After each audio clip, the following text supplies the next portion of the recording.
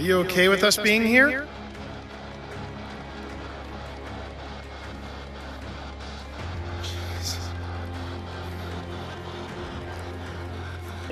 Lady. Lady, lady. Yes. Ashley. Is it a lady Ashley is talking to? Or are you referring to Ashley? It just said Ashley, I'm not kidding. Whoa! Ashley just got your name. She has now ascended. I don't know if you heard that, Pip, but your sister from another mister here, Piper, just said we should put Pip on FaceTime.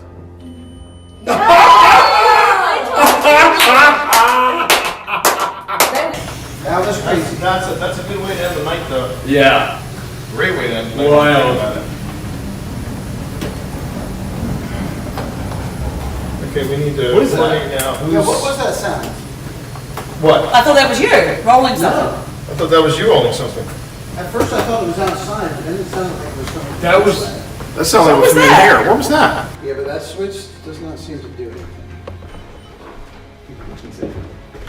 It just shuts off the armor. It shuts off the armor. Let me see if there's a switch over here. These switches here.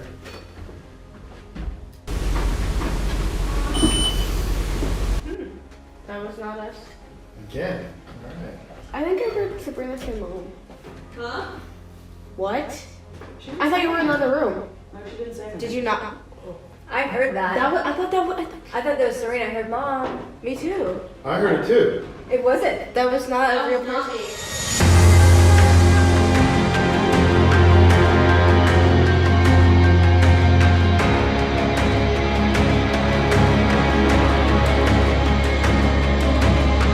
Annenberg. It's either called Annenberg or Annenberg Mansion, and it is in historic Manassas, of Manassas, Virginia. Short people will be like. Yeah, the short people will be fine. Okay. So welcome everybody to the USS North Carolina. This is the Wildwood Sanatorium. And it looks like we've got really good Wi-Fi for this. This is where we're starting the investigation tonight. There's my partner in crime, Phil Rossi.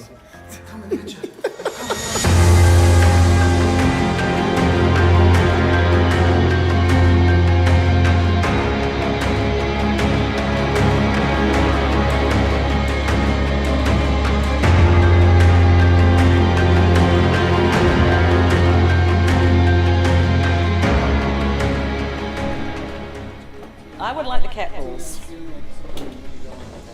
Someone needs some cat balls. What was that? What was that? Yeah, I thought it was something on the floor, but it's not. Someone needs some cat balls. All right, hold on. Hold the phone, everyone. I'm going to isolate this section.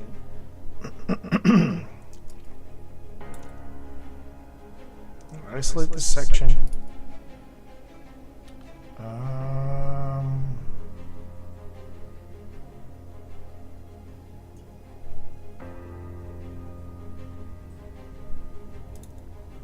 Okay. Is that still going off in there, Tina? I'm going to hand you the cat balls, if that's cool. I would like the cat balls. Feeling like something need to go on the bed. Someone needs some cat balls. It's right there. I'm now slowing it down to 175.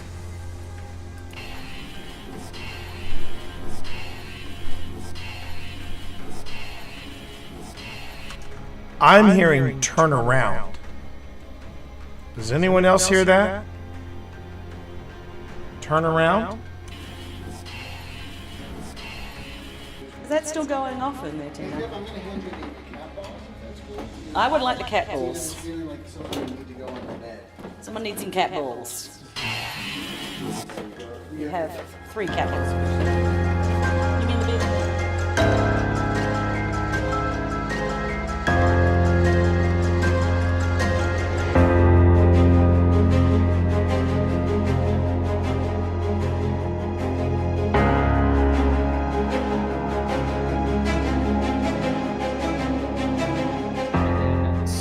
2. 1, 2. And then I will put this one on the bottom. And So I then see this you're one having a lot of fun. on the top. And then Thor, has anyone ever called you a Bond villain in a previous life? Because, man, I swear to God, it just sounds like saying, it seems you have the upper hand in the cards, Mr. Bond. I mean, I never said I was. I wish I knew how to quit you, Thor. I wish I knew how to quit you. Oh, my God. Which is a 3/3, and Valgavoth, which is 6/6. a 6/6. Where's the beef? It's on Mike's battlefield where it is. It is a 6/6 on Mike's battlefield. You know what, Mike? I don't believe you'll sacrifice your Valgavoth. I don't believe you'll do it. Do it for the vine. You ain't gonna do it. I don't believe you're gonna do it. I'm gonna send Yuma. Go ahead and block. You won't. You won't do Have it. you lost life yet in your turn? No. You're about to. Is my entire hand counter? Oh boy. Okay. Okay. This is a game All right, for the we're- ages. I'm gonna save This is this a puppy. game. This is This a game. chat. All right, we untap the list. We untap the list. We're both at 1. I don't hear no bell. I don't hear no bell, Nick. I don't hear no bell.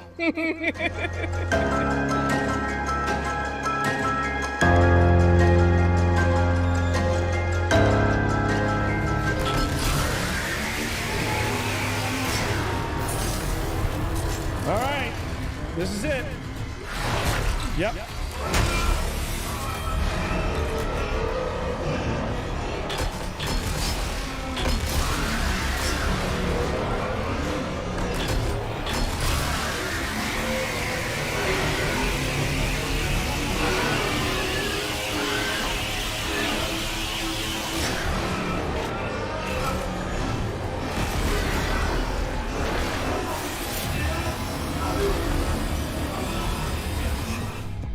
Oh my God, what the hell is that?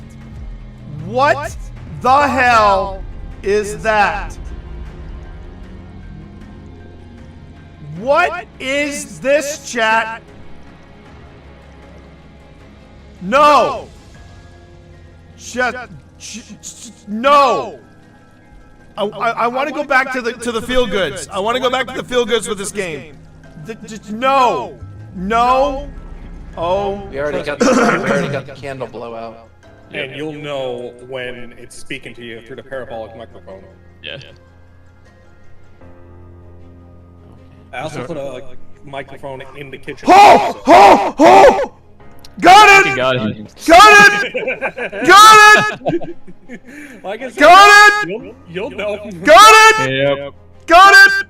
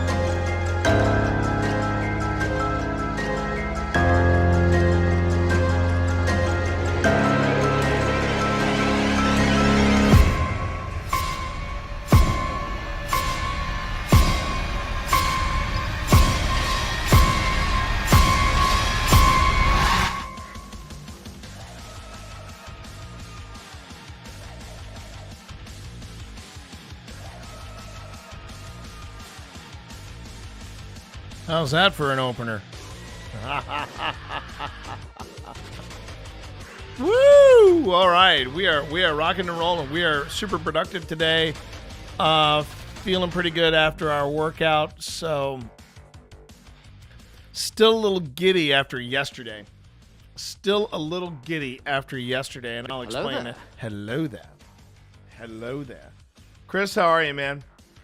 My name is T. You can call me T Monster or Twitch Dad. Today we are we're going to be doing some last looks at the I'm thrilled, man.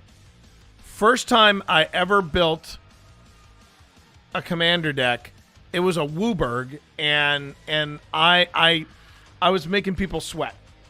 You know what? That is a very, very satisfying feeling. And I know, Chris, you're like so walk away from the slivers, T. Walk away from the slivers. I can't. There's xenomorphorific.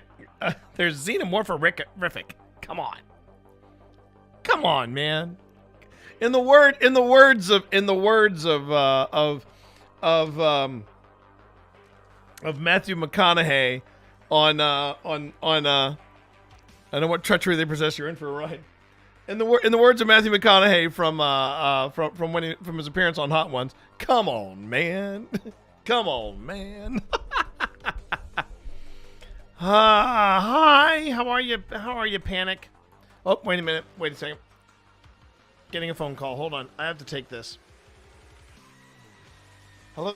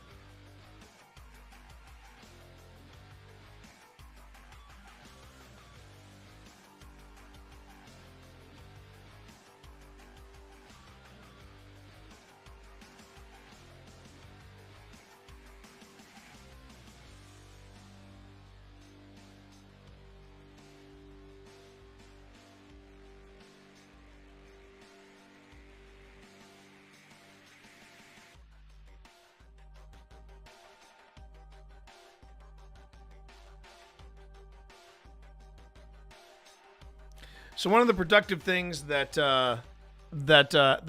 I got taken care of this morning, and I'm breathing easier because of it. I've got an eye appointment tomorrow,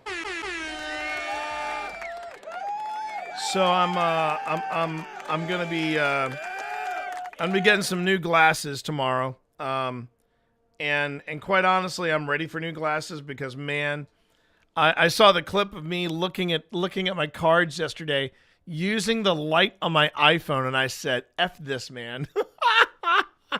I mean, granted, I'm getting up there, so I totally understand that I gotta get me glasses, but I mean, I know that my eyesight is not complete crap, but it's getting there. So I need to stay on top of that. I need to take care of myself. And metaframes, oh, very funny, very funny. Even if they were in my prescription, I would not get those things because those things look nerdy as hell. I'm sorry. If I do anything, I'm going to do these.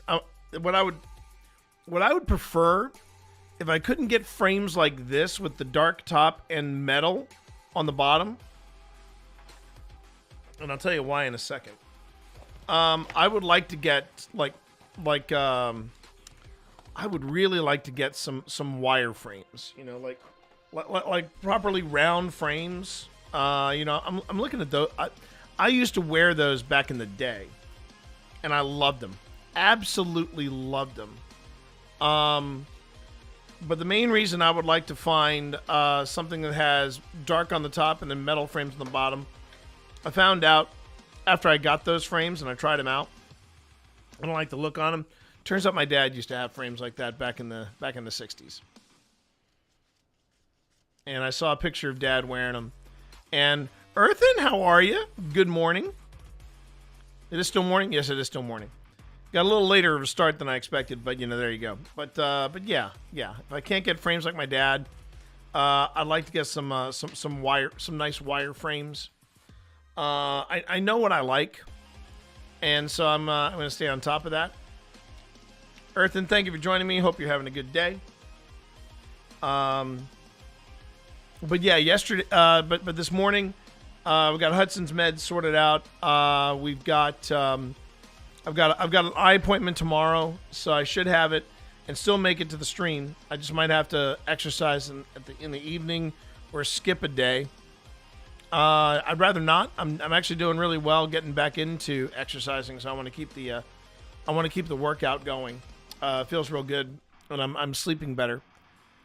And one of the other things that I need to do is I need to find a specific moment from yesterday. And I need to clip it. Let me just see if I can find it. And I know the moment in particular. It was when I stationed the Eternity elevator. And let's see here. That's it. Here it is. So you'll at least be able to listen to it. I'll tell you something. I was sweating bullets. Because I just wanted to reach this moment. All right, let's see what happens. Should be able to hear it. I'm sorting my cards right now.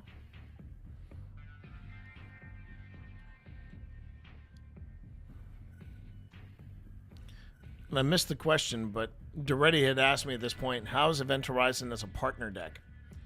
And quite honestly, if it wasn't for Marine Event... Oh, I got to also clip that. All right, here you go.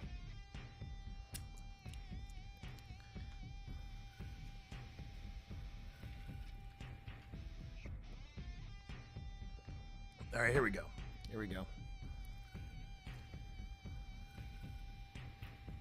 I was so proud of myself in this moment, too.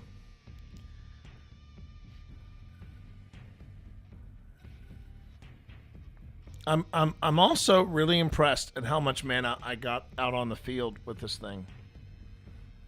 I felt like one of my ramps was derailed when they took out that one brood ship, the one that generated green mana.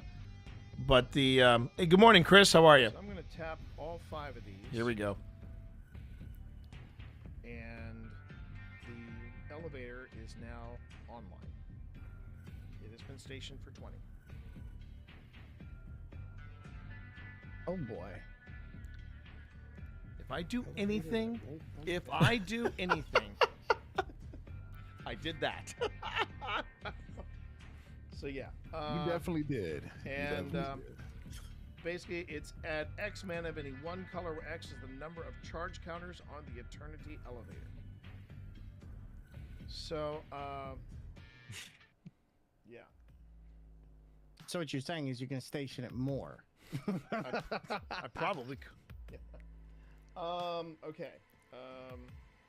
You All right. need more than 20. Oh, I know. Always. I know.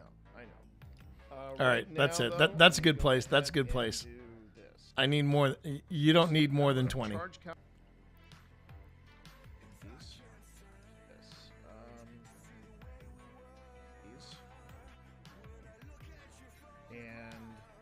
the LPs. Okay. So I'm going to tap all 5 of these. And the elevator. So I just do this, and then I'll be giving everybody my full attention. We're also gonna open up since we're talking about it. I'm gonna open up a couple more packs. Oh boy. Since I got a lot of packs to do. If I do anything with this deck, this is that. The Eternity elevator is now online. You definitely. Okay, so one other clip I have to find is the one where I brought Marina Vendrell, my partner commander for this particular game. I brought Marina Vendrell back on, and for the second time, and I had to draw 7 cards, If I do anything, And I I kept only the enchantments. I did that. And what happened? I drew 7 lands. You definitely And did. man, it hurt. And, It hurt. Basically, it's So yes, we do paranormal stuff on this channel, but I also do Magic the Gathering stuff on this channel. Because I'm a nerd. Proud nerd. So, Happy nerd. Yeah. So what you're saying is you can station it more. I probably could. There you go. Okay. And that's it. Okay. So I have that clip. Oh, I know. Always, always. I know. Oh wait. Right Oh now, crap. though, Oh crap. Hold on. Let me just see something here real quick. So I'm gonna Oh, tap absolutely all not. 5 of No. these. No, I want to do that.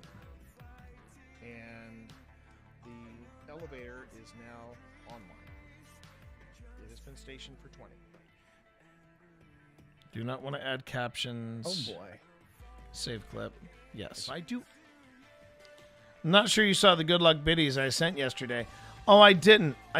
Oh, thank you. I'm glad you noticed the Moo Moo Mug Mug. I almost forgot that I had this, but thank you for noticing the Moo Moo Mug Mug.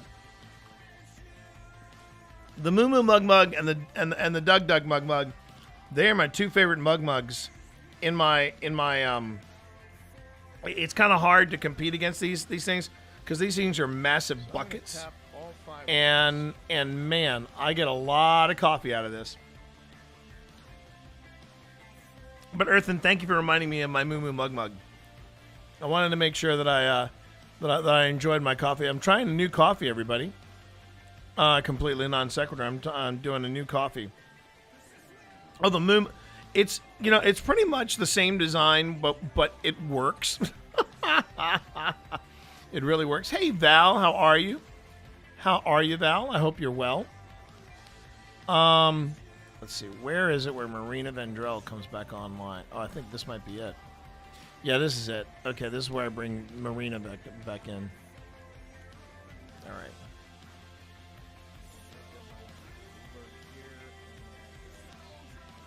I hope you're having a good day, Val. Hope you're having a decent, like a non-pain kind of day. Have the home computer up as well. So I thought I'd hang out. Fantastic. Hold on real quick. What are you doing? Are you casting something? Yes. Because so this is why it's important. So you cast your thing. Now this will go off before Marina enters. Upon your cast, you now have to reveal the top card of your library. Before that happens, An exile. so reveal the top card. Yep, exile. What is it? It's a land. Show me. Add 1 mana. Gotcha. Oh, sorry. It's a command tower. No worries. You just have to.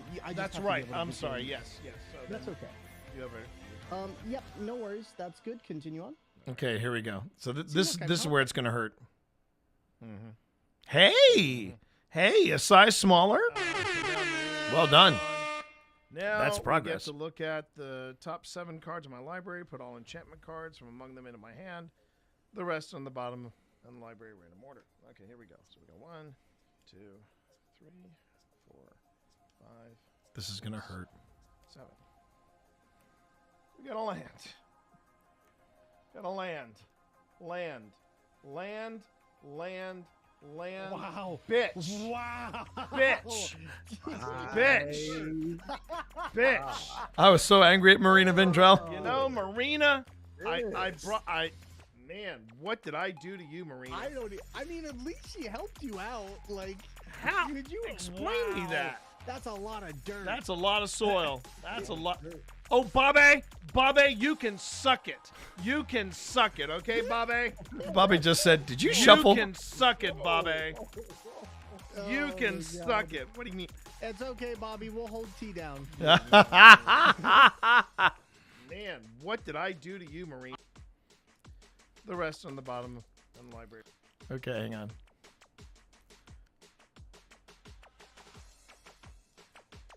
Marina's back on. Now Marina's back on. Now we get to look at the top 7 cards of my library. Put all enchantment cards from among them into my hand.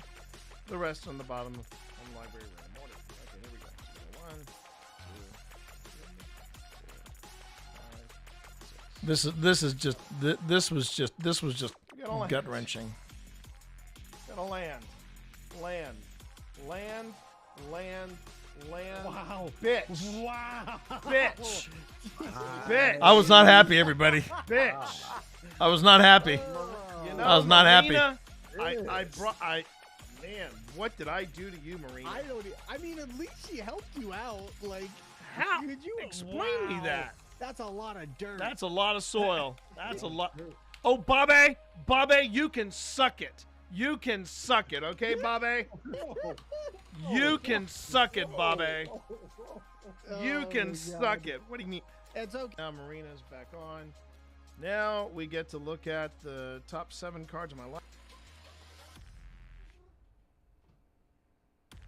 Hey, look, I'm helping.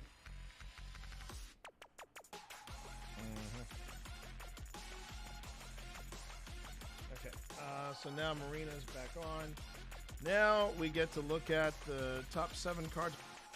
Okay, so now I was so angry at Marina Vendrell. Okay, so let me explain. Look at the So top Marina 7 cards of the Vendrell, library, put all enchantment cards, she has a put them in whenever the she pack, enters, the rest on the bottom. I mill the top 7 cards in my library. That means I basically take them up and put them in my hand. I then look at the cards, and whichever one is a whichever one Wait, hang on. is Give me a second. is an enchantment, I keep. Anything that is not an enchantment, I put in the bottom in a random order on the bottom of my deck. I literally got 7 lands in a row. 7 lands in a row. I mean, I need alcohol in this coffee. I need to. Second day without Dr. Pepper. That's good. Yeah, I found out that kicking sodas are actually quite easy. Let me rephrase that. It was easier than I thought it would be for me to kick soda. I now have soda, but I have it as like a 1 to 2 times out of the week indulgence. I can make boxes of soda last in this house, which is nice. Can I help you? What are you doing? Was that you I felt rubbed by me, or was that your brother?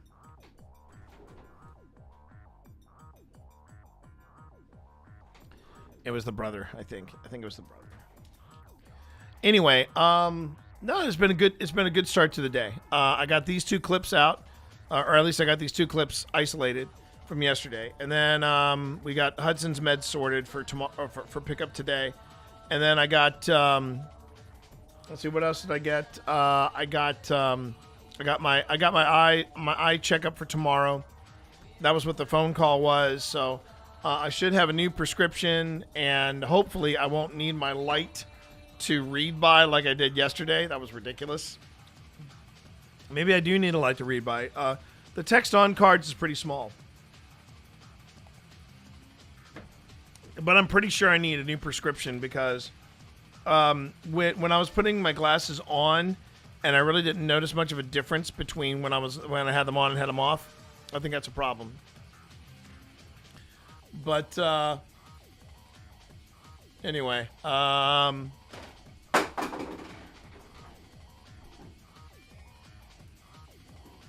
don't know how that happened. Hang on. I don't know how that happened. I reckon I have a treat.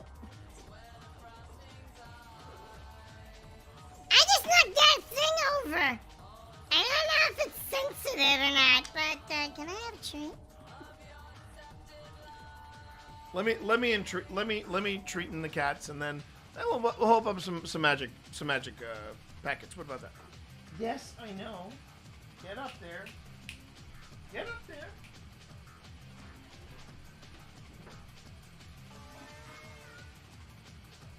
Can I help you though?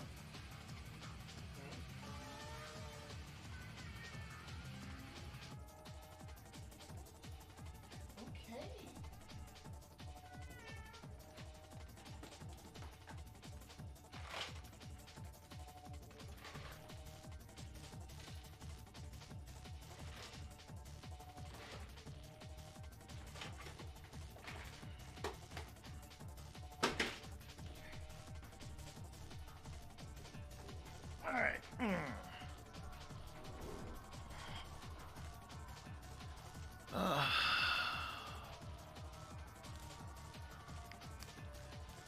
Yeah, the new schedule, I think we're going to stick with the new schedule for a while.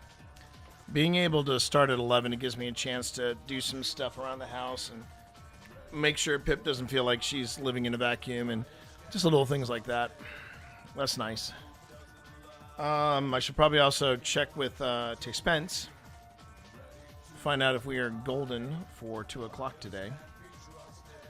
Let's see.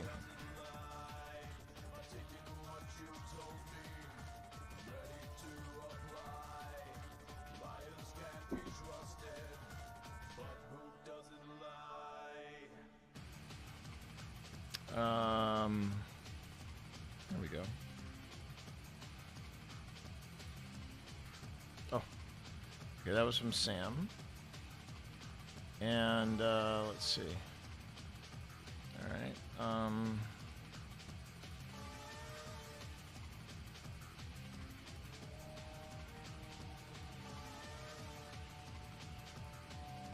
All right. So while I wait for a response from your roommate, Val. Definitely opinion they have an appointment today. I just did. So while I wait for your housemate, Val, let's do a quick look at what are in the other cards. In particular, these cards. There you go. And I think.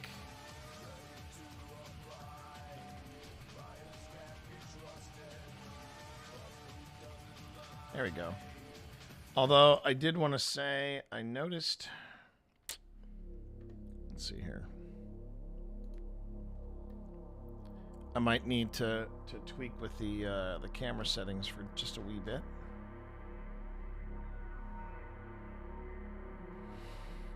There you go. And let's see here.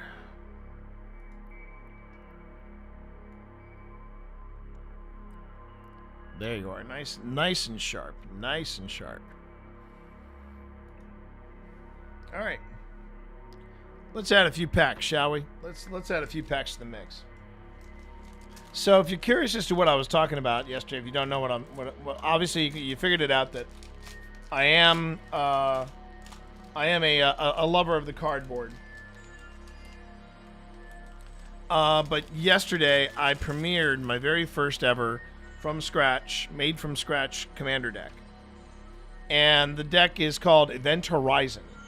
And I'm going to be doing a short series on the Mana Buds channel, basically called The Absolute Beginner's Guide to Making Your Own Commander Deck from scratch.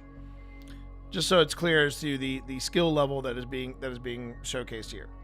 So, what do we got in this packet? We have the Virus Beetle, Cryo Shatter, Radiant Strike. I don't recognize this one. Destroy target artifact or tapped creature. You gain 3 life. Oh wow. Gonna set that one aside. Nebula Dragon.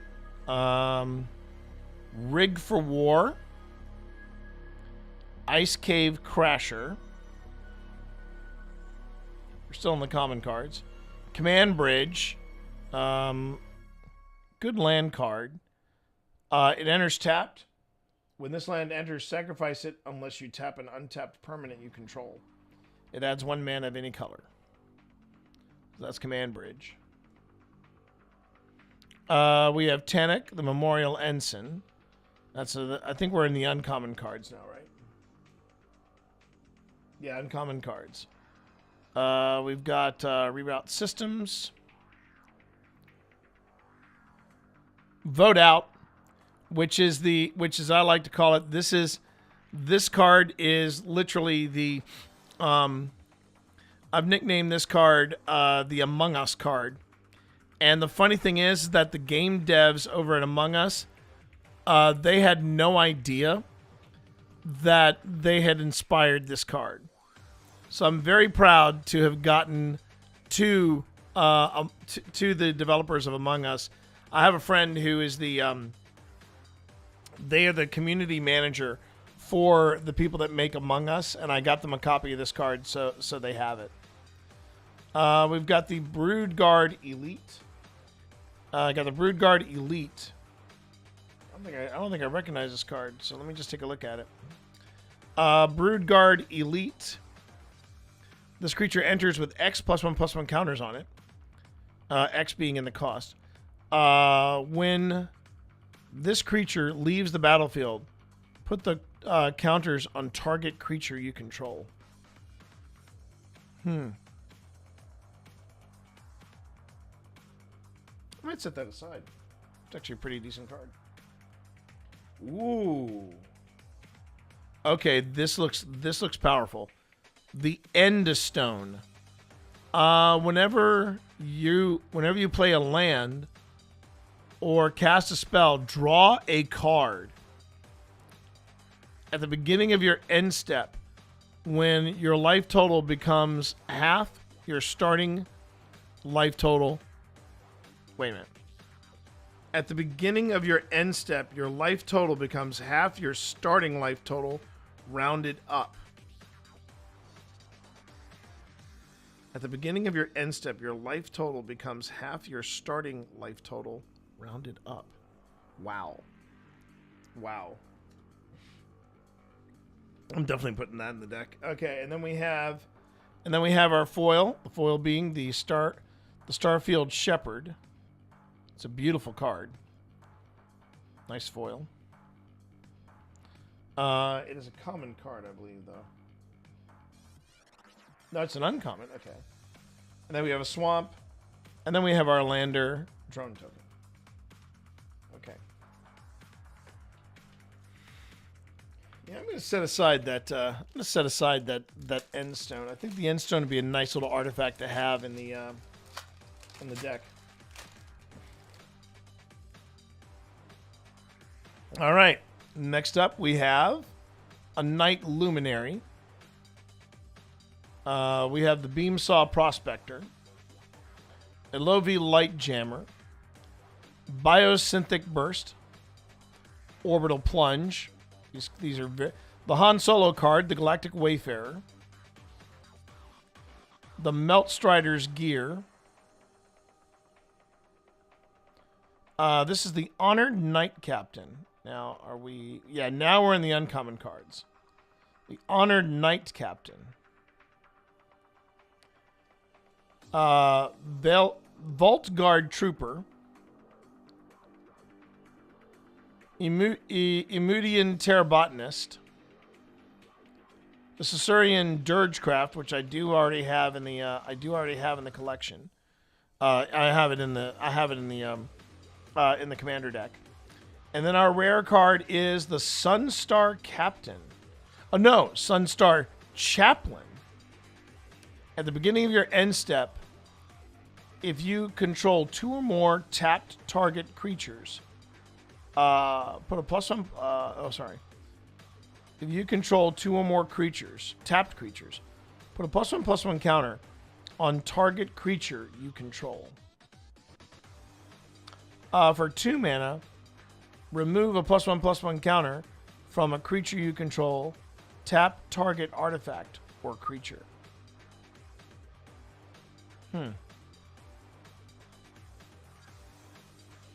Okay. And then we have a foil version of Depressurize, which is very cool. We have a swamp. And then we have our lander human soldier. Okay. Nice cards, but nothing that is leaping out at me. Okay.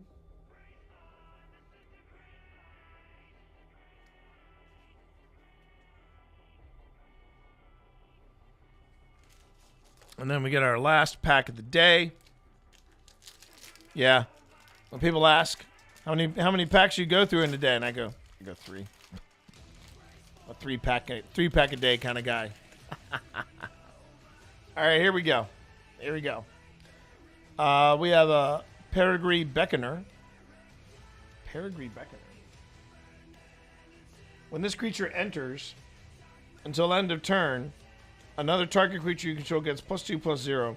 And gains when this creature dies, return it to the battlefield tapped under its owner's control.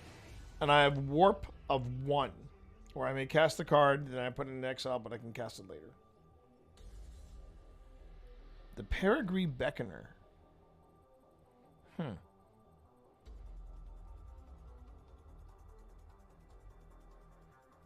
Not a bad creature. I'm going to set that aside. I might have to think about that one. See, sometimes in the common cards, you can find some gems. That goes without saying. You can really find some gems here. Okay, we got the Mechanoza, Exosuit Savior, Frontline War Rager, Gene Pollinator, Nutrient Block. Always good to have food on hand. Nanoform Sentinel.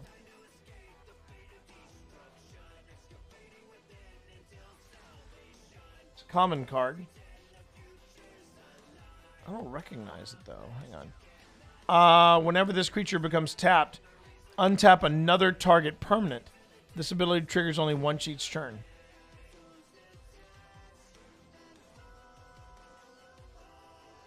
Neat. Memnon, Uthros Exile. We have a Siege Ship Agrarian. I don't recognize this one either. Whenever this creature becomes tapped, create a lander token. Oh, that's nice. That's nice.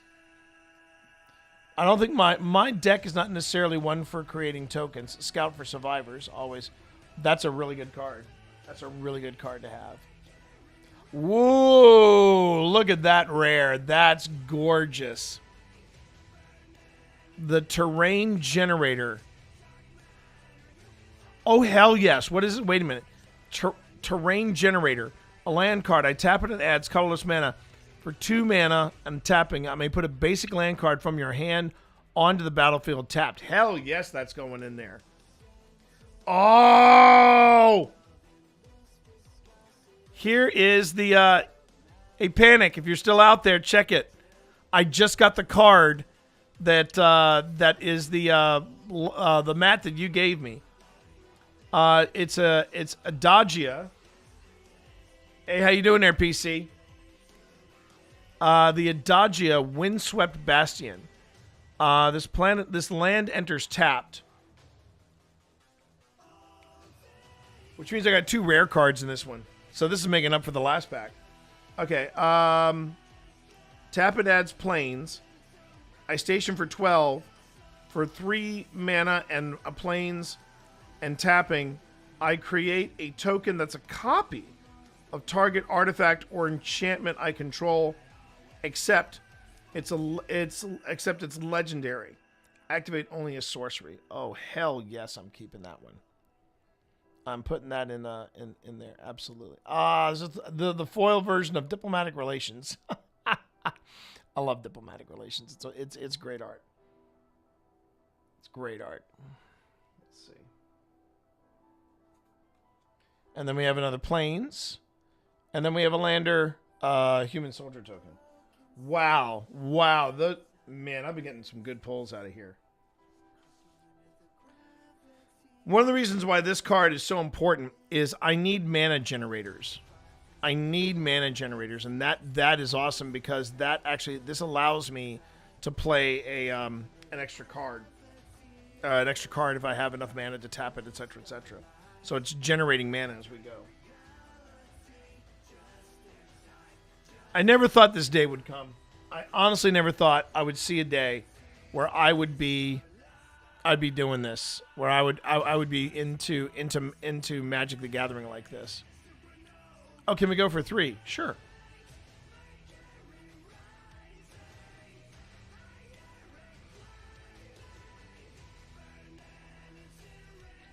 Oh, those are good cards to throw in there.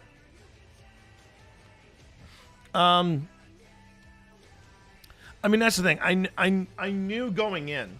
I knew going in that it was not necessarily I was going to win, but I wanted to make sure that the deck performed the way I was hoping it would perform.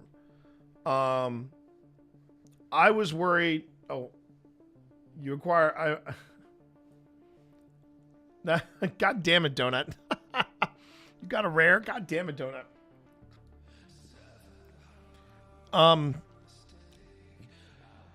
And yeah,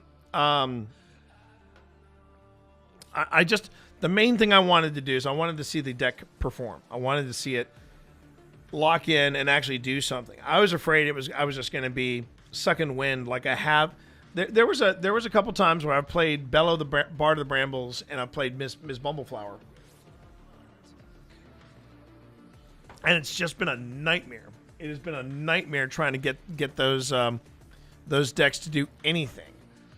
And I was worried that it was going to be that kind of deck. You know, it was going to be the kind of thing where it just really was not going to perform. Instead, I felt like yesterday, I felt like it was doing. It made a few people sweat, and that's what I really wanted. I wanted to make some people. I wanted to worry some people about what I was going to be doing on my turn, and I feel like I accomplished that without a doubt. I felt like I accomplished that. So with that being done, you know, getting my 3 packs in, I am now going to get started on the last thing that I think I need to do for this episode, and then we can just kick back and watch. Oh, well, we're not going to necessarily watch it. I mean, we are going to watch it, but I want to be able to. I want to look at some stuff, and no, I don't want to do that. No, I wanted to look at, where is it? I also need to score it. I just need to score it. I'm getting a new tattoo, and it's going to say, "You will not break me," on my wrist. Ooh. Who is that directed to? Is that just life in general, or is that a different kind of mantra, or is it a mantra that I do not know about you? Is this a story? Is this a story that I don't know? Some Captain Hobbs lore. Yeah, I'm still on book 1. I think I'm on chapter 14 or chapter 15. Really enjoying it. Really enjoying Dungeon Crawler Carl. You will not break me? Oh, okay. Okay. That seems appropriate. Yeah, I did. I've been really enjoying. As I've been telling people, Dungeon Crawler Carl makes me feel what Ready Player One wanted me to feel. I really did not care for Ready Player One at all. And the worst bit is, and nothing against my man Will Wheaton. I love me some Will Wheaton. But man, I did not care for there was this condescending tone that I was picking up from Ready Player One, and it really bothered me because I am not a fan of those kind of nerds. I don't think nerds should be condescending to one another. I mean, if you're doing it as a joke, if you're doing it to bust my balls, that's one thing. But when it comes across, it's like, oh, there you go. I just saw that on over on YouTube. It's a line from Dungeon Crawler Carl T. I don't think I've gotten that yet. Yeah, I would love to hear his narration, The Martian. Speaking of The Martian, I got to give mad props to the story master Andy Weir, because he made me cry over a rock. He made me cry over a rock in Project Hail Mary. You know, Finally saw Project Hail Mary over the weekend. And I have no idea. For those of you out there, condescending means talking down to you. And you have to say it this way. You got to read it this way. For those of you out there, condescending means talking down to you. Yeah, got to do a little nod at the end. I've heard, and I have heard that the guy that does Dungeon Crawler Carl, the guy who does the entire series, he's supposed to be very, very good. Okay, so just a heads up, everyone. We're going to be doing our recording of Outrageous Fortunes at 3 o'clock, not 2 o'clock. So just give everybody a heads up on there. Okay, so let me take a look at this.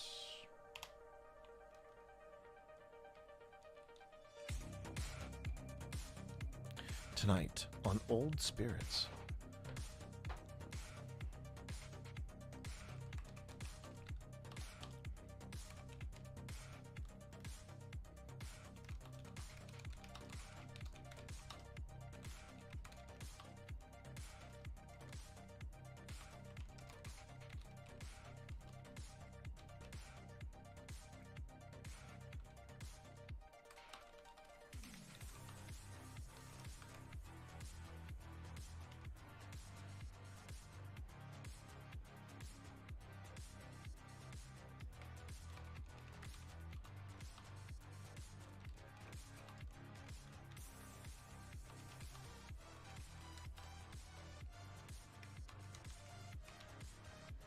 Featured on Kindred Spirits and Sam and Colby, Linville Manor.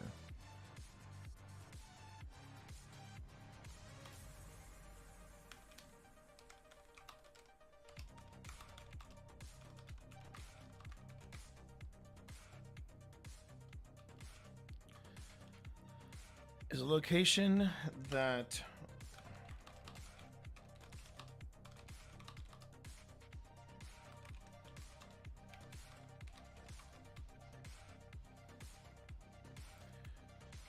tonight.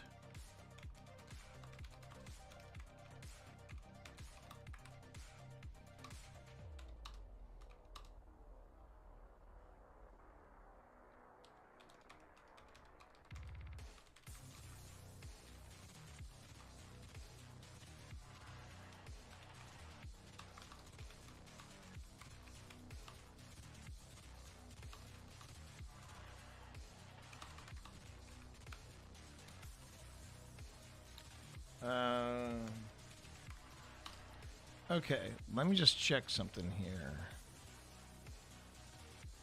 Might be easier for me to check it over here. All right. Val's right about narration. I love pretty much full cast they have going. Donut is awesome. I have no doubt. I've been enjoying the entire Dungeon Crawler Carl experience. It's very clear to me that that the writer Matt Dinnerman, is that the name? Matt Dinnerman. But it's very obvious a couple things. One, he has a deep-seated love for not just role-playing games, but gaming in general. The unlocked achievements always make me giggle. They always make me giggle, and I love that. I freaking love that. Okay, so here we go. The original is Association of Paranormal Study. So I might have to do some rearrangement. Okay. All right, so I just need to record this, drop it in, and then we should be ready for a full review. Okay. Once I sync things together. And then if we have time, I'm going to crack in some new footage as well. But welcome to today's agenda, everybody. We're just going to do a final look at our upcoming episode of Old Spirits. And then we're going to and then if we have time, we're going to go on ahead and crack in some more. Well, actually, I have to finish up the investigation of Linville. And then after that, if we have time, 3 p.m. Well, not if we have time. We're gonna do our tarot readings, Outrageous Fortunes, at 3, and then I'm gonna have to wrap things up at 4:30 because we are cat sitting for the Rossies while they're away on vacation, and along with cat sitting, we have some D&D tonight. So lots to do. So let's see. So let me just read this real quick. Tonight on Old Spirits, OSI returns to one of their favorite locations in America, Linville Manor. Featured on Kindred Spirits and Sam and Colby, Linville Manor is a location that holds a special place in OSI's hearts. You know, I'm basically saying that twice. Okay.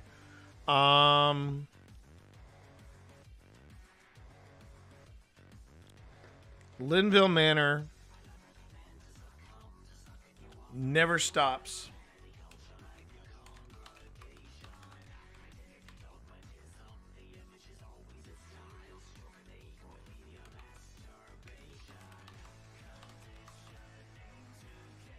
Never stops to surprise the team.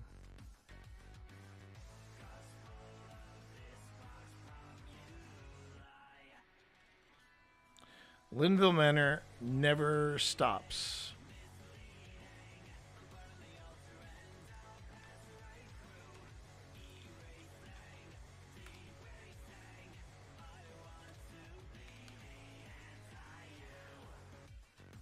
And surprising the team.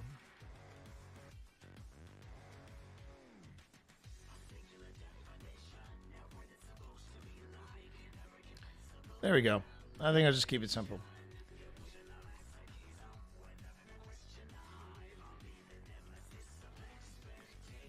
Tonight, yeah, and I say tonight a second time.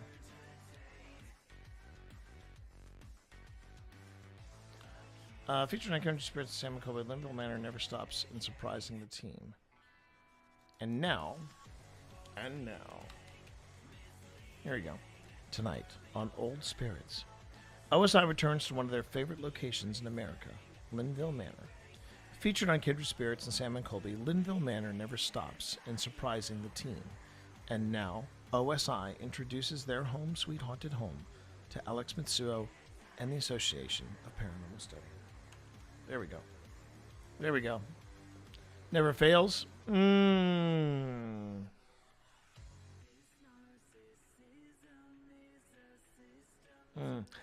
not picked up 007 First Light, but I've been thinking about it. I've been hearing nothing but good feedback on that. All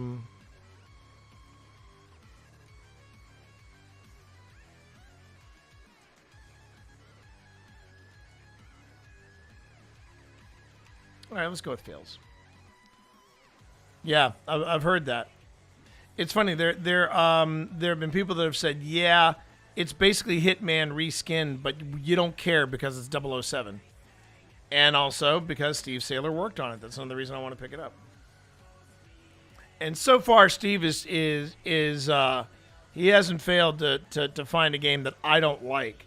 Steve was the one who recommended to me Mixtape, and I've really enjoyed Mixtape. I really enjoyed that experience. It was so much having fun. All right, let's go on ahead and let's record this. And then when I record it, we drop it in. We might have to rearrange some of the clips here, and then we are golden. We are ready to go. Yeah, I mean, I've seen people play Hitman, and it looks like fun. It looks like fun. I don't know if it's my jam, but it looks like fun. It does look like fun. But to do it as 007, yeah, I'm all in. I'm all in. Really makes you feel like Bond, and the Hitman stuff is more like simplified. Yeah, exactly. Okay, what was... Oh, I know what I was going to do.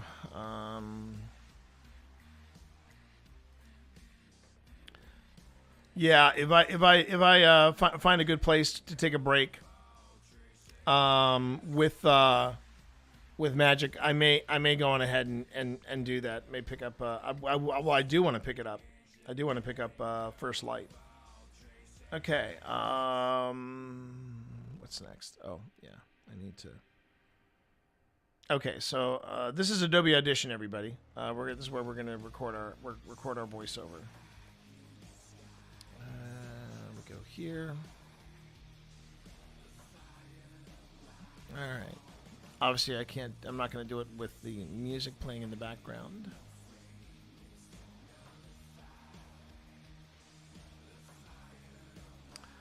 Steve Saylor, he was he did accessibility.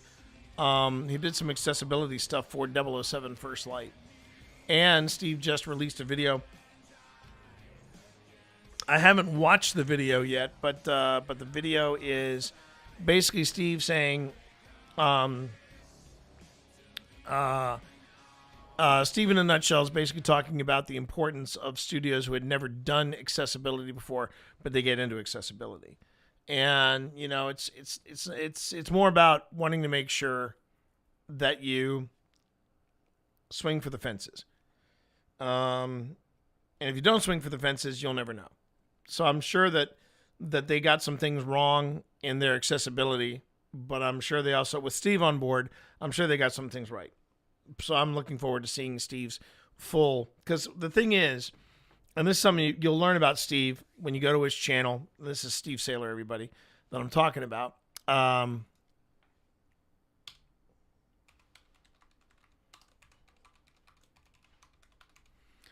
But when you go to Steve's channel and you hear him and you see him talk about, whether it's the channel on Twitch or the channel on YouTube, but you see him talking about what he does for accessibility. And long story short, he throws a lot at the game developers, and then the game developers say, okay, we can incorporate this, we probably can't incorporate some of this other stuff. So that is where Steve works in. That's the field Steve works in. And one of the things, and correct me if I'm wrong on any of this stuff, but one of the things that you kind of have to keep in perspective is Steve throws a lot at them. They're not going to incorporate everything, which is why Steve had such the visceral reaction that he had to when he saw the accessibility stuff that Naughty Dog put together for Last of Us Part 2.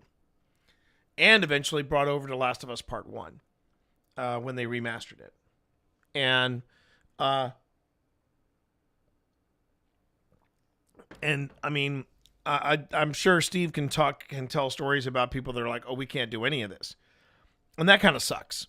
For, Steve still gets paid, but, you want to be able to at least bring some accessibility into your game.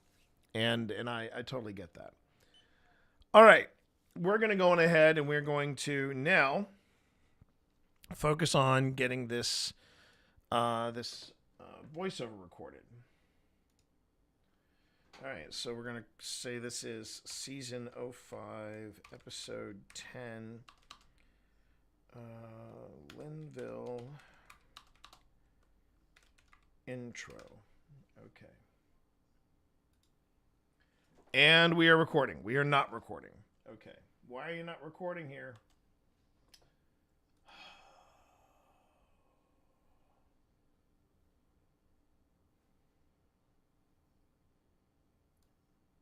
Audio hardware.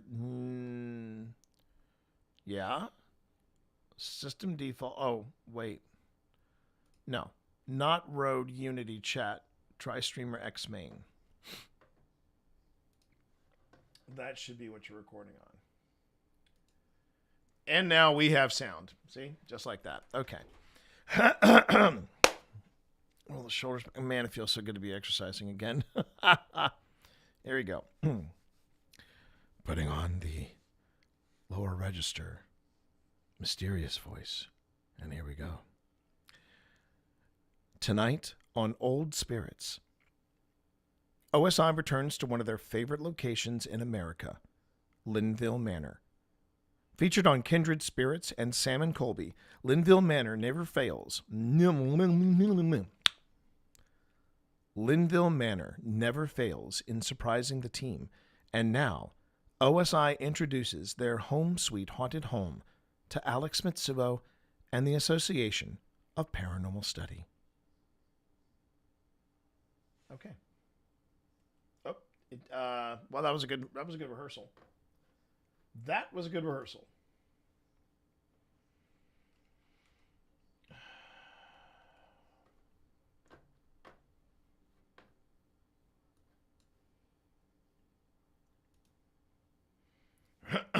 Okay. Here we go. Tonight on Old Spirits. OSI returns to one of their favorite locations in America, Linville Manor. Featured on Kindred Spirits and Sam and Colby, Linville Manor never fails in surprising the team.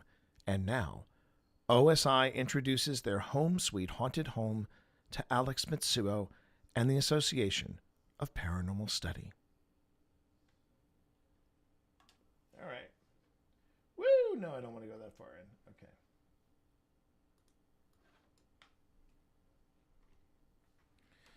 All right, we take the crap off the top. Tonight on Old Spirits. Okay.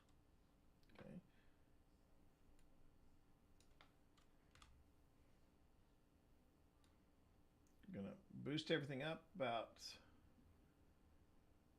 4.5 decibels. That's good. That's good. Tonight on Old Spirits. On Okay. weird mouth sound. Right here.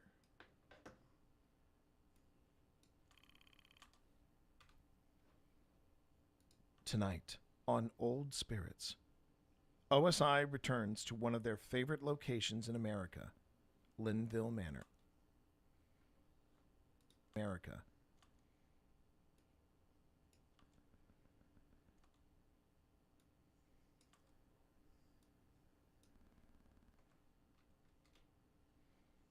In America.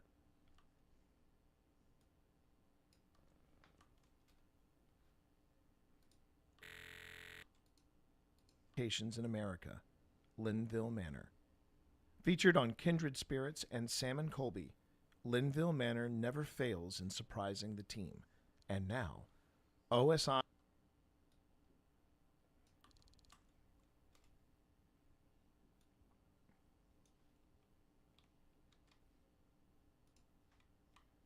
Okay.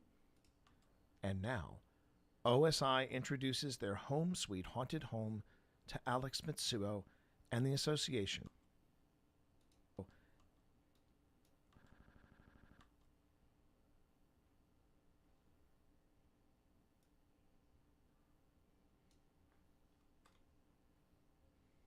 To Alex Mitsuo and the Association of Paranormal Study. Of Paranormal Study. Of Paranormal Study.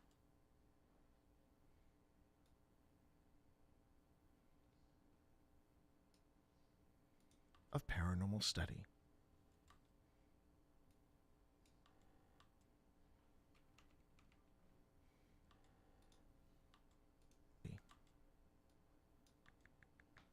There it is. Okay. And then we zoom out again. Hey, Cobalt, how are you? Good to see you. All right, let's listen to this again. Tonight on Old Spirits. OSI returns to one of their favorite locations in America, Linville Manor. Featured on Kindred Spirits and Sam and Colby, Linville Manor never fails in surprising the team. And now, OSI introduces their home sweet haunted home to Alex Mitsuo and the Association of Paranormal Study.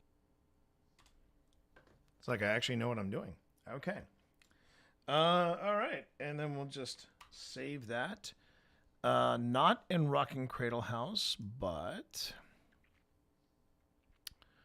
save it in this folder, and we will go to where are we going to put this? F it, I'll put it under assets. Okay. Thanks, man. Thank you, my friend. Okay. I'm going to click OK. We will now quit Audition and jump right into. And now we're going to jump right into here. How you doing today, Cobalt? Hope today's off to a good start for you. Cactus, welcome on in. And Cactus, I hope you don't mind me saying, you do not necessarily have to say you hate yourself. I am not one for toxic positivity, but basic positivity is a must on this channel for me. So please feel Hello free. there. Hello there.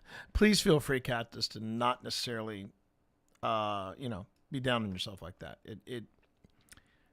I have some bad experiences with people in the past doing that in my stream, and I just have I don't dig that. So there you are. For what that's worth. Just be good to yourself, man. We're all That's what I appreciate about you. We are all plugging forward in this strange booyah base called life. So we're all pushing forward, buddy. We're all pushing forward. Okay, thank you for that, PC. What do I want to do here? I think I want to do this. Let's import this over here. I put it in assets. It is, there you go. Linville Intro, Season 5, Episode 10. Boop. All right. Now, I removed this. Oh, well, actually, hang on. I want to check something here. I've been pretty I got to say, I've been pretty consistent with the intros so far. The intros so far have been pretty, I've kept them all at roughly 25 seconds. So let me see.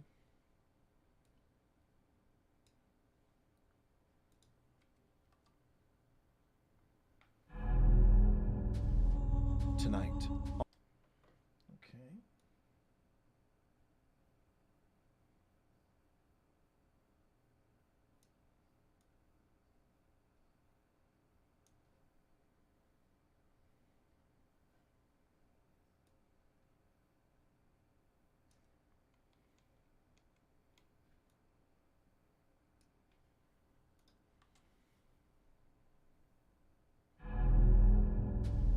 Tonight on Old Spirits, OSI returns to one of their favorite locations in America, Linville Manor. Featured on Kindred Spirits. Okay.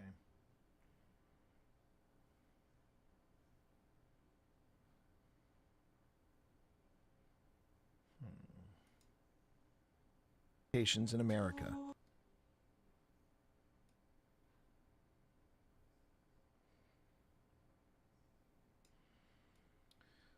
Let me move this one back over here. No, wait. Oh, that's also a drone shot. Never mind.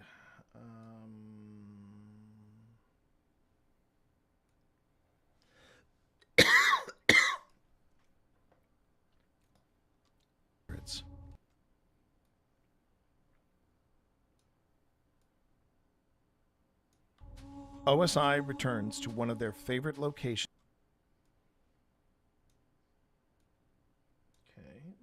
In America. Linville Manor. Featured on Kindred Spirits and Sam and Colby. Linville Manor never fails in surprising the team. Oh, literally, I have an up shot and then I have a down shot. Okay, so I need a different clip to share here.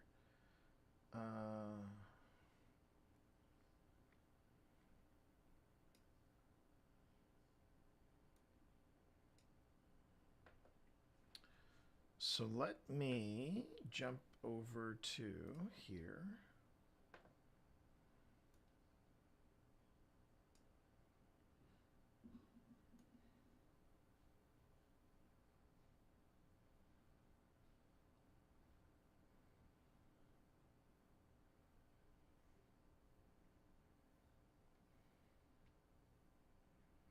Okay, this might be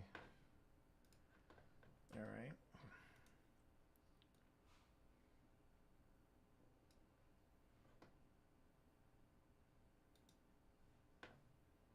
Only need a few seconds. There we go. Copy. Back to the intro or the opening or whatever you want to call it. And then, boop. Oh yeah, that may not be enough, but I can work with it. I can work with it. Okay.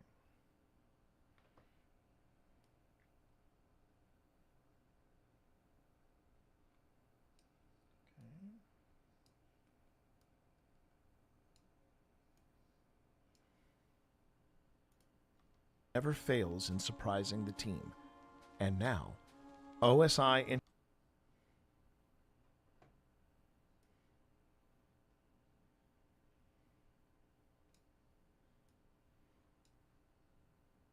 introduces their home suite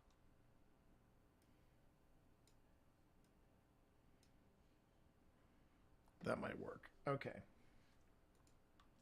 locations in America, Linville Manor. Featured on Kindred Spirits and Sam and Colby. Right there. All right. So now we drop in, let's see, we got grunge. And then we grunge again. And then we grunge again. This time, though, we crossfade. So we do a cross dissolve. And then we grunge, and then we grunge.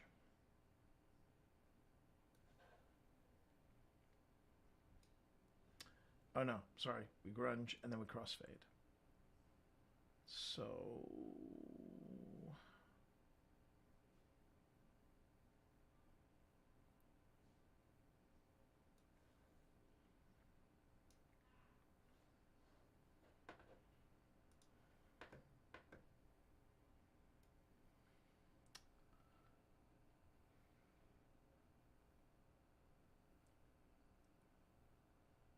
There we go. Then we go here. This goes here. All right, and then I'll select all of this.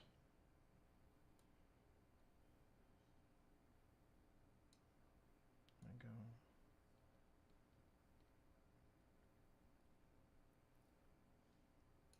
That's close enough. All right. Oh, and then I got to do this real quick. I believe it's under video effects. Adjust? No. Distort? No. Image control? Invert. There you go. Been trying to learn what that is. Okay. All right, let's see what this does. Okay, here we go. Oh, wait. Tonight. No, it's supposed to come in. So it's just a cut. See, now that we're doing things a little different from the, from different editing points of view, I'm sort of trying to remind myself about everything. Tonight, on Old Spirits, OSI returns to one of their favorite locations in America, Linville Manor. Featured on Kindred Spirits and Sam and Colby, Linville Manor never fails in surprising the team. And now, OSI introduces their home suite haunted home to Alex Mitsuo and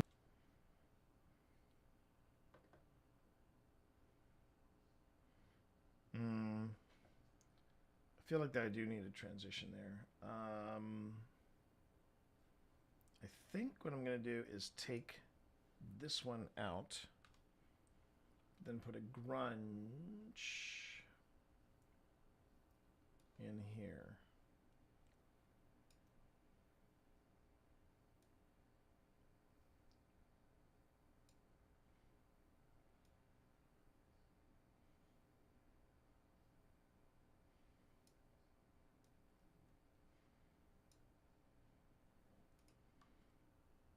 home to Alex Mitsuo.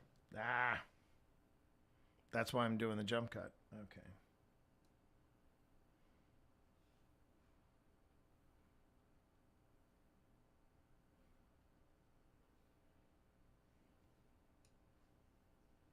Their home suite haunted home to Alex Mitsuo and the association.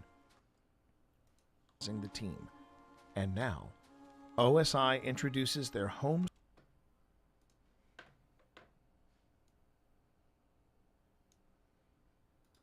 the team. And now, OSI introduces their home suite haunted home to Alex Mitsuo and the Association of Paranormal Study.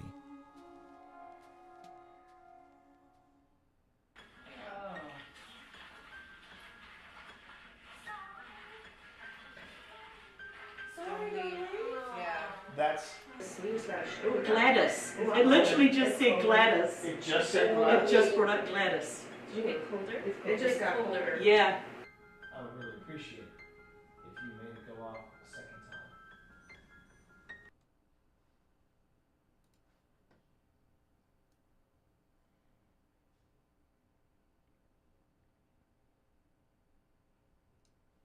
Well, there you go.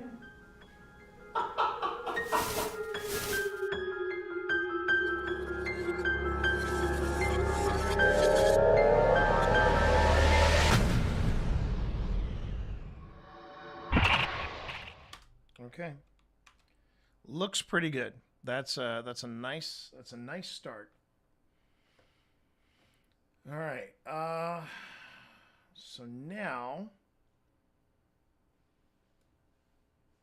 Okay. Now we go back here.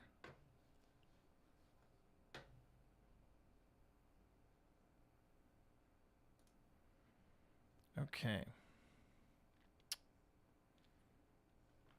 Oh, hang on. Okay. Don't need that, so that's out. And don't need that because that's out. That is also out, so I don't need that. Nothing in there.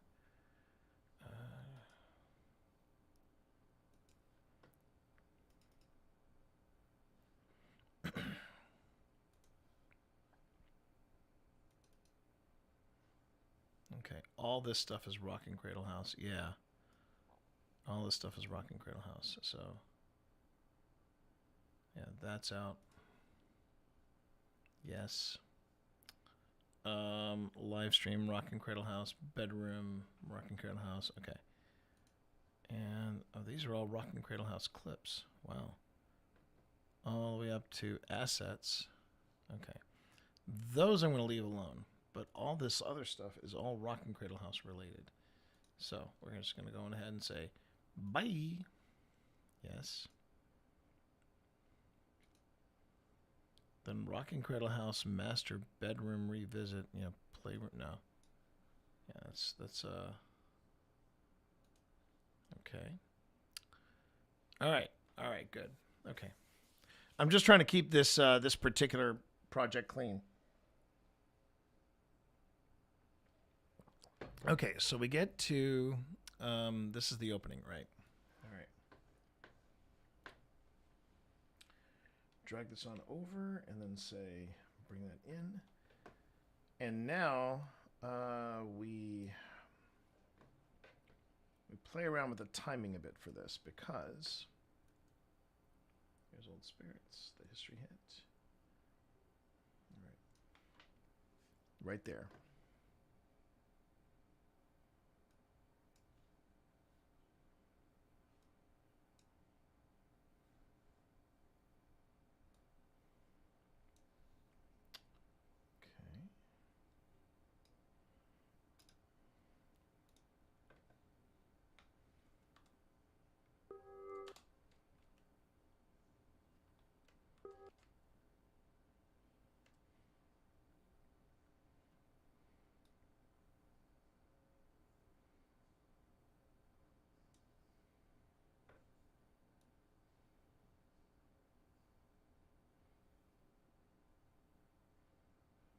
Before being named.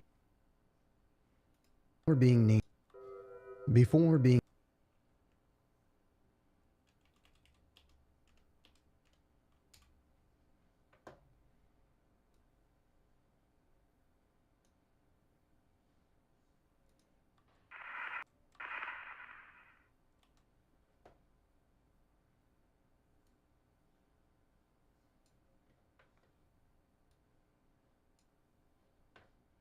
All right.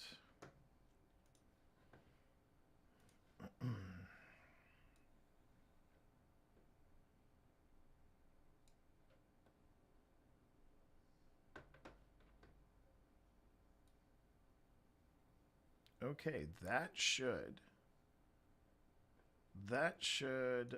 take care of the entire episode. So yeah, Saturday night's episode is going to be a whopper. Nearly 2 hours long. Nearly 2 hours long. So that'll be interesting. So here we go. And now I get to go through it, and we're gonna drop in some spooky music where we think we need it, you know, that kind of thing. And don't worry, I'm not gonna sit here for as long as I have, you know, not take a break. I will be taking a break tonight on Old Spirits. OSI returns to one of their favorite locations in America, Linville Manor. It's always gratifying featured on Kindred Spirits and Sam and Colby. The final word. Linville Manor never fails in surprising the team. And now, OSI introduces their home sweet haunted home to Alex Mitsuo and the Association of Paranormal Study.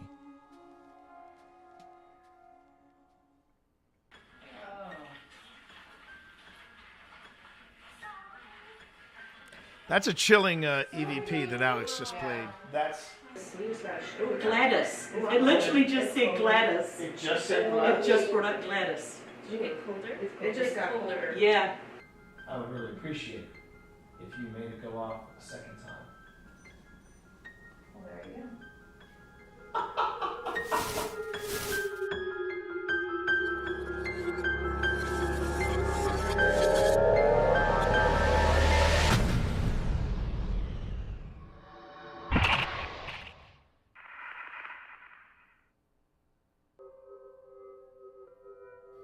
Before being named Linville Manor by its current owner, this plantation located in Upper Marlboro, Maryland, was founded in the 17th century under the ownership of Captain John Smith.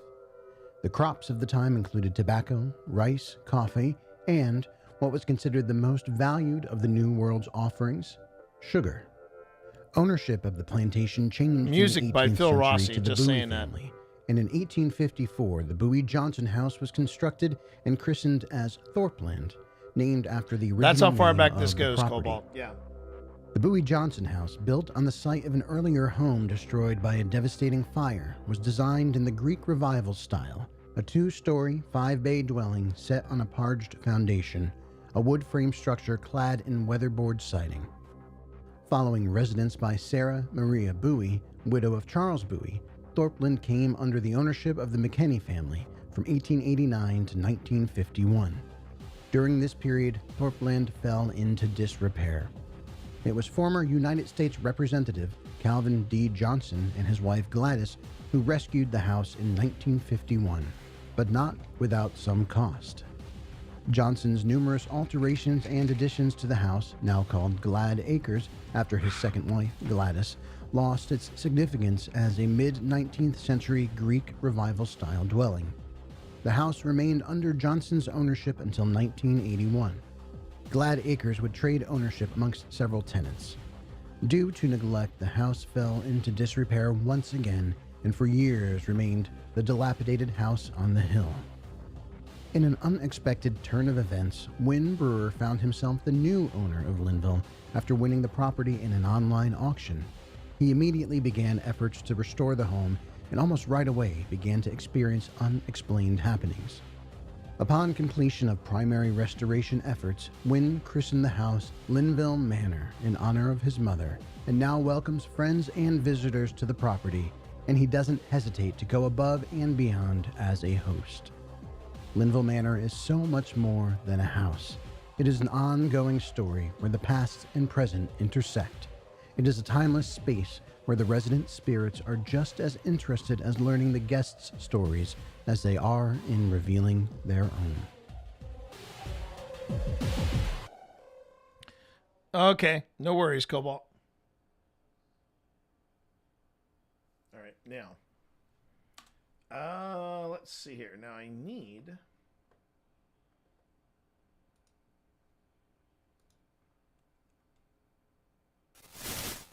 And hey everybody, welcome to this unexpected shift in our... Hang on. Why is it not playing? Season 5. Hello? Schedule of Old Spirit. Oh.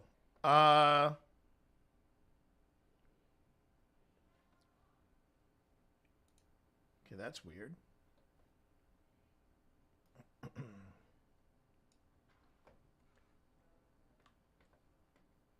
Okay. So I believe. Oh, hang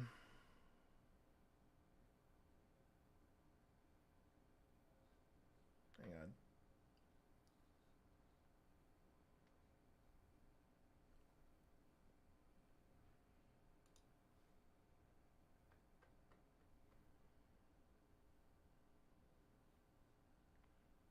Ah, there we go. There we go.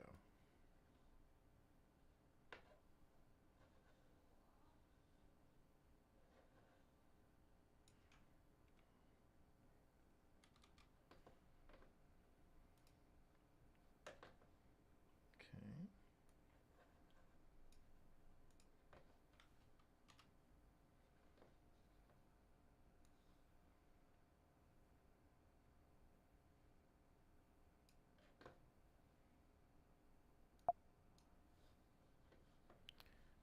Yeah. I know. Which is why I'm going to go in here and put the glitch here, and then I'm going to drop in that.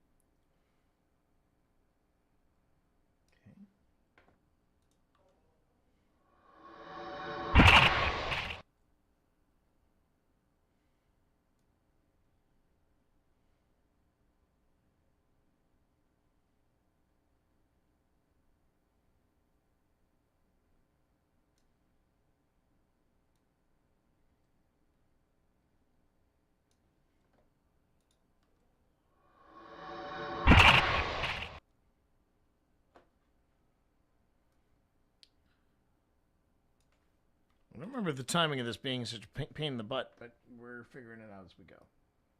All right.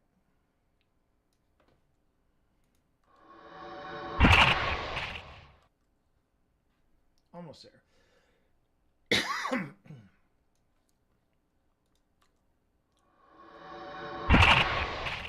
Perfect. There we go. Okay.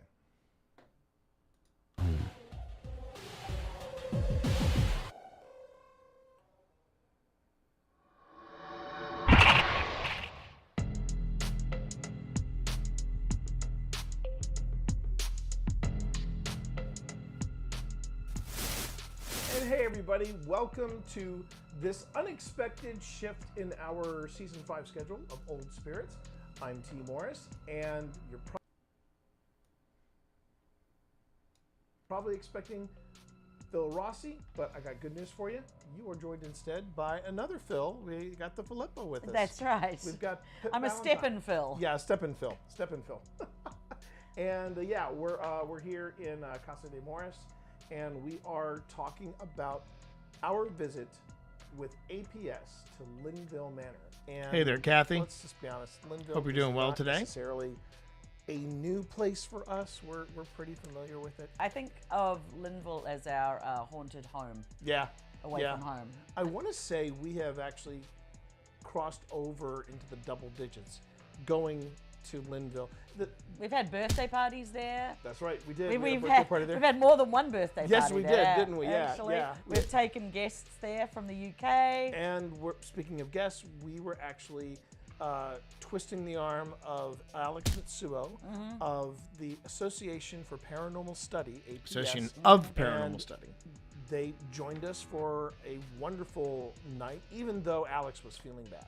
Yes, that was unfortunate. Yeah. But I do understand that actually Alex has gone back since then. So that's right. Yeah. That's right. They have. I think we helped network a nice little connection. It's a great place, Linville. You know, great people own it. Chasen, of course, Wynn Brewer. Let's see here.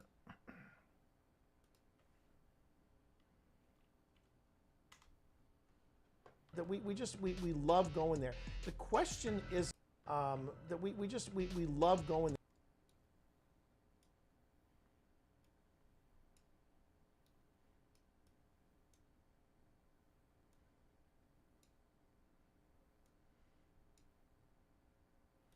Hang on one second. I just need to adjust this a bit. Okay. Depends. It really depends on the space. There's some places where yes, you can pay to spend the night. There are other places like no, you're not going to want to spend the night there. It all depends. Now with Wynn's place, yeah, you're okay with spending the night because it's a very lovely Airbnb. It's a very lovely Airbnb. Alex has gone back since then, so that's right. Yeah, that's right. They have. I think we helped network a nice little connection. It's a great place, Linville. You know, great people own it. Chasen, of course, Wynn Brewer. That we love going there. The question isn't. I mean, that's actually Wynn's. You know, Wynn does not make his money off of paranormal investigators. It helps. That's not how he makes his money. He makes his money off of tourists and people that are looking to stick around and stay around in the DC area. So yeah, that's what. I mean, yeah, that's how he keeps Linville running. This time. But he offers the I feel like paranormal every time we experience go, for it's people that something are a little interested in bit that. different. There's somebody that wants to come through a little bit more. Sometimes it's Gladys. Sometimes it's the Shadow the Black Cat. Sometimes there's something else a little different down there. We're actually going to cover that in our couch commentary, along with a couple other things. First thing you need to know about this particular visit was the mics that you've grown accustomed to in season 5. Yeah, we didn't have them. Just we didn't have. Just them. don't expect this quality. We had some audio challenges in this episode, so just be ready for that. I need to turn the gain up on my mic because every time I turn away from it, you can hear the difference. Right before we got still trying to get used to lavalier mics, but I love using them. I love using them. Tree. Is that a beech tree or no? It's not a birch tree. It's a beech tree. Yeah. Quite rare in the state of Maryland, and this one is very, very old, probably as old as the house. The 4th oldest in the state, if I recall. If you go up into what we call the red room up on the 2nd floor, it's looking right at you, and it does appear to have a face. And the incident that happened with that tree was the night before we got there, everybody heard this amazing crash, and they thought something had run into the house. It was a big storm, I think. And it turned out that one part of the tree had been almost torn off. Yeah, it was like a third of the tree. It was still hanging on when we got there, and it's right by the house. There's a lot of things about this amazing tree, but we're gonna come back to that. The tree, yeah. We're going to come back to that in the couch commentary. But right now, what we'd like to do before we get into the investigation with the Association of Paranormal Study is remind you to like this episode, subscribe to the channel, enabling those notifications for whenever we put up new content, because all these interactions, the likes, the subs, and the comments that you leave for us, and the questions and the conversations we have, all of these interactions on YouTube really help us out at Old Spirits. Are we ready to get into this? Let's go back to Linville Manor. Okay. And let's see. Okay.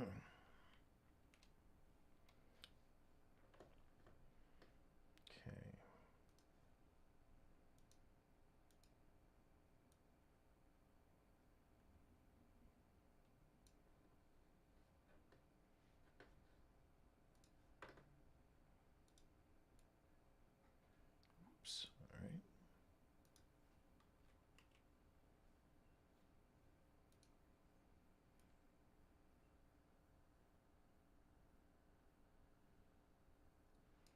All right, and we zoom in here.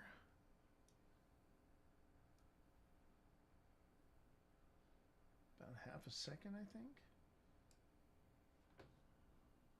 I guess we'll find out. Here we go. Are we ready to get into this? Let's go back to Linville Manor. Not yet. 20 frames. Go back to Linville Manor. Very good. We're going to do the test.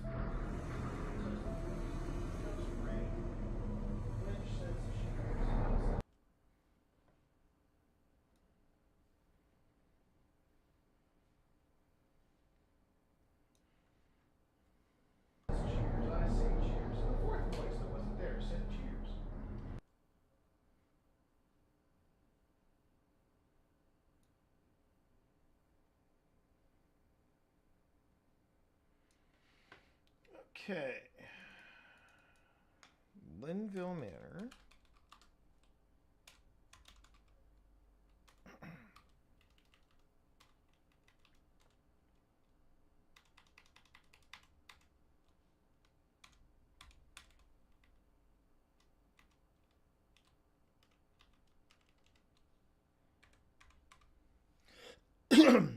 Okay.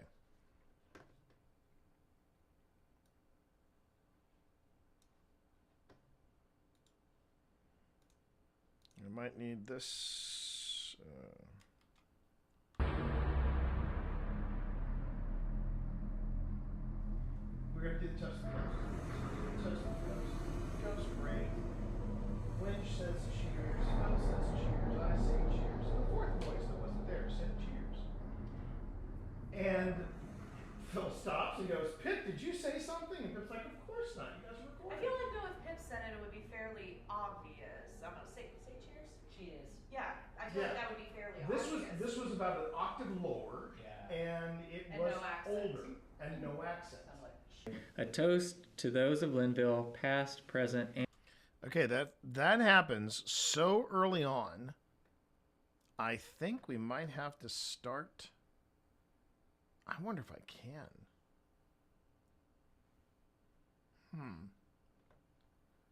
Okay, let me just see here.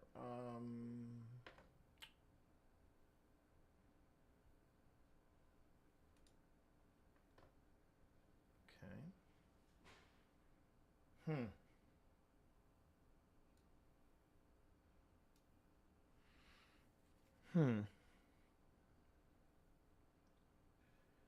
All right, let me just see here.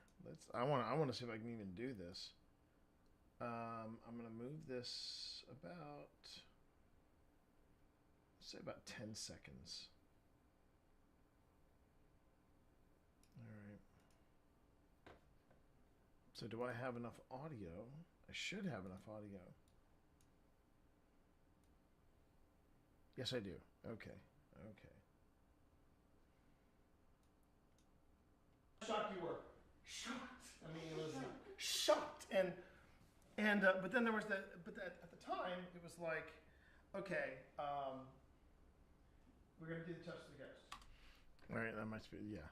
And I'll just do an audio fade up, and we'll see if that fixes it. All right. Oh, wait, audio fade up, though, in the ballroom. Okay.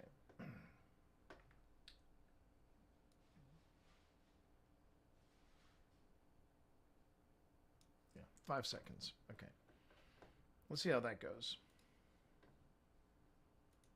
On YouTube really help us out at Old Spirits. Are we ready to get into this? Let's go back to Linville Manor.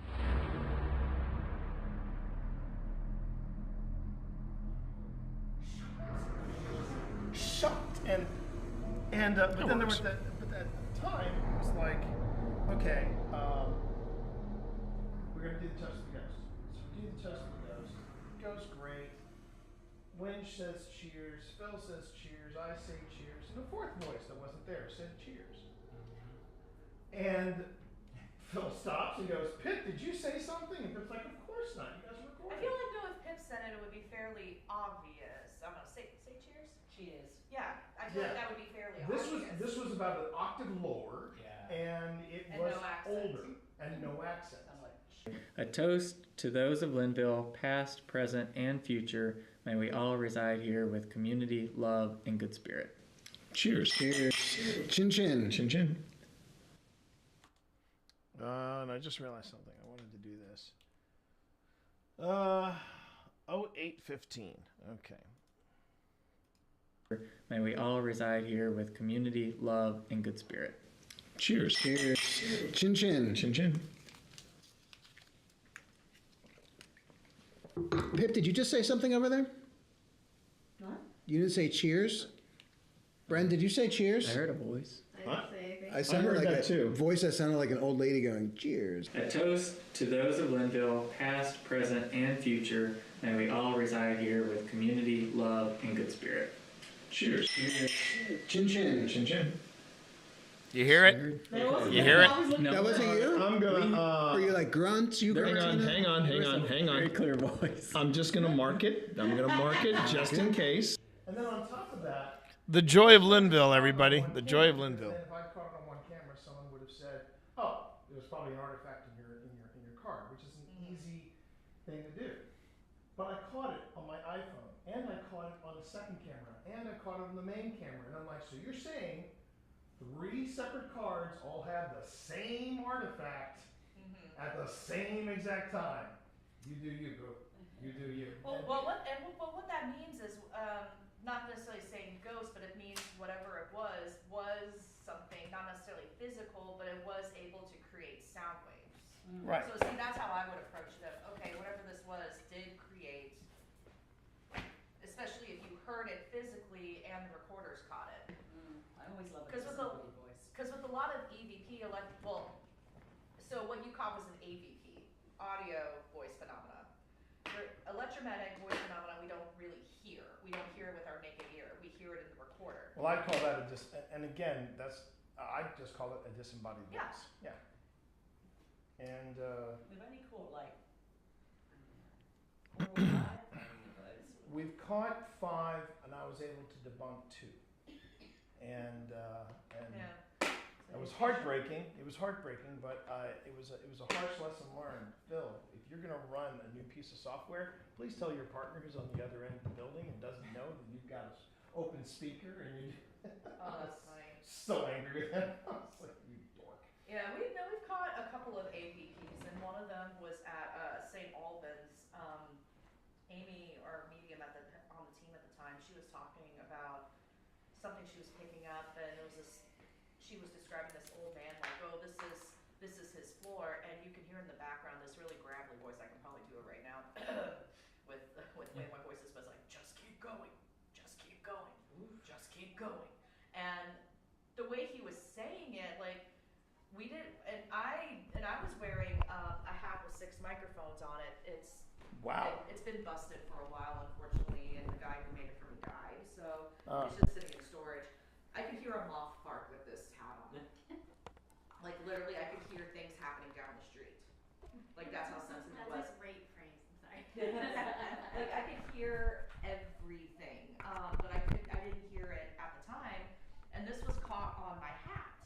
It was caught on my hat. So, but the fact that he was talking over her and none of us stopped to say like, "Hey, would you mind?" or and it didn't match the voice with anyone else in our group, and I didn't hear it until after, until we were doing review. But the other heartbreaking one, we were at a house, rumored to be haunted by a couple of child spirits, and we were listening to the tour guide. Clear as freaking day, as we were moving into the next room, we hear this old child's voice say, "Don't leave." Oh, jeez. Actually, I could probably play it for you. Oh, I cried. Yeah. I was like, "Oh, baby." I'm like, "Oh, baby, I'm so sorry." Okay, so just so you all know, so this phone is actually streaming. I'm streaming on YouTube and I'm streaming on. Oh, right now? Yeah, right now. Oh. It's okay. Casual conversation. We're just getting warmed up. It's all good. All right, hang on.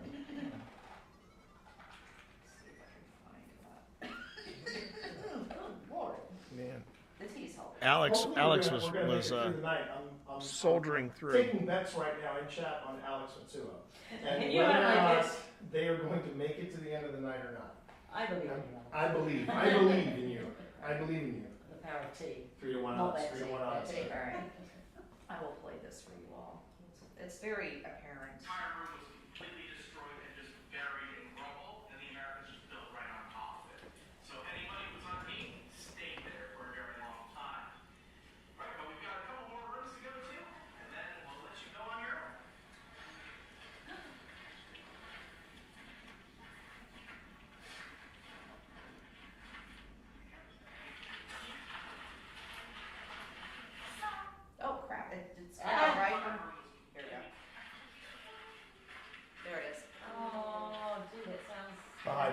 pitched voice?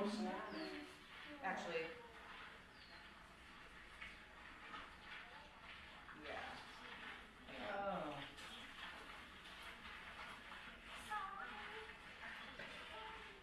Sorry, darling. Yeah. Oh, wait a second. That's Wait a second, because I just added 10 seconds to that. I may need to switch the opening. Oh, dude, it sounds... the high pitched voice? Actually.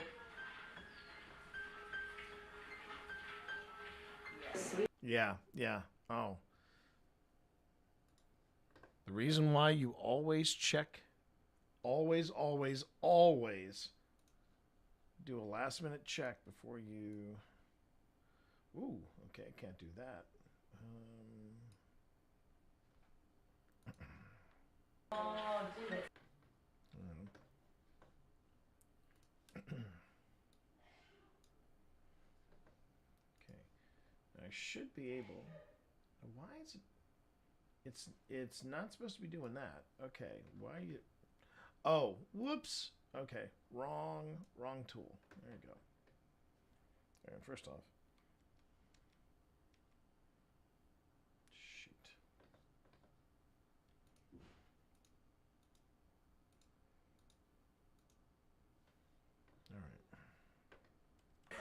All right. The high pitched voice?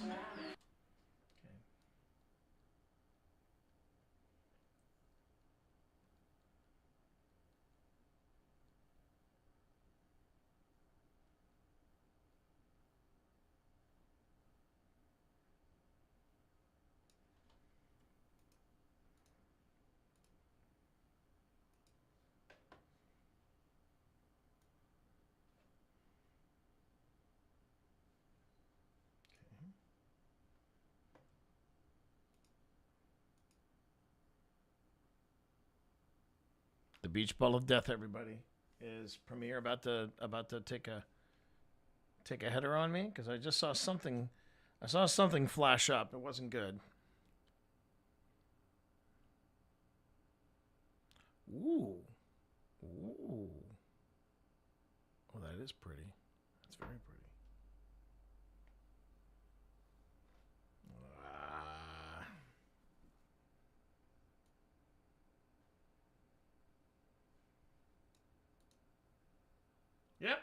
Yep, the error occurred. Don't send. Boom. All right, let's see let's see what I lost. Let's see what I lost, chat. Oh, that's a shame. All right. Yeah, let's reopen these, shall we? Now, if Premiere was on it,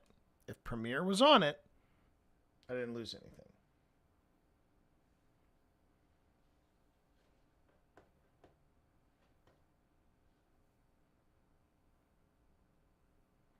Premiere recovered the latest version of projects didn't close properly. You can recover an older version if needed. Yes, well aware of that. But let's see what you got here. Oof. I do like the new livery. I do like that.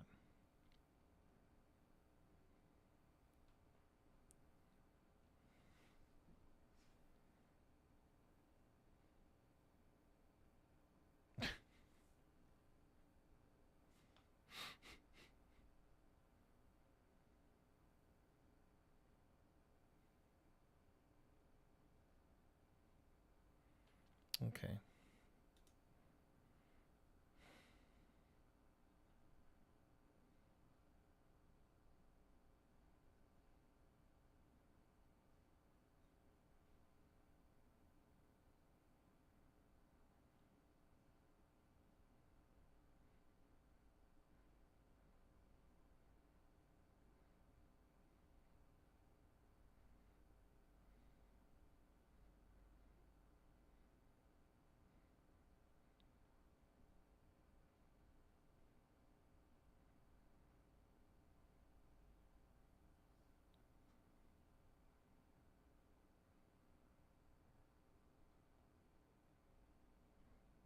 Just giving the media time to figure out. yeah, man. I've become so numb to that kind of stuff. It's ridiculous. It's like you really think this is the way to recruit somebody, because that's really isn't the way to go. There we go. All right. Let's just see what I lost here. Is it still thinking about something? Hello? Hello? Okay, Linville Manor project. Okay, we got that. Still thinking about the media? Oh, there we go. And the conversations we have, all of these interactions on YouTube really help us out at Old Spirits. Are we ready to get into this? Let's go back to Linville Manor.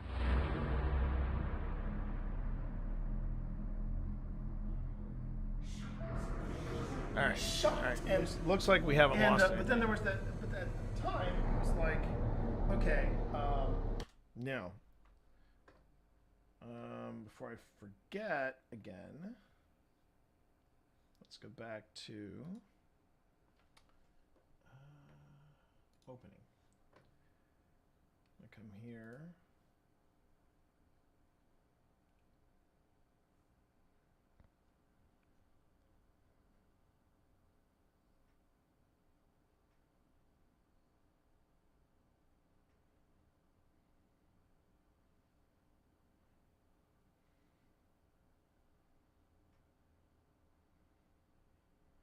Wait, what?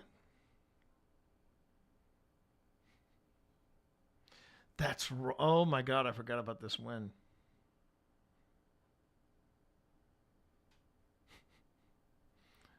So they're just showing. So they're showing here on Threads, that Lewis Hamilton, he was losing a tire in the last lap, and he had a 20-second lead on Verstappen, and Verstappen couldn't catch him in time. Yeah, he was on the last lap, and he had 20 seconds. He had 20 seconds on Verstappen, and Verstappen was trying to catch him, and Lewis literally had 3 out of 4 of his tires working. And he managed to cross the finish line before Verstappen with 7 seconds. 7 seconds to go. Wow.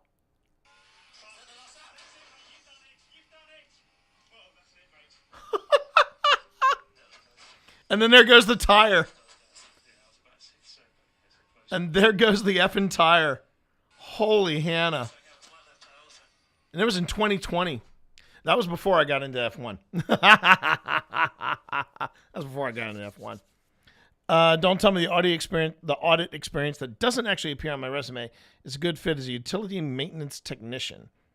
Yeah. Can I help you? Can I help you, Kat? Yeah, I love it when people say, you'd make a great shift manager. I love that one. You'd make a great shift manager. Hang on a second. PC, are you on Threads or no? Are you on Threads or no? I'm trying to remember.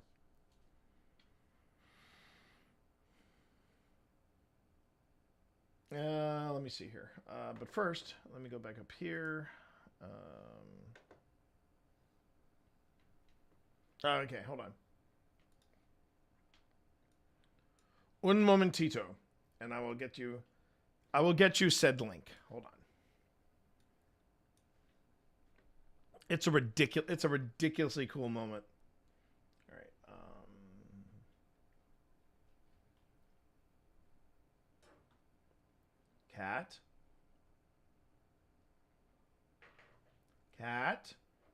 Cat. Can I help you? Would you stop? Man. Okay. Let's just see here. Actually.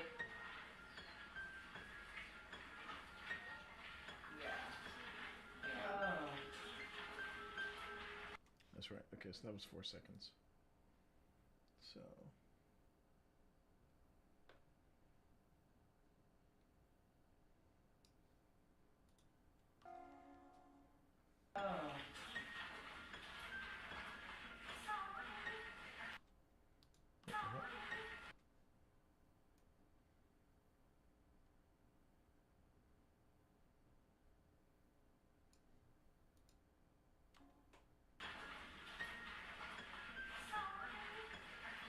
What are you?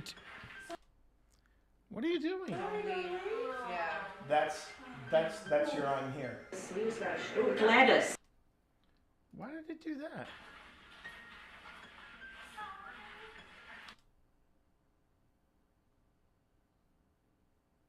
All right, I'll have to fix this. Okay. That's annoying.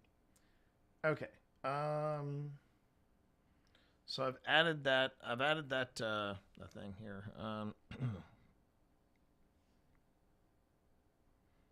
Let's see. Copy link. Just to make it easy on you, PC, I'm just going to text it to you. All right.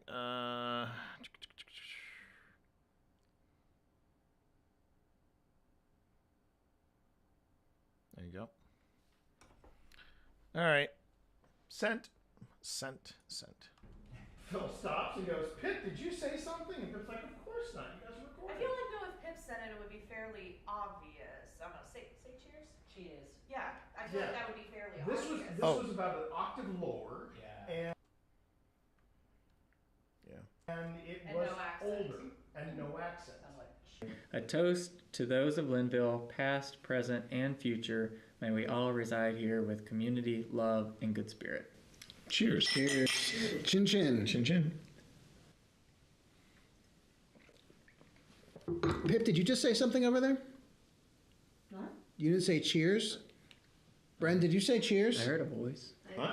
I sounded heard like that a too. voice that sounded like an old lady going, cheers. A toast to those of Linville, past, present, and future. May we all reside here with community, love, and good spirit. Cheers. Cheers. Chin chin. Chin chin. I heard. That wasn't me. I was looking. That wasn't you? I'm gonna. Were you like grunts? You Hang grunts? on. Very clear voice. I'm just gonna mark it. Just in case. And then on top of that, it wasn't that I just caught it on one camera, because then if I caught it on one camera, someone would have said, "Oh, it was probably an artifact in your card," which is an easy thing to do. But I caught it on my iPhone, and I caught it on the second camera, and I caught it on the main camera, and I'm like, so you're saying 3 separate cards all have the same artifact at the same exact time? You do you, bro. You do you. Well, what that means is not necessarily saying ghost, but it means whatever it was something not necessarily physical, but it was able to create sound waves. After, and so until we were doing review, but the other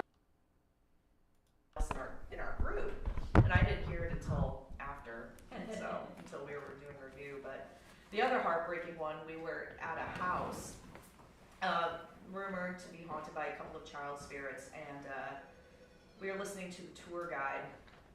Clear as freaking day, as we were moving into the next room, we hear this little child's voice say, "Don't leave." Oh, jeez. Actually, I could probably play it for that. Oh, I cried. Yeah. I was like, "Oh baby." I'm like, "Oh baby, I'm so sorry." Okay, so just so you all know, so this phone is actually streaming. I'm streaming on YouTube and I'm streaming on. Oh, right now? Yeah, right now. Oh. It's okay. Casual conversation. We're just getting warmed up. It's all good. All right, hang on.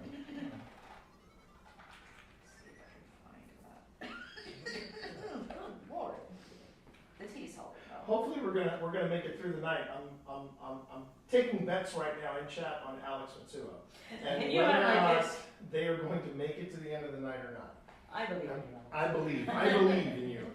I believe in you. The power of tea. 3 to 1 Not odds. that 3 to tea, 1 that odds. tea. All right. I will play this for you all. It's very apparent. The entire room was completely destroyed and just buried in rubble, and the Americans were built right on top of it. So anybody who was underneath stayed there for a very long time. Right, but we've got a couple more rooms to go to, and then we'll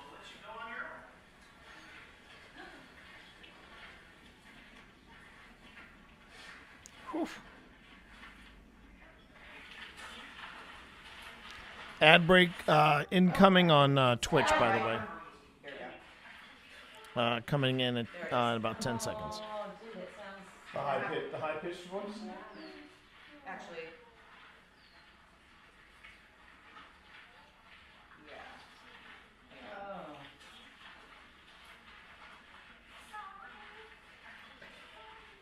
Sorry, darling. Yeah.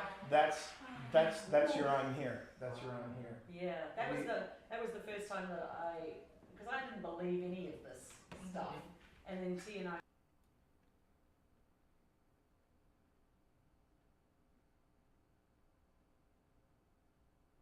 Sorry,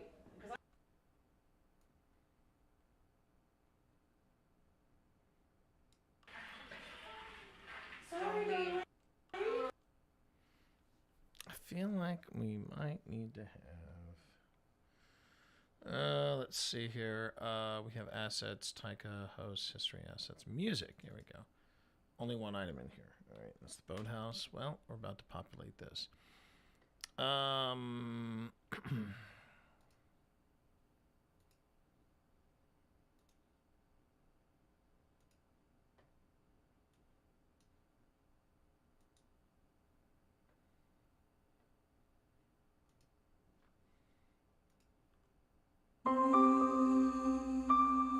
Oh, that's perfect.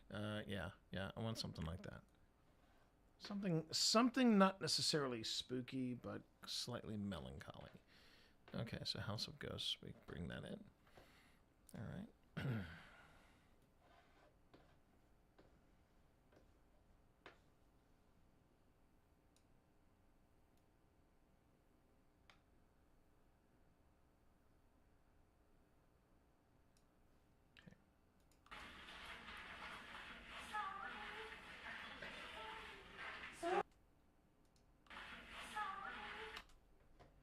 Right there.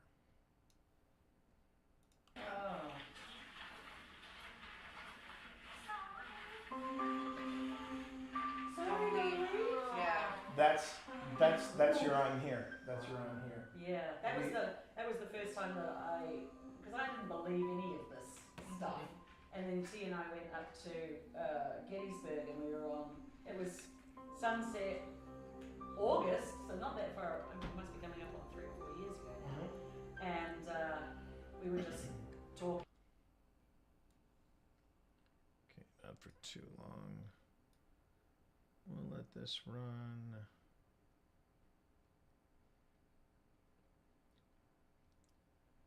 About 40 seconds, and then let's see.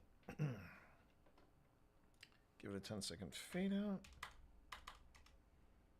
Okay, here we go. Let's see, I boop here, and I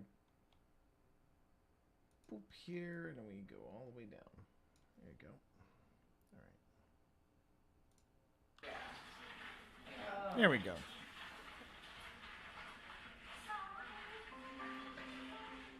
Sorry, darling. Yeah. That's your I'm here. That's your I'm here. Yeah, that was the first time that because I didn't believe any of this stuff, and then T and I went up to Gettysburg, and we were on. It was sunset, August, so not that far. It must be coming up on 3 or 4 years ago now, and we were just talking as we were the last people out of the. They were closing it down. We were walking away. There were only 2 people there, and we passed a monument, and I just sort of randomly said, "Is anyone from the Army of the Potomac here?" Oh, nice. And then when we got back, T was listening to it. We didn't hear anything until we listened to it later, and there was a very clear, "I'm here." And I stayed awake for like 3 nights staring at the ceiling going, okay, what could that have been? And I was like, I know this. It's different when you have the experience yourself because you know the circumstances. Yep. Anytime anyone tells you a story, you can go, well, they didn't. Maybe they were mistaken. But this was so clear. A dyed-in-the-world skeptic friend of ours said, "Oh, that was obviously it was a bird. It was a bird." A bird. And a parrot, probably. A parrot. A parrot. A parrot. She actually used the well-known "I'm here" parrot. So I love debunkers, but sometimes the stretches that I'm like, man, I'm like, that's a reach. Like, funny thing was, a friend of ours, a friend of ours comes up to me specifically and goes, "T, I'm a skeptic. I don't believe in any of this stuff. That was no goddamn bird. That was no goddamn parrot. That was a voice. What did you do? And I said, I don't know what I did. It just happened. And, you know. All right. So When we go to Gettysburg, we always go to that spot and pop in and say, "Who you we're were? here. Hello." We're here. We're hoping to get. And I think that is that. You know, if you were asking me about the scientific foibles of paranormal study, that would be what I would say is the hardest part about this whole thing is trying to make the really cool bit happen again. Yeah. And that's where paranormal science is always going to struggle because there's a lot of faith involved in all this, and it's hard. There is. It's really hard.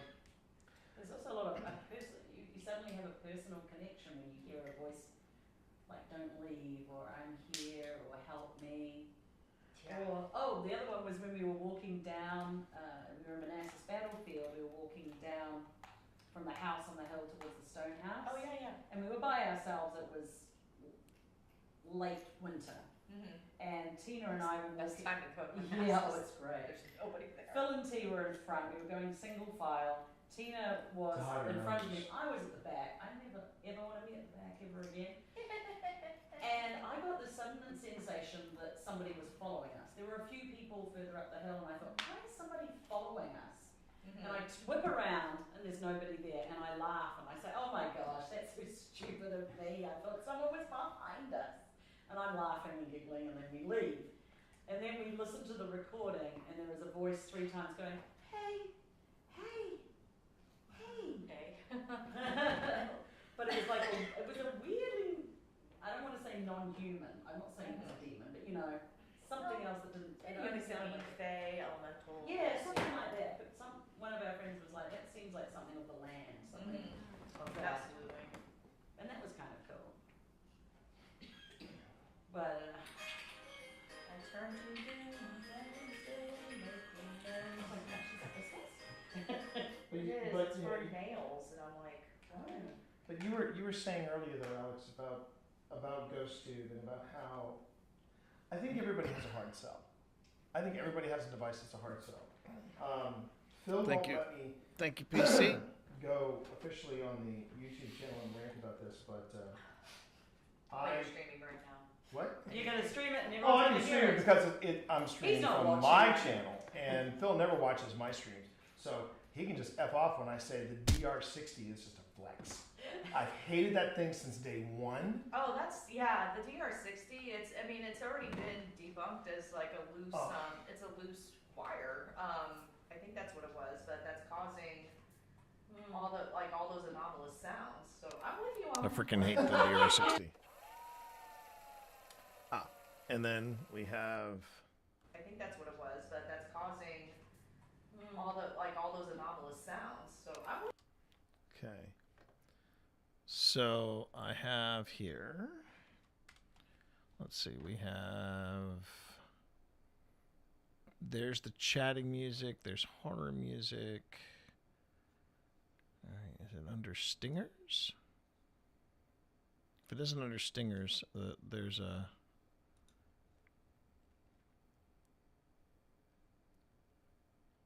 Nope. Nope. Nope. Ah. Time lapse. There it is. All right. And let's see.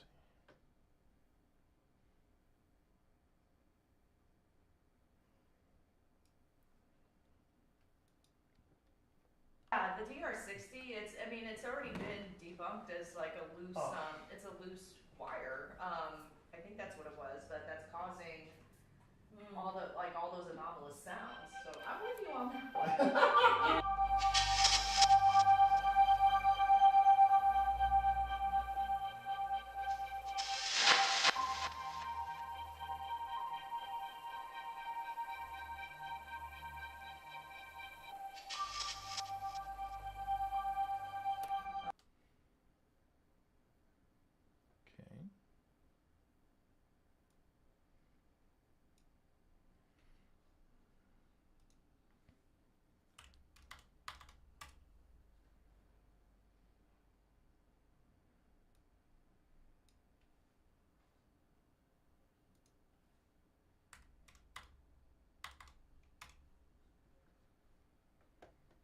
again. We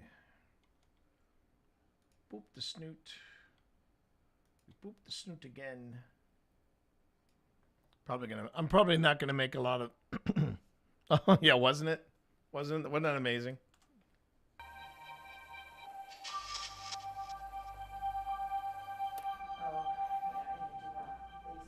So, one thing, I can tell I'm not feeling well because, let's see, we need to do baseline readings, Christy and Cindy. So we need to get a baseline of what EVP, or not EVP, well, I'm really out of it, EMF activity. EMF, yeah. Yeah, measuring EMF, temperature, making notes of any loose floorboards or any like external noise that could bleed into here, although I don't hear a lot of environmental noise. That's not to say that our recorders can't pick up environmental noise. Oh, right, right. So something like that is, we want to make a note of like there is a road down the hill. Things like that, so just to get a baseline of what like EMF looks like around here. So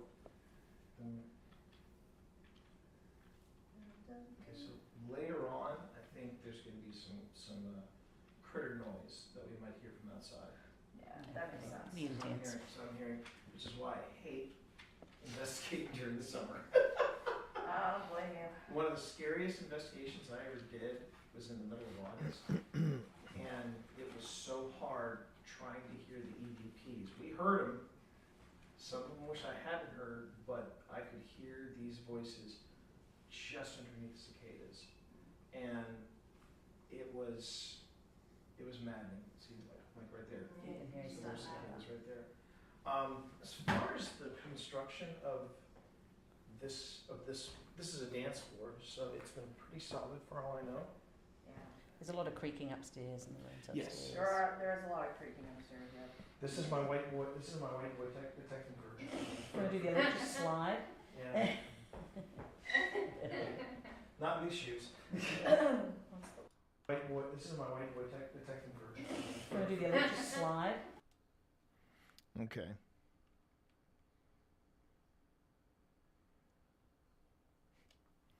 All right. A little comedy, little levity. So we're gonna throw in this. All right. Let's see here. Time lapse. This is comedy. Here we go. And okay, get some food. Get some food. Take care of yourself, man. All right.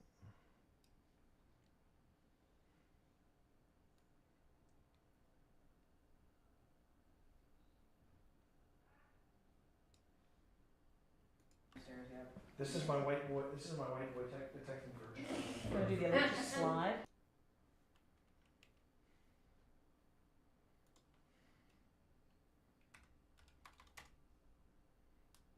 There's a lot of creaking upstairs, yeah.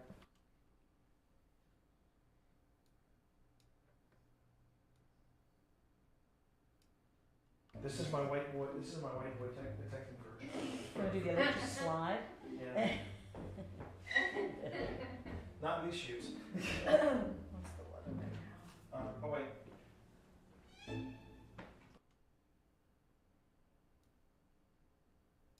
Near the bar, you might have some loose floorboards. Okay.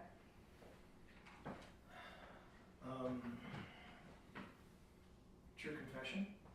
I was setting up in here with the girls. The girls being Phil's daughters, Piper and Bren, and our daughter Sam. Oh. Wait a minute. I might have to let this play a little longer. Let's go back to let's do the 60-minute one or 60-second one. Okay.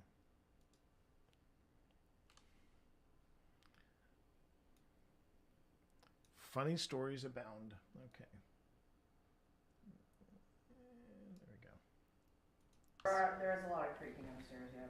This is my whiteboard. This is my whiteboard detecting version. Want to do the electric slide? Yeah.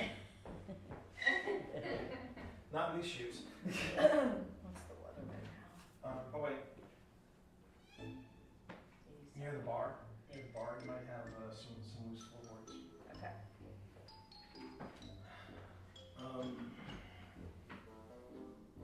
confession. I was setting up in here with the girls. The girls being Phil's daughters, Piper and Bren, and our daughter, Sam. And I thought I was quiet about it, and I was quiet about it. I had food that didn't necessarily agree with me, so I eased out, a little bit of gas. Piper whips her head. She's like, oh! And she goes, do you smell that? Do you smell that? They say that demons are close by. And then but then my daughter does this. Like let's say Alex, you're me. My daughter does this. She just goes.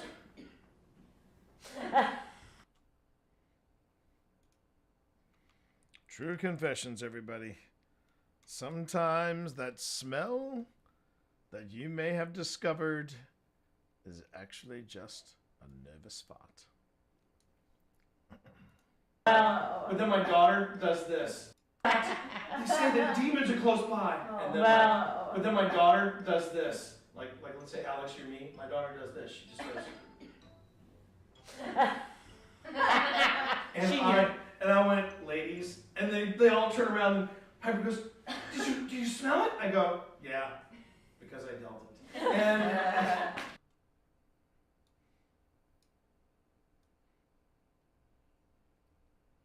sometimes you just have to own the fart. Smell that? Do you smell that? They say that demons are close by. And then but then my daughter does this. Like let's say Alex, you're me. My daughter does this. She just goes. And I went, ladies, and they all turn around and Piper goes, do you smell it? I go, yeah, because I dealt it. And it was good. It happened in this room. No, that was up in the red No, room. it was here. I remember it was here. I have it on video, which is why. Well, maybe you did it twice then, because you also took it out of the red room. It was a rough night, okay, baby? It was a rough night. Another baseline note, he is gassed. But he Not tonight. Well, as we got our sandwiches and T said no onions, okay? That's good. So no Indian curries, no onions, and no he's curries. probably okay. And on that note, we're going to save this. We're going to save this, and I think I've been going for a few hours, about 2.5 hours. I think right now it would be a great time to take a break. So that's what I'd like to do. I'd like to go on ahead and just give everybody 15 minutes. You know, give yourself a leg stretch. Give yourself a chance to get some hydration. Take care of yourself, right? Take care of yourself. And when we get back, we're going to continue our review and scoring of the episode, and then it'll be ready for this weekend. Then I got to go on ahead and I got to start planning for the next episode. And then of course we have Outrageous Fortunes coming up at 3:00. So let's take a little break, and when we get back, more from Linville. Right? Be right back.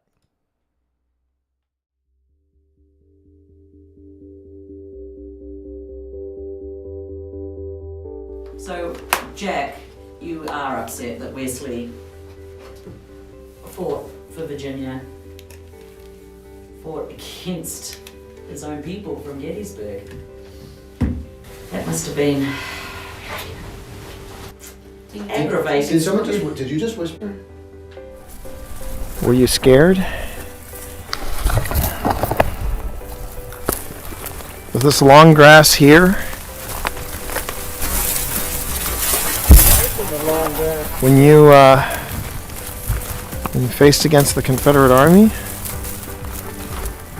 Or when you faced against the Union Army?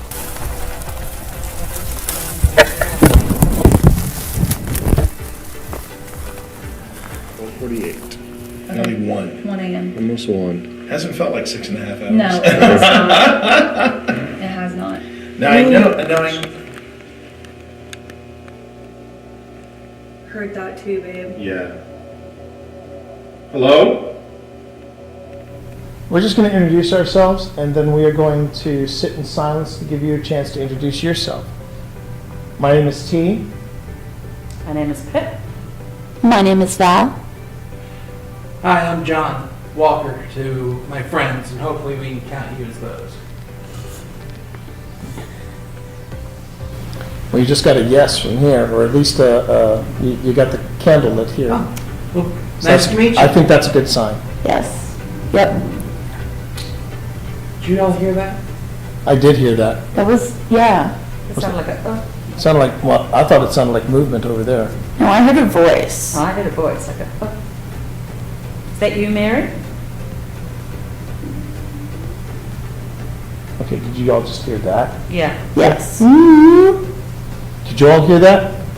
Yes.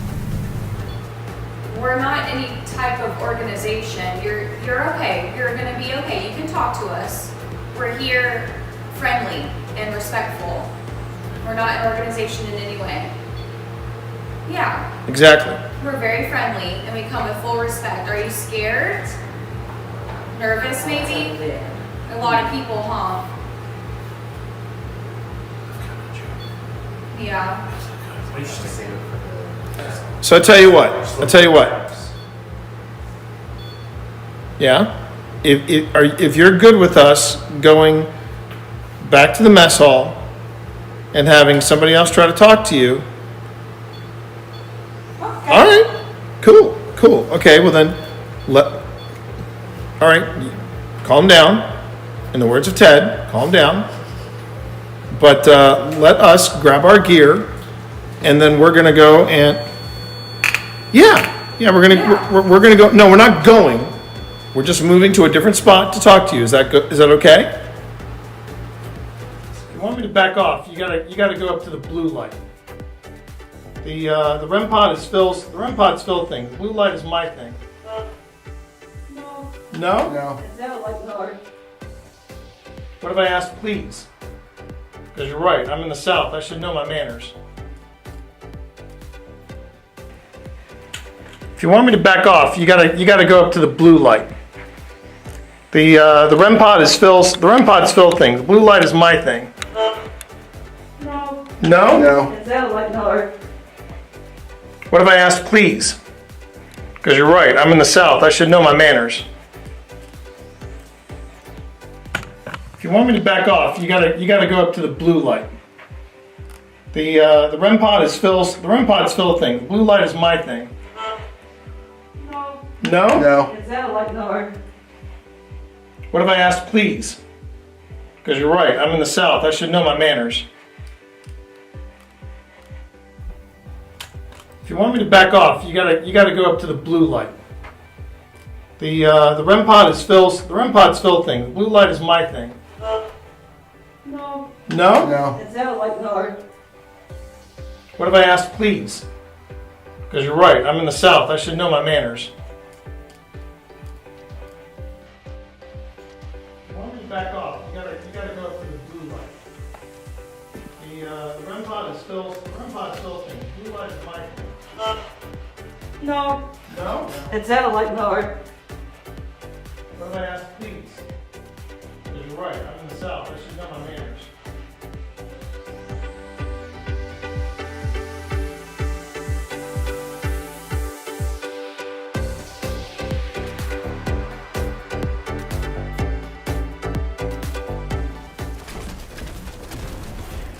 Did you shoot my friend?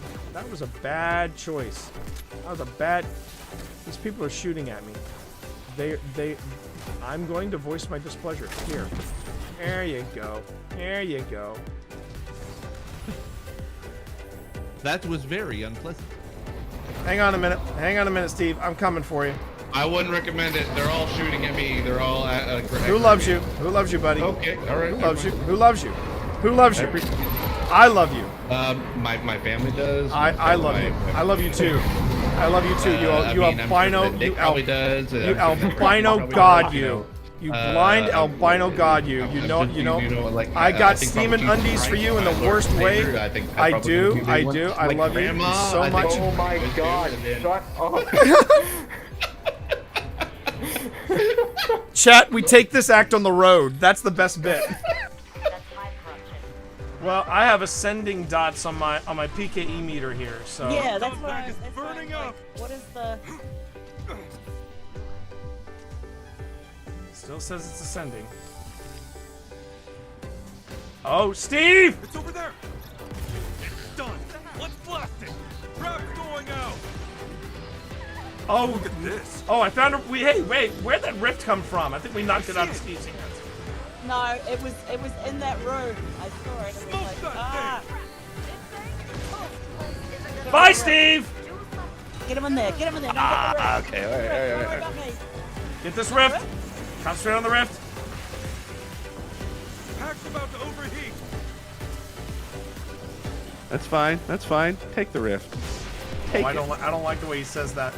I don't like Take the way he the says rift. that. Is he sneaking up behind us? I'm just excited that I found it. What is my name? Yeah. My name is Sabotage Your Backpack is what my name is. Uh-huh. My name is Sabotage Your Backpack. Uh-huh. Right.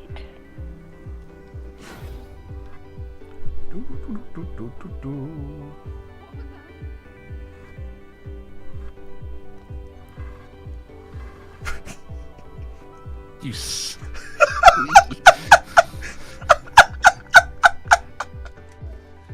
All right. All right, my friend. Okay. Going back in. Going back in. All right. All right. I'm gonna play a little harmonica. Oh wait, before you go back in, Steve, there was somebody who had a question for you. How are you handling the dark? Oh, fine. I mean, because I'm not having to move around and I don't need to see where I'm going. I'm fine. There you go. All right, say goodbye, Steve. Okay. Say goodbye, Steve. Goodbye, Steve. Oh, can I get your light? Thank you. Okay. Let's see if we can talk to Jack again, because last time we were here. How about a little harmonica? Yeah, give a little harmonica for Jack.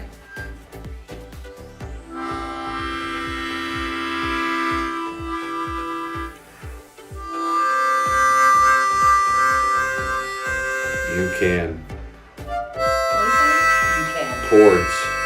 I am playing chords. Chords, yeah.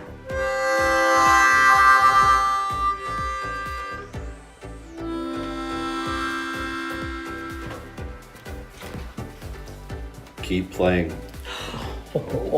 Keep playing then, Phil. That's good. You don't have to know anything about the movies or the books to be able to get into the show, because it is set thousands of years before any of the books or movies anyway. So it's been really great to just obviously be able to kind of just sit down and watch it and just enjoy it for the lore for what it is. My favorite episode so far actually has been, now actually the pilot was really good, but I actually really enjoyed episode 6, which was the especially the ending there with the creation of a certain volcano that I'm really excited to be able to see more of, and seeing how that kind of develops. Don't tell me, because you've seen episode 7. Anyway. But T, what's been your favorite episode? Oh, that's easy. That's easy. The one in Casa Doom where Durin says to... Oh, you haven't seen that one yet? You haven't? Dude, why are you here? No, stop it! I get it. No, hang on. Safe space.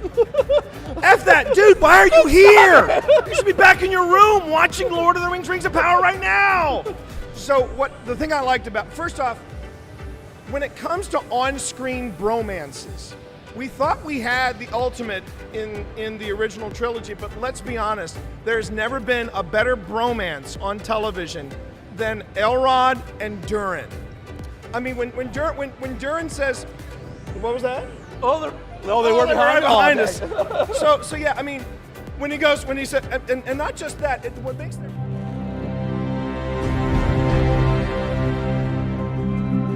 Hi, I'm Steve Saylor, aka Blind Gamer Steve. I'm a content creator and accessibility advocate and consultant in the video game industry. My name is T Morris. People call me T. They call me T Monster. I also go by Twitch Dad. When I started looking into wanting to stream, I had known this dude here for about 10 years at that point. And so I reached out to him. I was like, hey, you know what? I know you play Destiny. Would you be cool at kind of helping me and guiding me through the game? I've never played it before. This is when I gave you a little bit of honesty. I said, are you sure you want me? Because You see me play, so you know how bad my aim is. It'll be the blind leading the blind. And he went, that's what we'll call it. All right, there's the traveler. There's the traveler in front of us. Let's go. Walk forward. Walk forward. I want you to enjoy this. As someone who has a disability where it affects my vision and it is hard for me to be able to play games in general, having someone take the time and guide me through being able to play a game and not try to rush me through things, that meant the world to me. Where's that? All right. Oh, there he is. Yes! Yes! In any other game, it's usually people don't want to play with a disabled person. Whereas with Destiny, I can jump in with T, I can jump in with my friends, and even when we just jump in with random blueberries in the community, we can still be able to help each other out, and that's why I love Destiny. Did you shoot my friend? That was a bad choice. It's all about being able to reach out and pick someone up and being like, we can do this together. And that is being a hero. It's being able to lift everyone else up. It's not about you. It's about the fire team. That's what makes a good guardian, is when it's about reaching the end goal and reaching it together.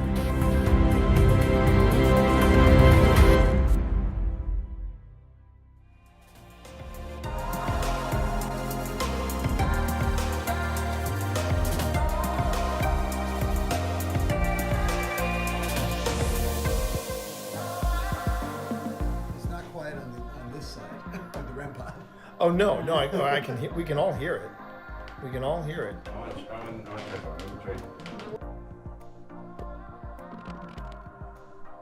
Okay, so Steve says I'm gonna try something. I'll hear it. We can all hear it.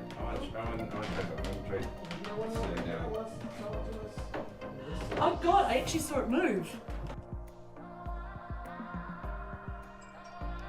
I've got some.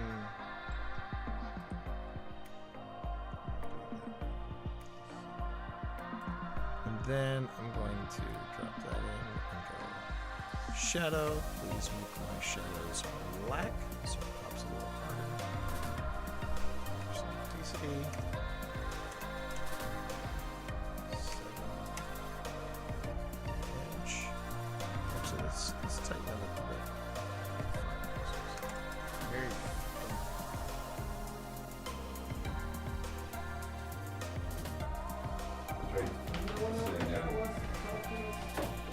Oh God, I actually saw it move. Really? I saw it move.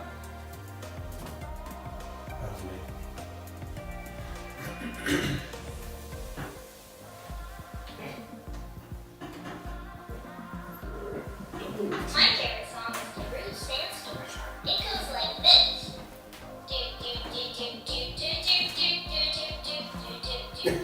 Did it just say sandstorm? Yeah. Yes, it did. Yes, it did, Pasty. Yes, it did. What is my hair doing here? Okay. How is everybody? I hope you had a nice break. Welcome back. Let me put on a little... Whoops. Didn't want to necessarily do that, but I'll put on a little bit of music.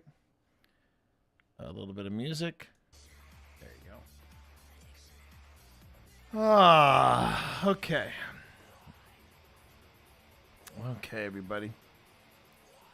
And how is everyone today? I hope you're having a good day. I'm having a pretty good day. Just got something I needed. I'm going to be sharing it with everybody in just a second. Shouldn't come as a shock to anybody what I got here, but I basically was shopping for one thing, wound up picking up something else as well, because, you know, American consumerism, I guess, at its finest. I don't know. All right, let's see here. Right there. Okay. So, picked me up one of these because I am now running out of boxes to keep my commander decks in. And yeah, I needed a new commander box carrier thing. So, first color was purple. Second color was like I think I got a gray. Hey, how you doing there, Manspiel? And today's color of choice I went with red. So I now have red in here, and yeah. Kabinka make very nice commander boxes.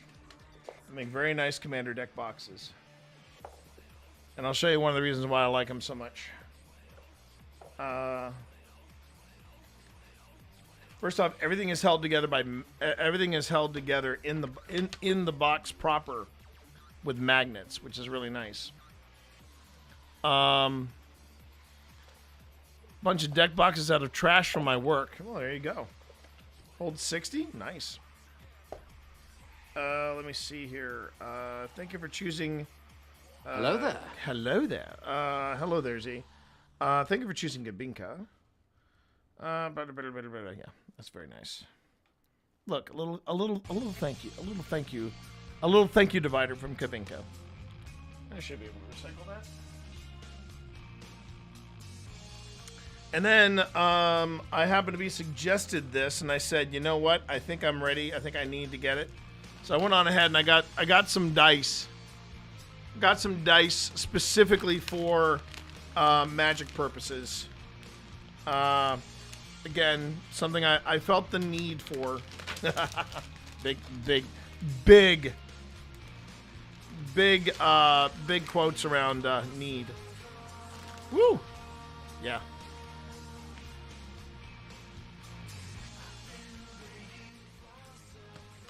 I tell you, Cell Dweller, when they come on, they know, okay, I know, people are going to have their things set at 10%, maybe 8%. We're going to boost the sound just a little bit. Don't like the +1. Are you, wait, for convoke? Is that what that is? Convoke or convose? I think you make, did you mean convoke? Let's see. Is that what you meant? Is that what you meant, Manspiel? Okay.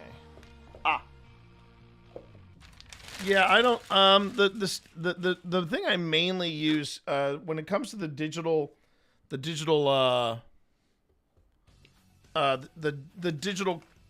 what would I say? Digital facsimiles or whatever. I tend to use What is this? This is like a little it looks like a cleaner. That's very little cloth cleaner. So anyway, I tend to use the digital proxies of the cards. Not so much the counters, but definitely the cards. All right, come on. This is a lot of dice.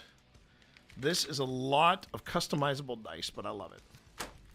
Now the funny thing is, I have a bag full of the, what is this? Mod Shig. Roll the dice and embrace the adventure. Okay, here we go. We value your feedback. If you would like, you can feel free to share your favorite colors and or suggestions via email. That's nice. Okay. I probably won't, but okay. Yeah, I know that's not recyclable. But yeah, this dice, I'm going to get some mileage out of. Yeah, definitely. Oh, okay. So that's how they divvied up the dice. Interesting. So I've got these little metal tags, these little flat metal tags. I have those for like some of the conditions, like reach, lifelink, stuff like that. And I'm gonna try the dice to see how they fare up.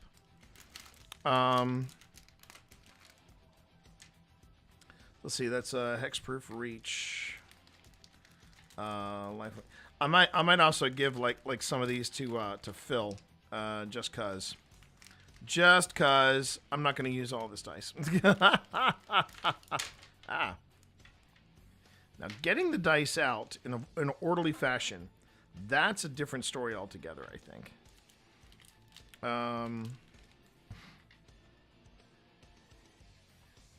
That's the red. That's the green. Okay. Just taking a break from the ghosties, so I can see my, so I can take in my new stash, my new inventory, if you will. Okay, there we go. That's what I was supposed to do. Okay, so it goes red, green. All right. Okay. And then we have these dice. These are going to be very, very helpful for when I start doing the stationing and stuff like that. And Z, I got to tell you, Z, yesterday was so much fun catching up with you. As quick and as brief as it was, I don't think we should be strangers. We should catch up more often like that. I'll let you decide if it's online or not. But man, that was fun. And I don't mind saying it was easy. It's easy to catch up when you're online because when people are around. That there is that. That was fun. That was fun. Okay, so all right. So I'm trying to figure out where the delineation of sets are, and I think I've found it. At least for these. All right. There we go. Ah. Okay.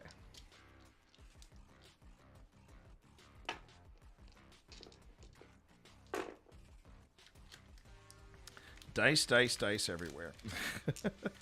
Okay.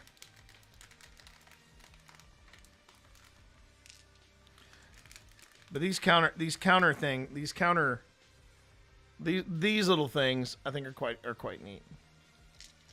You just use normal dice. Well, then you use normal dice. Whatever works, man. Whatever works for you.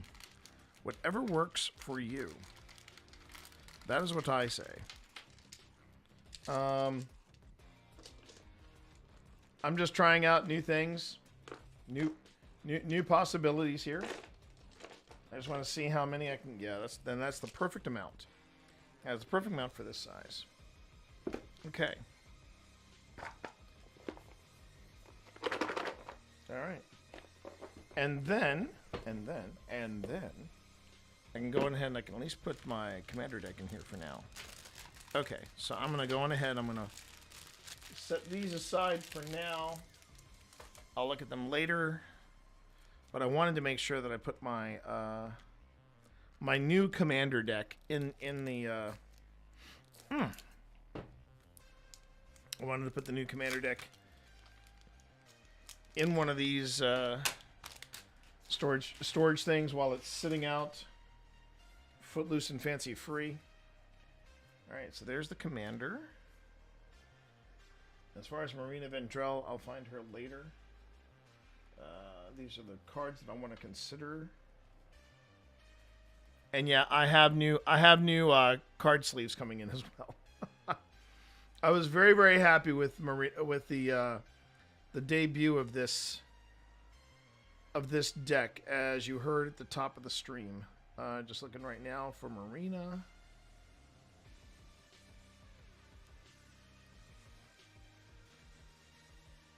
And we're gonna actually return. There's Marina, and I'm actually gonna return to this command deck. I'm gonna return to this deck Friday.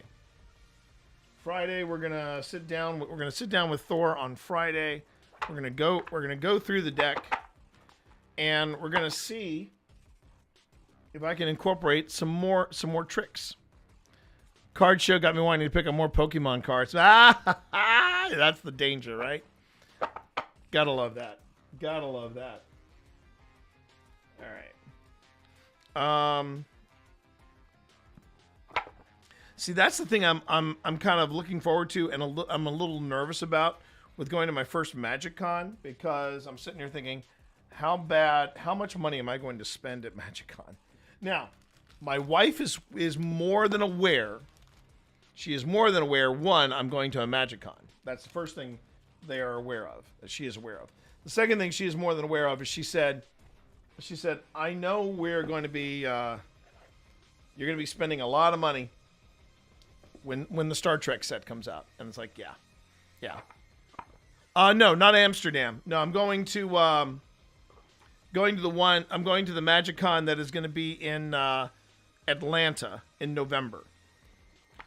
And I'm looking forward to that. It's going to be my first Magic Con. Looking forward to it. I think it's going to be a lot of fun. There's going to be a lot of us from the Mana Buds that are going to be there. So, very stoked about that. Very, very stoked about that. All right. So, here's my Infinite Guideline Station. I'm going to open this up. All right. I'm going to drop the card in here. All right. Actually, yeah. And then, yeah.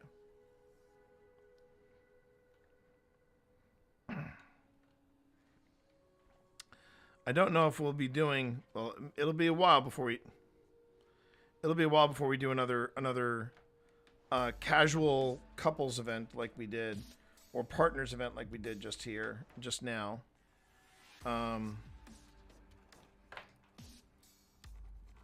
Did they change this? I think they changed. They made a slight change to these things. I think they made them bigger than what they usually are, because normally this just fits right in there. Now I do have a solution, and maybe I should get into the habit of doing this. I should just go on ahead, take Marina, and not make her a secondary. See, that was one of the mistakes I made in the early versions, because they give you two commanders when you pick up a precon, which is a pre-constructed commander deck. They always give you a secondary commander, and I thought that was normal. I thought, okay, when I'm making my first ever commander deck, I should have two commanders. And it turns out that is not the case. You only have one commander. I was like, oh, all right. Well, now I know. Well, I just started. I just made my first, and I just premiered it. You can actually watch the VOD right now, man, spiel. But I just made my first ever commander deck. And it was the one I mentioned earlier. It's called Event Horizon. It is half Duskmourn, half Edge of Eternities, and my commander was the Infinite Guideline Station. And I premiered it yesterday. And if you were to ask me, was I happy with it? Yes, I was very happy with how it performed. And I did not win. Yes, the Space War thing, yes. I did not win with it, but I was enough of a threat that people were like, we have to do something about T. And I think if you were to ask me what was the highlight of the match, the moment that I had that I was super proud of, it was when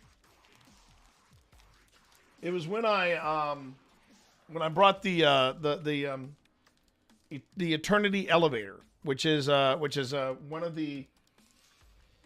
There's a card chat. This is a bit magic before we get back into ghost stuff. But there's a card chat in the Edge of Eternity set, and it's called the the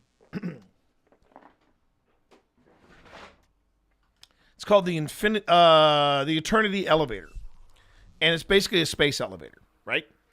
And when you station it, you have to put something called energy counters on it, or counters, to station it properly. When it stations properly, so and it needs 20 of these counters to become a spaceship. And I successfully did that. And when you do that, when you successfully station this thing, the elevator basically says, okay, you have 20 counters on this. I'm going to go ahead and give you mana that will cover you choose one color, and then you have that much mana provided, based on the amount of counters you have on this, on your elevator. I had 20. So now I had 20 bit of mana. And if I wanted to, I could probably put more counters on there if I wanted to, but I didn't need to. And I said that during the match. I said, if I do one thing, I did this. I got the elevator online. So yeah, have a look at that VOD. You can see me play it twice. One with Marina Vendrell as a partner, and another one where it was just by itself. And I felt like the second go round I started to get into a groove with it. And Friday we're gonna play some more with the deck. We're gonna Thor and I are gonna sit down. We're gonna tweak the deck. And I've kept it in my. I'm really proud of the fact that I kept it in my budget. I think I've spent. I would say maybe $20 total on getting a foil Infinite Guideline Station, a foil Marina Vendrell, and then I spent another $30 on getting a deck. And then there was a ton. I guess you could say, if you count I got gifted by my kiddo and my wife for Father's Day a box of boosters. So I got some cards from that, and I got some cards from when. Now, granted, I had a stockpile of cards, and I've been. Let's see, I paid for half a box of boosters. So, sorry, I don't mean to. But I want to say I've kept this. If you count the booster boxes, the booster box that I paid for, and then I picked up for $30. I picked up it's called minimal packaging commander decks, where it doesn't come in a box, it just comes in shrink wrap, and you don't get the booster, you don't get the booster pack samples or the dice or anything like that. You just get the cards. And I wound up, and that was World Shaper, the World Shaper Commander deck from Edge of Eternities. I gutted that, but I mean, yeah, I mean, if you can't, and I don't know if you want to count the booster boxes or not, but the booster boxes were, I've become a very simple man. When it comes to my birthday and Christmas gifts, I'm like, yeah, just give me a gift certificate to my LGS or give me a gift certificate to Magic, and I'll just get myself a box of boosters. I might have to do that in November. I might have to say, honey, this is how Magic works. Yeah, man, spiel. That's kind of how you're kind of right. But I've as far as extra spending. As far as extra spending goes, I've kept this deck under $100. Because all the other cards for it are all coming from the stock that I currently have.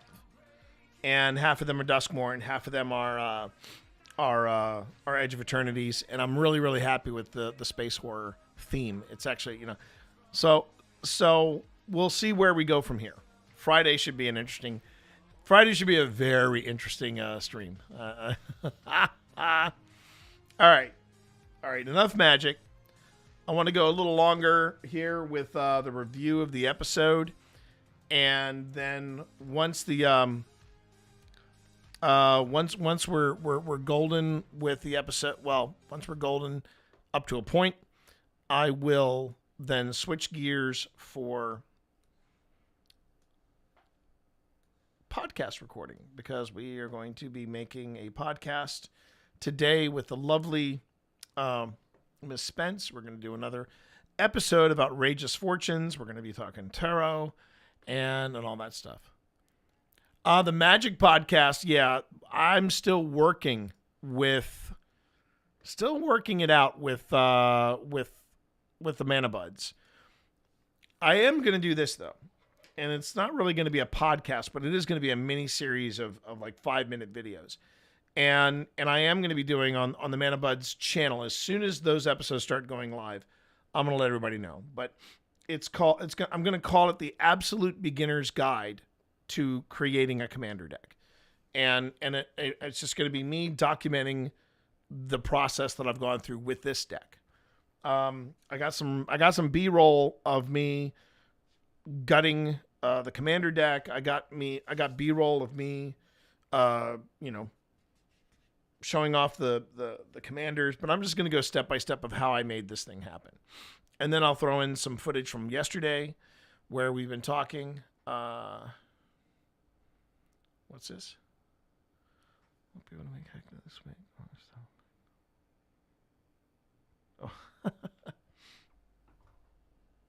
Fair enough. Okay. Is guide the right word for that video? Yes. Yes, it is, Manspiel. Because it will be an absolute beginner's guide. I'm going to make that clear in the first episode. I'm like, if you think I'm an expert at this, I'm not. This is my very first commander deck, but I wanted to document the process that I went through and how I made this work. And I'll feature some of the highlights of this deck. I'll feature some of the things where it backfired on me. If I'll give you a good example when it backfired. So we were doing as a celebration of Pride Month, we were doing a special Partners Day, and everybody that came onto the Mana Buds, we basically said you can make a partner with any of the cards you wanted to. And because I thought in my initial, do I need to have two commanders for a deck? I had as my two commanders for this deck, Infinite Guideline Station and Marina Vendrell. So I had a commander from Edge of Eternities and a commander from Duskmourn. And those two, it actually, the way I've designed the deck, it should have worked very well. But here was where Marina Vendrell kind of backfired on me. The command for Marina Vendrell is once you bring her in, I'm supposed to, draw 7 cards, and no, not a Pride deck. It's not a Pride deck. It was just for this particular event we were doing this, right? It does happen that it's a Wooburg deck, and for anybody that doesn't know Wooburg, WUBRG, is actually all the colors. It's white, blue, black, red, green, right? But for this special little playoff that we were having yesterday, again, it's all in the VOD from yesterday on Twitch. I was playing my two commanders.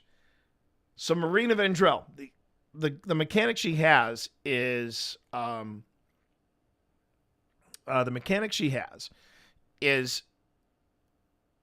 when she enters, I draw 7 cards. I keep whichever ones are enchantments, and then I put the rest in the bottom of the deck. Ads are starting in about 45 seconds on Twitch. Just heads up. Right. So it's the first time I draw it, and I draw 2 creatures and 5 lands. Okay, that's tough. So then she comes back on. I go, okay, I draw my 7. And literally, you see it. I've clipped the moment. I draw out 7 lands. And I was so mad. I was so pissed at Marina. But the reason why I thought she would make a good commander is tapping her, she unlocks rooms. And most of my enchantments are all rooms. But anyway, going back to do I think it's a guide? Yeah, it will be a guide when I'm done with it. So I think it's an appropriate thing. Basically a documentation of me doing the stuff. Okay, that being said, let's get back into this. We are now back in the ballroom. I'm scoring the episode as we go. Here we are. Episode's going to be beefy this weekend too. It's going to be beefy. Thank you for the work. I apologize if this is crass conversation for you. Yeah, you were taken to task once for being rude. Wow, yeah, I was. I forgot about that. Mm. And this is the thing I've got to be careful about. Jiggling your foot. I've been doing this lately, and I don't know why. Stress. I could do it. There you go. You just need your wife to tell you straight off the bat what it is. And debunked. Right.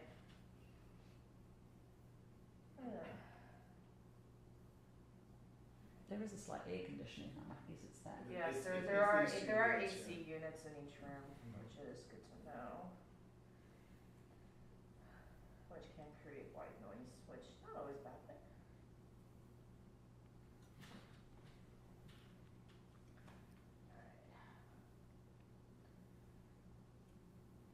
We actually have a T-shirt that we've been requested by OSI to mass produce. It's a has the logo on the pocket, and on the back it says choose one. That was me. That wasn't me. That's cute.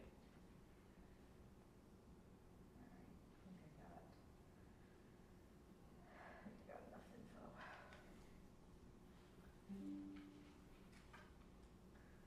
So now, which one of you, is it Cindy? Is this your first investigation? Second. Your first? Oh, Third? okay. Okay. So is Whitney supposed to be the, No, Whitney was supposed to be the first timer. I would say this could, Cindy, this could be like your first full investigation that's not tied with an event. Right. Yeah. It's first private. Yeah. Yeah. Yeah. Yep. I really hope we spoil all other investigations after this one. Well, Linville's a very Love special this place. Yeah. Absolutely. I believe we've been here 7 times. Yeah. And even when we were here, when it wasn't for an investigation, we still managed to have some weird stuff happen.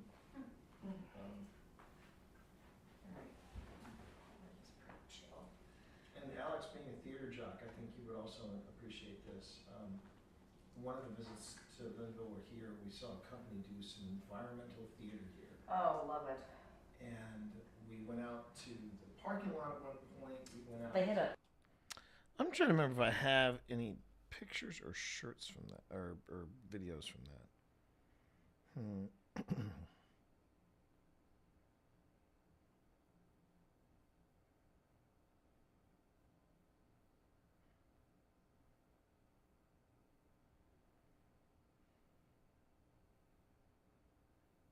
Okay. Let me just see real quick if I do or not. And yeah, I am keeping an eye on the time. T-minus 30 minutes until Spence gets here. Okay, so we have the library. No. There we go. Years. Okay, so we go back to 2024, I believe. No, might even have to go back to 2023. I'm trying to remember when we did Big Cheese Productions or Evil Cheese Productions.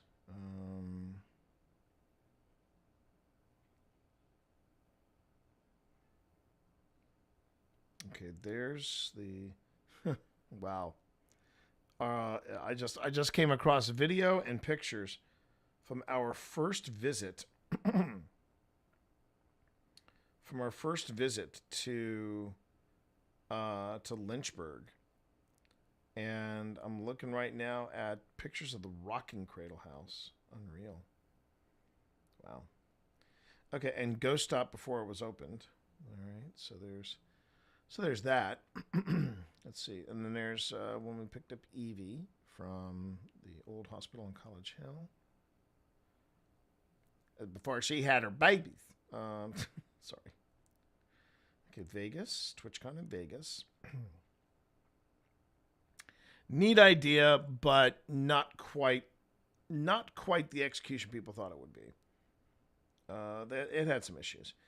Kite picks.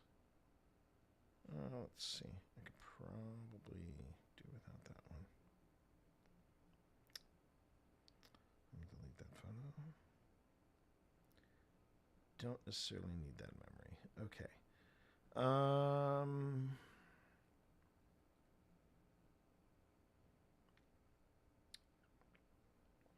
There's the Belladary Inn. Okay. I'm trying to remember when we went to this.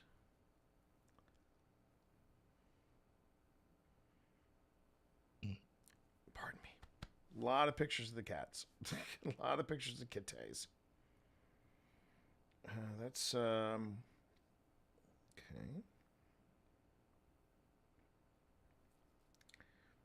Preliminary visit to Annaburg before we could get access inside of Annaburg.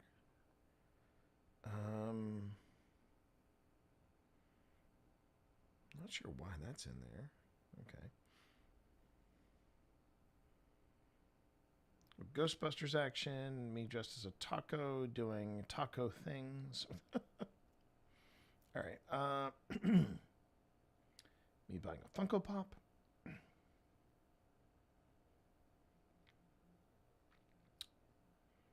I have a lot of photos in here. I realize I have a lot of photos in here that are not necessarily essential photos. There are a lot of I really feel the need.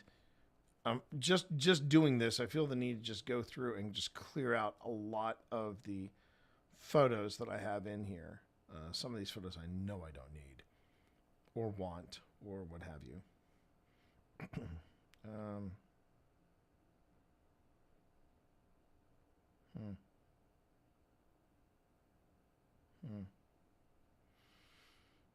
Let's see.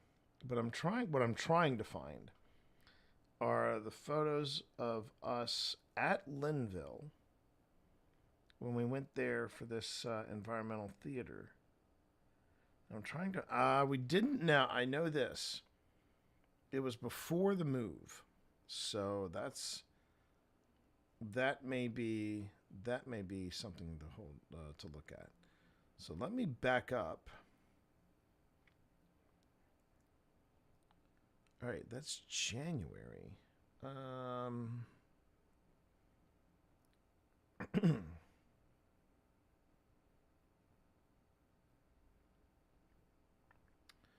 right, Pip's dad comes to visit. Yeah.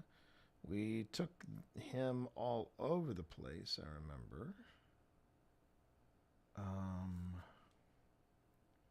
Very cool. Very cool. Okay.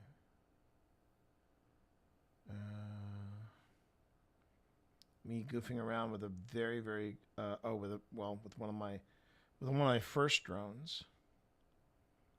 Yeah. Wow. That was a drone I actually got some footage from, so at least I got that. Let me just see here.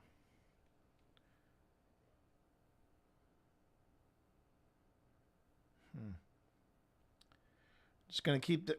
I'm only gonna continue on this quest for a little bit longer, and then I will decide. Okay, yeah, we're done. Okay, this is Wayside Inn. So that's a Wayside Inn, and then we have. Okay, we have that. Oh, good gravy! I could probably get rid of these images. Because, yeah, don't need that.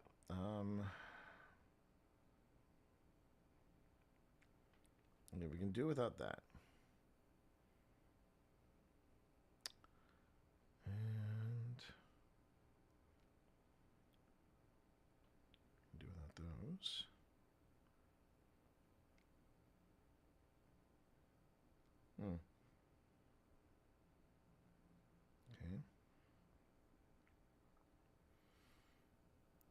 More. Okay, now this is when we went to Charleston, South Carolina, doing ghost stuff.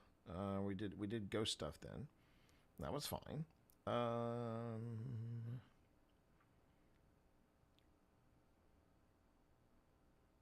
Okay. What is that?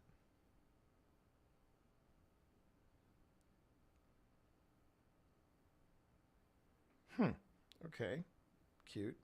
Not sure why I need that, but cute. Okay.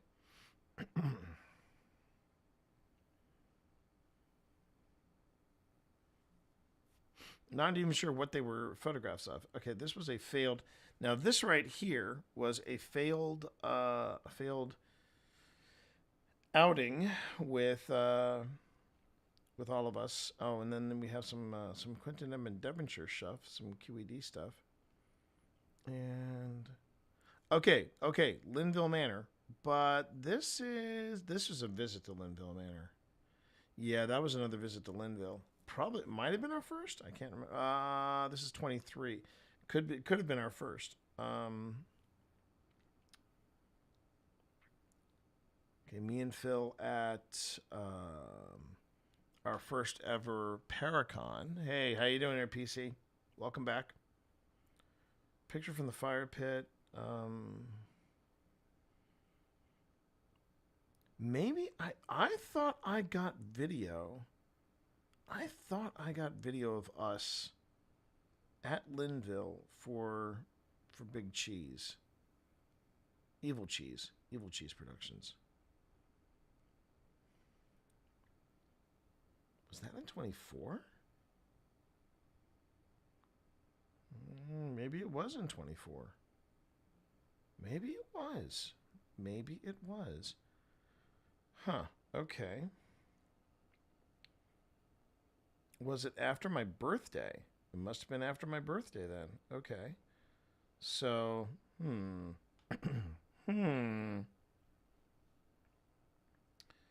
Curiouser and curiouser, I say.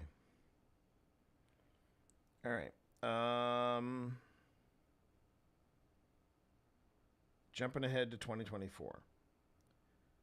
And I'm still not seeing any. Okay. Then we moved. 2024. Then we moved. Okay. There's the symposium. There's the paranormal symposium. And then...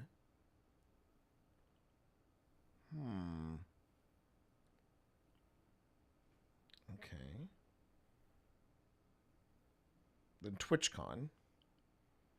But TwitchCon was after we moved. And TwitchCon was also closer to the end of the year. And then Wildwood, also close to the end of the year. I don't think we went to Evil Cheese Productions then. I think. Still looking. All right, so here we are in October. No photographs, it looks like, from... yeah, it doesn't look like we have any photographs from Linville here. Satanic Pancake Experiment, and then we visited Linville then. Now, the thing was, I remember we visited Linville when we did the Satanic Panic Experiment. That was before. No, sorry, that was after Evil Cheese Productions. Maybe Pip and I. Yeah, because now we're in Christmas, and I think Pip and I must have. Or maybe Pip had taken care of all the video and still shots from that. That's a possibility. Okay. If I can find some media, I'll sneak it in. But presently, they had a 1920s car, vintage car parked out the front, and then we were in the back, and we went down to the basement. It was really cleverly done. It was called something cheese. No, it was. The company was called something. The company is called Big Cheese Productions. Big Cheese Productions. And I think it was called Return of the Rook. Yeah, it was a murder mystery. Mystery. Oh, that's cool. It would have been nice to do a paranormal investigation after that, because you wonder what happened. Oh, there's... Gladys would have been popping. She would have loved that. Gladys would have been popping. But the funny thing was that I briefly got a chance to. I remember asking some of the actors, "So did you guys experience anything?" And I'm like, "Oh yeah." One guy was like, "I'm ready to go home." Aww. It's always curious to me, because I'd be one to be like, okay, let's stay, let's keep going. Yeah. Or, you know, Right. where you have to be brother, like, no way, not. Well, I think it all depends on the space. When I want to introduce people to the paranormal, it's funny that Christy says that, because here's a little insight about Christy. She's the blonde in the video. Yeah. When things went weird at Wildwood Sanitarium, she was the first in the car, and she was like, "I'm ready to go. I'm ready to get back to the hotel." And then next thing in the morning, Emotional damage. pretty much Z. Yeah, I was gonna say, anyway, yeah. And if you haven't seen the Wildwood episode, you'll know what I mean when things went. Because Christy just said that. She's like, "Oh, I want to stay. I want to." Man, she could not have gotten out of Wildwood faster. And I'm not. That's not me casting shade on Christy, because we were all kind of freaking out. And you talk about emotional damage. We just got, we just had gotten cleansed and all that stuff, and we were just about to leave the porch, and I said, "Pip, I forgot my bag." You know, we had a lot of gear in that bag. We had about $500 worth of gear in that bag. And Pip said, "Where is it?" And I said, "It's on the second floor." And I just stared at her with those big eyes that I have, saying, "Please don't let me go in there by myself," because man, I was freaked out. And Pip said, "We got to go back inside." That's what she said. Exactly. Oh. So in this segment, you're chatting with each other, but in another segment, y'all are actively trying to communicate with the other side. Well, that's just it. One of the theories is that when you're watching something like Ghost Hunters, it has been edited to an inch of its life, and moments like this are probably cut out. And what we are doing here is we're basically trying to see if we can elicit a response just based off of our conversation. Just based off the conversation. And you see it more when we move into the parlor. But yeah, we're just chit-chatting away, just having conversation. Jimmy Wade is less malicious. I think it's more tragic. It's sad. As opposed to stuff that happened at say Waverly. And not necessarily even when Waverly was a mental asylum, but when it was a geriatric facility, which I just recently found out about. And I'm a raging fan of Waverly, and I said, wait, there was a geriatric facility at one time, and I think it was some of the best investigation I've ever seen from the Ghost Brothers. I told him that. I said, I really think you guys came in your own on that one. It's a shame that was your last show. But right now, all the devices are kind of quiet. And you know, it's not like we're saying, okay, we're going to investigate now. It's more about just trying to see if we get any kind of. According to Fast Eddie, it's 75.5 Fahrenheit. Okay. Yeah, because outside it's 86, so inside it's good to know.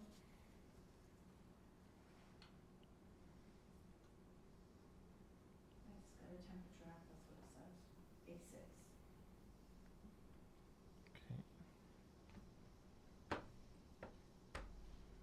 And I am, as you probably can see, I am shuffling my current tarot deck, Is there anyone here who would like to? which actually is part of a,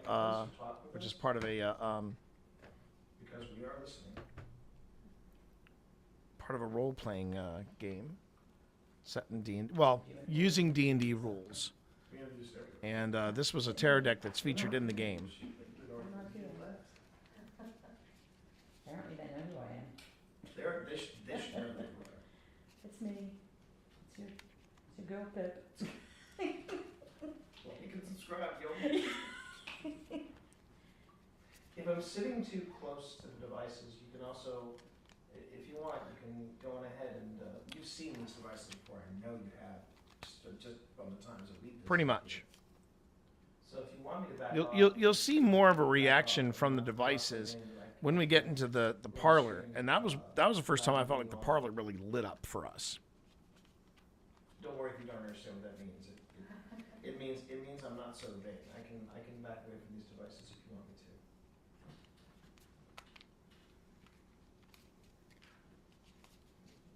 But there could be something going as far back as Smith's time. That's the truth. That was Alex. Ooh, we just did a pressure change. That was Alex again.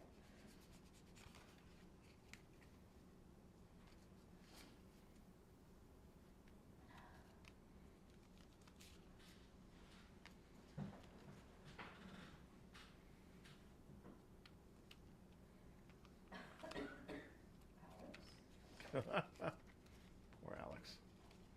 My friend Alex is got a chest cold. Can you make any recommendations of what she should take, what they should take for what ails them? I believe I also caught an EMF spike over here, very tiny one. Right now, PC, I don't have the spoons for that kind of thing. right now, between Magic, this, and yeah, I don't know about learning any new card games at this stage. Because I've also got 2 D&D campaigns, going to one tonight, and then I got another one on Friday, and then I'm also producing a stream for the place that I go to play D&D at, which is Mythic Hall. So right now, dance card is full.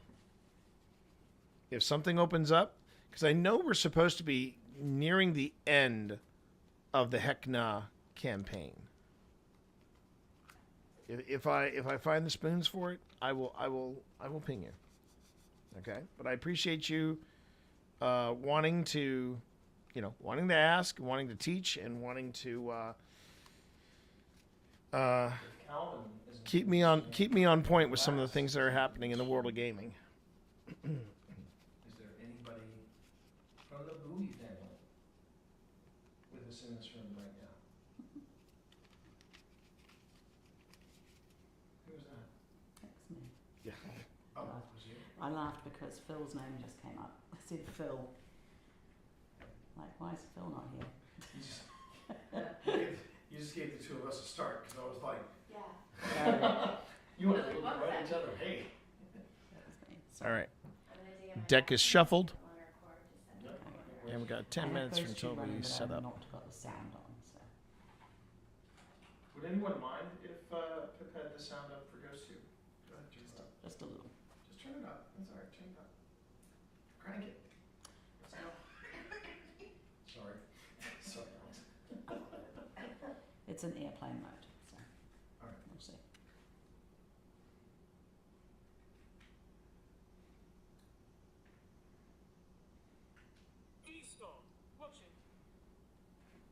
Can you try it up a little bit more? Literally.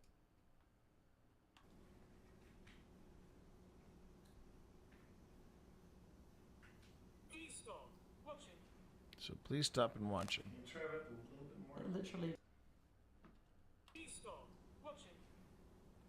Yeah, timing is okay. Good. It literally just said, please stop watching. It said, please stop, and then watching. Don't stop watching. I don't think that's what it said. But could you elaborate why you want us to stop? And thank you for watching us. You know, it's good to have people that'll keep an eye on us and keep us honest. But Teresa. Hmm.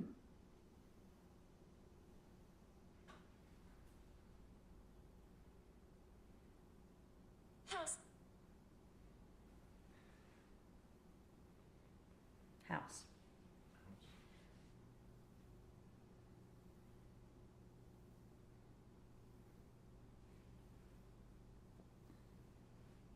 I'll ask Wynn about Teresa. do what? I'll ask Wynn about Teresa. He knows the Bowie family Well, backwards. yeah, he knows the Bowie family inside and out. That was me. Now Pip's owning up to it. There's quite a commotion this morning with the tree happening. Tree, this beautiful old tree, it lost a good portion of its limbs. Did you happen to see that happen?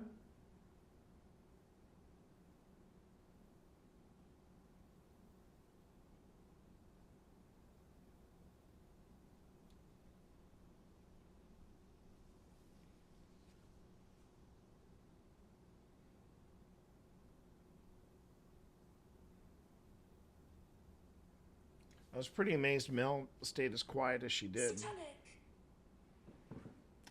Well, it said satanic, but what we're doing is not satanic. Well, back in those days. They would have thought, yeah. Yes. Back in, well, even today, people think. Of its limbs. Did you happen to see that happen? Whoop. Okay. Let me see. Do we have anything kind of creepy that we want to use here? Let's see.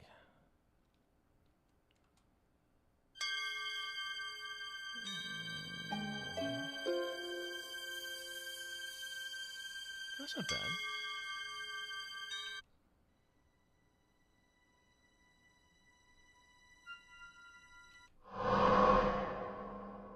Not long enough. Too big on the intro, I think. Too dramatic. We already used that. Now, let's go back to this one. Yeah, let's give this one a shot. Let's give this one a shot. Okay. Yep, good call.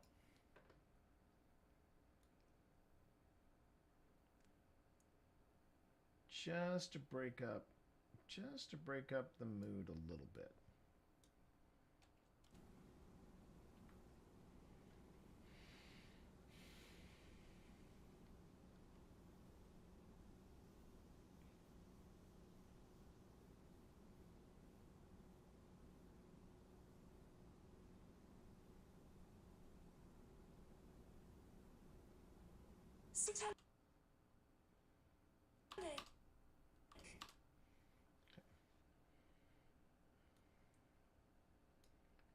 And we'll go with let's try that. Let's try that volume here. Satanic. A little earlier.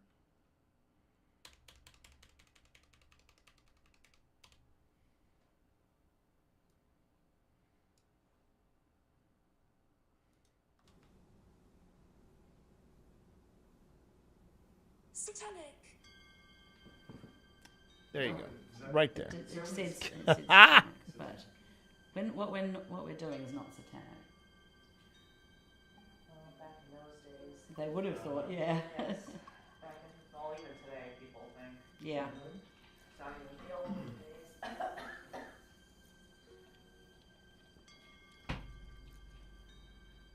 No shenanigans like that are happening here.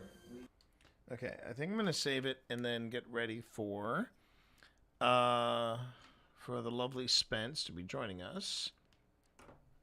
Just gotta make sure I have the right setup. We're gonna I'm gonna start moving some stuff around here, chat. Hang tight. We go to Pretzel Rocks. Okay.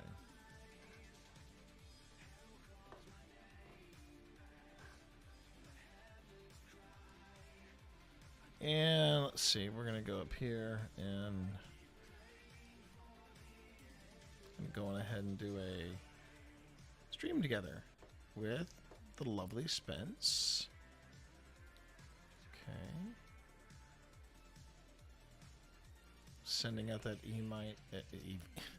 sending out that invite, starting up the shared chat. I will go on ahead and I've already got the collaboration working here. Now we just have to. Well, now I gotta wait. Oh, ads are starting in about oh no, the ad break will be ending in a few. Okay. Anybody watching there? There you go. And let's see. Oh, good. Oh, good. Good. It looks like that the. Looks like the camera's working. Just see if I can't get rid of that glare. It's coming from the main light, unfortunately. So okay. All right.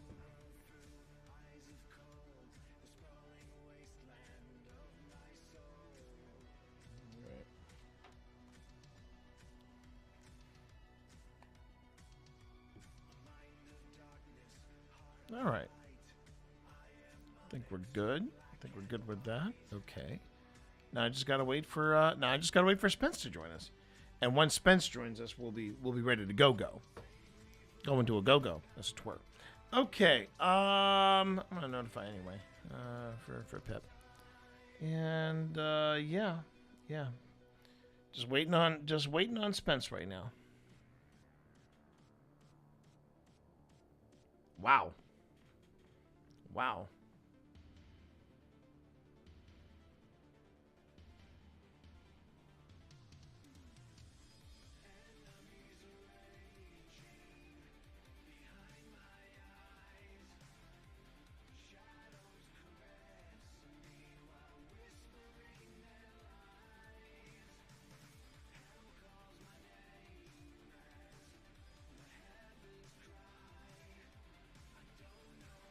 Okay.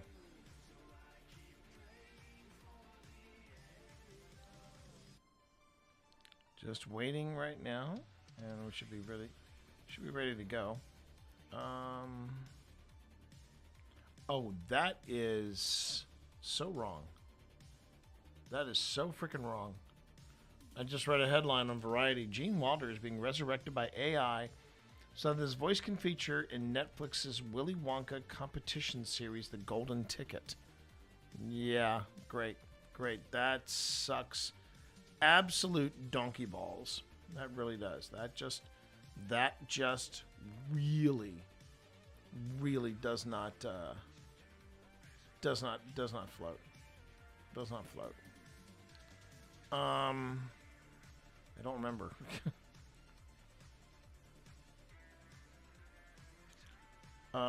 Before. Wait, no, I do. I remember at least this much. Pip just asked me, when did we see Evil Cheese Productions? I want to say it was in the before times. No, they had a voice impersonator and they used CGI for Peter Cushing. They did not use AI for that. And that was when you had the Uncanny Valley effect where it was Peter Cushing, but he didn't look quite right. For one thing, he wasn't in slippers. And if you don't know what I mean by that, allow me to... No. I said Gene Wilder. They're using Gene Wilder's likeness for AI. With using AI, they're using Gene Wilder. They're using it to recreate Gene Wilder's voice. 2024. Oh, all right, never mind. No, with Peter Cushing, they got somebody to impersonate his voice, and then they CGI'd Peter Cushing. Yeah, for Rogue One. Linville Manor, 2024, July 13th. Okay, before July 2024.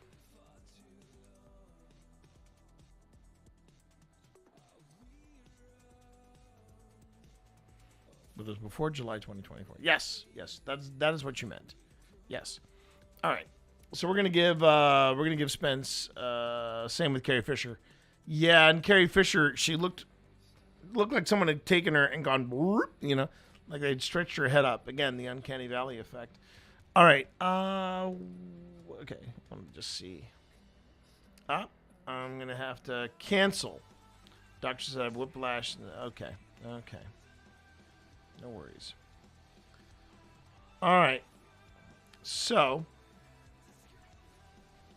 it looks like the lovely Spence is going to be canceling, and that's fine. That is more than fine. They have canceled. I totally get that. And so what I'm going to do instead, I'm going to do my daily read. I would do a full-on 4-card read, but I think instead I'm just going to go ahead and just do the single card because I want to get through. I want to get through this review. All right, so let's go to the mini card cam instead. So we're not doing so yeah, calling an audible. Spence is unable to join us for today. Sorry to hear that. They have been diagnosed with whiplash, which kind of sucks. They had that was because of a fall that she had been given or she had taken. All right, so I'm just going to do my daily read, and this is where you basically take a card, you take it off the top, you flip it over, and fortunately, it is covered in glare. Let's try that again. I can always tip it up. There we go. Ooh, what is that? The Queen of Wands. Oh, Wow. They've got some pretty freaky cards in here in the Crooked Moon. But then again, the Crooked Moon, I don't know if I've mentioned this to everyone here, but in the Crooked Moon, if you're curious as to what the Crooked Moon is, it is a module, not a module, I'm sorry, it is a full-on adventure put out by a group called the Legends of Adventris. I believe that is what they call themselves, the Legend of Adventris. So I'm going to go on ahead and pull that up. Adventris. Adventris. Yeah. They're listed as a music artist, but that's because they're doing a lot of, I think they do a lot of original music. But if you're curious as to what the Crooked Moon is, let me go on ahead and show you real quick. Not just for you folks over on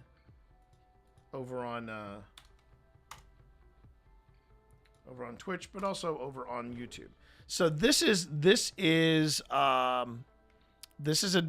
These are the game makers basically. And you can see all the bundles and all this stuff, but you can also just go straight to the Crooked Moon hardcover book. And this is the adventure of the Crooked Moon. It's basically D&D, but it's D&D set in a Southern Gothic setting. And that's where all this artwork comes from, is this book. And this right here is the Queen of Wands. So I can't wait to see what they have to say about what the King of Wands, or the Queen of Wands is. Okay, so Queen of Wands. I should probably also say it here.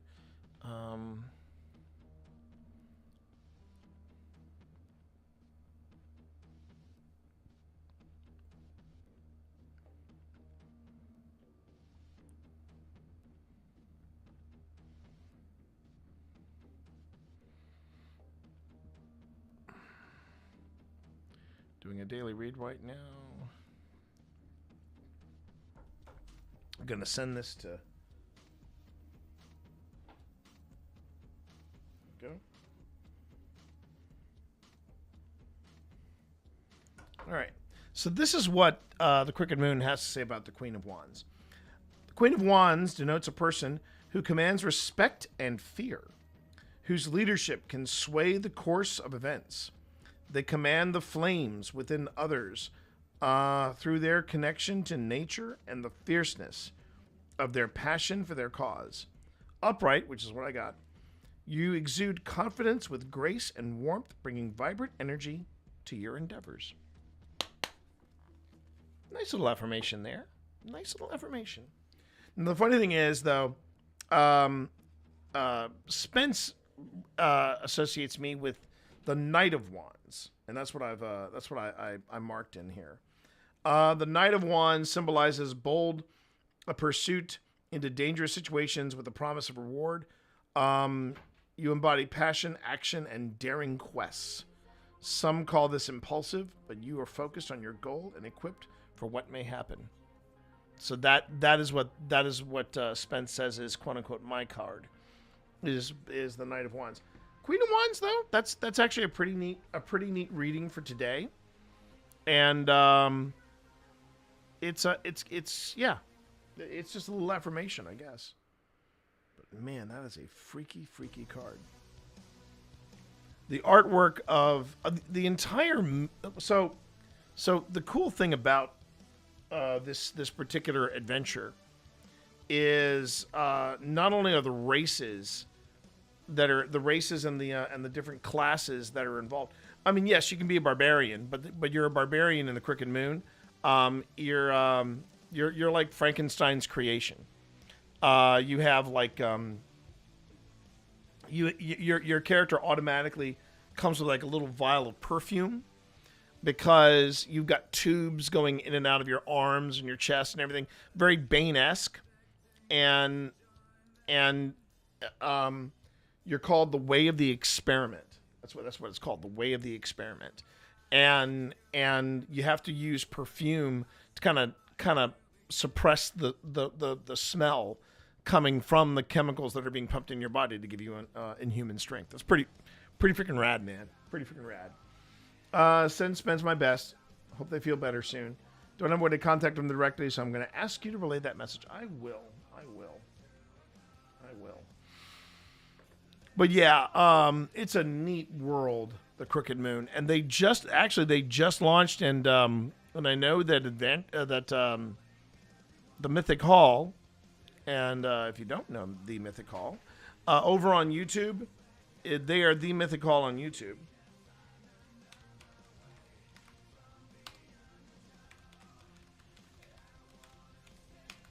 But every Thursday at 6:30, we do the thing. We actually do this a live stream from a Crooked Moon campaign, and it's a lot of fun to watch. It's a lot of good times, a lot of shenanigans, and I've really enjoyed this. I've really enjoyed. I did the one shot from Crooked Moon. It was so basically it's the opening of the campaign, and you basically wake up and you're at a train depot, and you get on the Ghostlight Express, and it is just wild. It's just so much fun. And at the Mythic Hall, we're going to be doing a test play of a brand new space opera trilogy, and it is called Neon Odyssey. Send verification? I'm not going to do that. No. You should know who I am. But yeah, it's called Neon Odyssey, and it's basically space opera of the 80s. And that's what the whole campaign is. Kind of cool. Kind of freaking cool. And we'll be playtesting it over at the Mythic Hall. Kind of fun. Now, will we live stream it? I don't know. I'm going to try to convince Sean to do that. That we should live stream it, because I think that would be rad. I think it'd be rad as hell if we did that. All right, so since we're not doing our moment with Spence, we are going to jump right back into we're going to jump right back into the review, and yeah, we're gonna probably finish this up then today, and then I'm gonna go play some D&D at Mythic Hall actually. So I'm gonna see if I can't convince Sean. Hey, let's live stream that adventurous thing. Yeah, I think we should. We are just trying to find out if there is something here at Linville.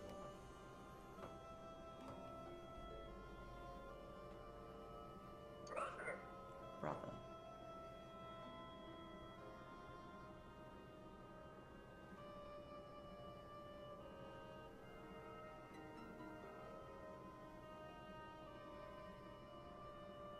Start. Okay. We have started recording.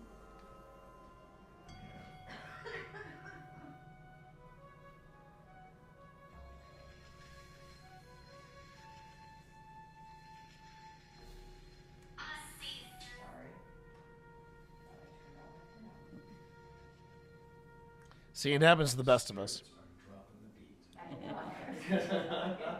Okay, so great question, PC. Great question. What is GhostTube monitoring for? Okay, so let's talk a little about GhostTube. Now, GhostTube is basically doing what you see a lot of people doing with a device called the Ovilus. GhostTube has a word bank. It's an app. It's an app on your phone, and in your phone you have a lot of different ways of monitoring the environment. You have a magnometer. Is that what it's called? A magnometer in here.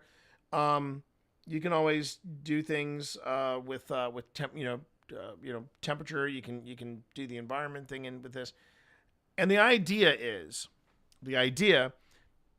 in these type of word banks, whether it's the Paratech, which is another device we use, the Ovilus, which you see in a lot of the ghost shows, and GhostTube, the app, is that you have a word bank, and based on environmental changes, Okay. Based on environmental changes, the app or the device comes up with some type of mathematical equation. And that equation basically equals a word, an element. And that element is usually a word from the word bank. So it's measuring changes in the environment. It is measuring temperature. It is measuring EMF or electromagnetic frequencies. It is also measuring any odd temperature changes, any kind of environmental changes.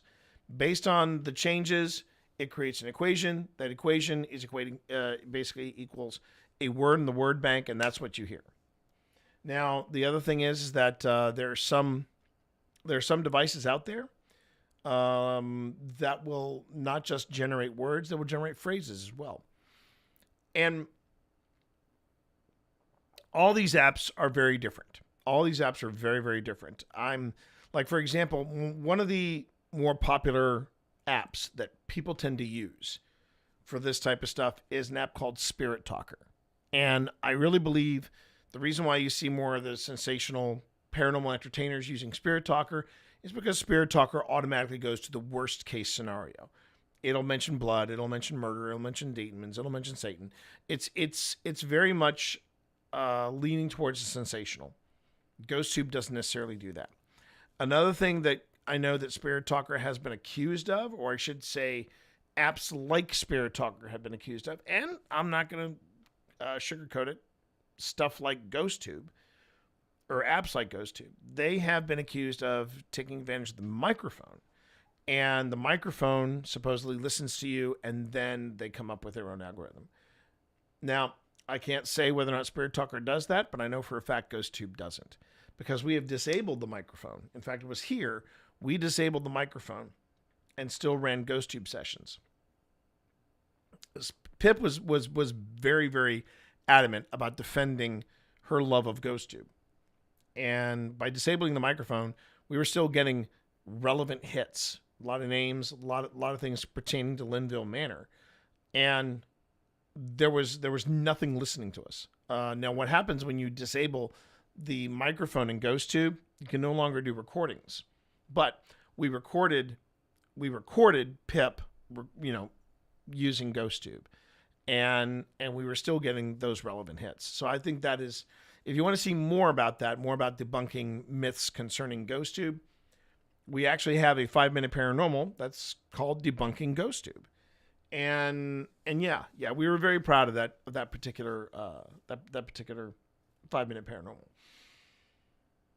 But that is what GhostTube and all the GhostTube devices do. They monitor these changes, and based on the changes in the environment, they come up with some of the hits that they record.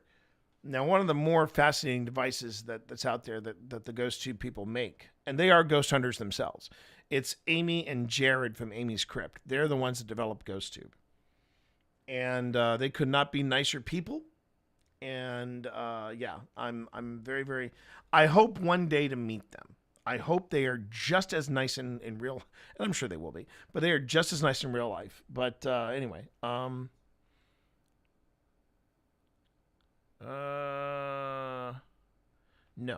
that was the visit. No. Hold on. That was our visit with APS. But the Rook we saw at Linville before then. Yeah. Okay. But that's what GhostTube is paying attention to. That's what GhostTube looks for, and that's how GhostTube kind of works.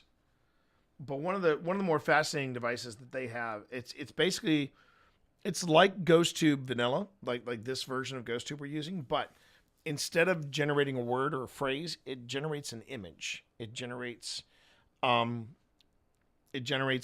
AI image based on the word or phrase. You never see the word or phrase, but you see the image that is inspired by it, which I think, and I said this before in the interview. It's one of those things where I'm like, yeah, I see what you're doing there, and I know that you're kind of adding to the mystery. It's very subjective as opposed to objective, because now it's based on your interpretation of what the image is all about.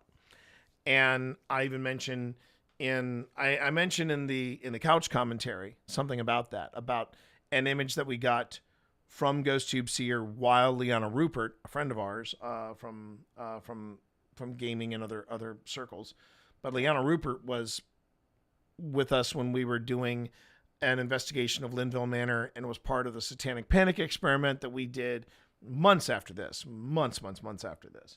But we had such a great time with that. And Seer created an image that we just couldn't explain. And you'll see that in the couch commentary. Can I tell you what I'm feeling? Something weird? Yeah. Yes. Yeah. I feel like something's sitting next to me on the couch. Like, Well, it's parapsychology talking. Yeah.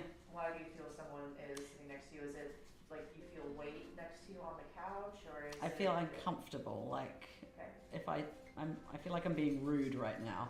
Okay. With my back turned to them. Okay. Having a chocky. Okay.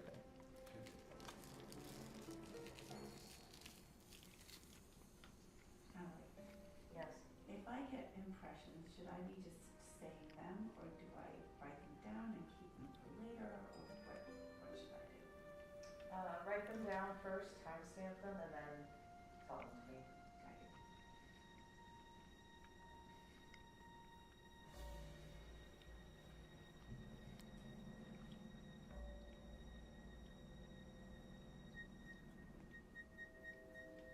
So Pip and I do believe that there is something here. We believe that. Run away. Run away. There was This is the most. It's never been this active, and Well, it's also never been this negative. Hmm. Usually, it's a lot more curious about the stuff we're talking about, especially if we're talking about other places. Well, there was a story of an enslaved man running away from here. Remember the story that Lynn told us? And there was another story about the Shot. Oh wow. He was shot. He was shot. Okay. He ran down towards the river to get away, and was killed. There was also an unconfirmed Oh, yes. story about someone being shot in the doorway. This doorway? This door. The front not, door. not this doorway, but the main doorway. The main doorway. Yeah. Oh, and that's perfect timing. That is perfect timing. That is perfect timing.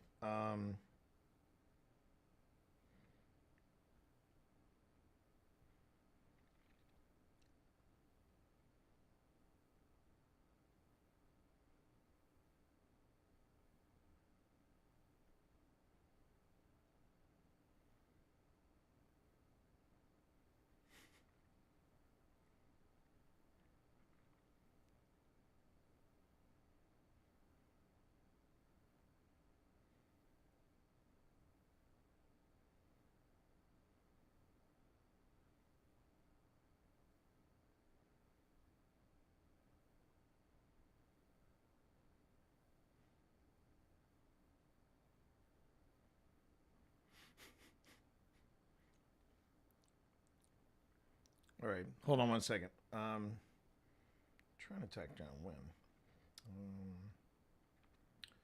Wynn Brewer.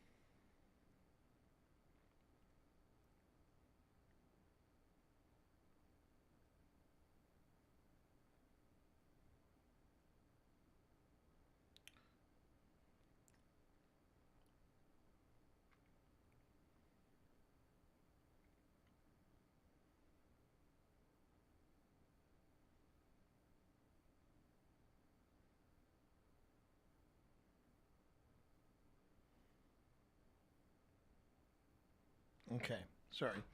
All right, just wanted to need. Oh, so what's interesting about this? Yeah. So we got Run away. Run away. There was This is the most. I can say.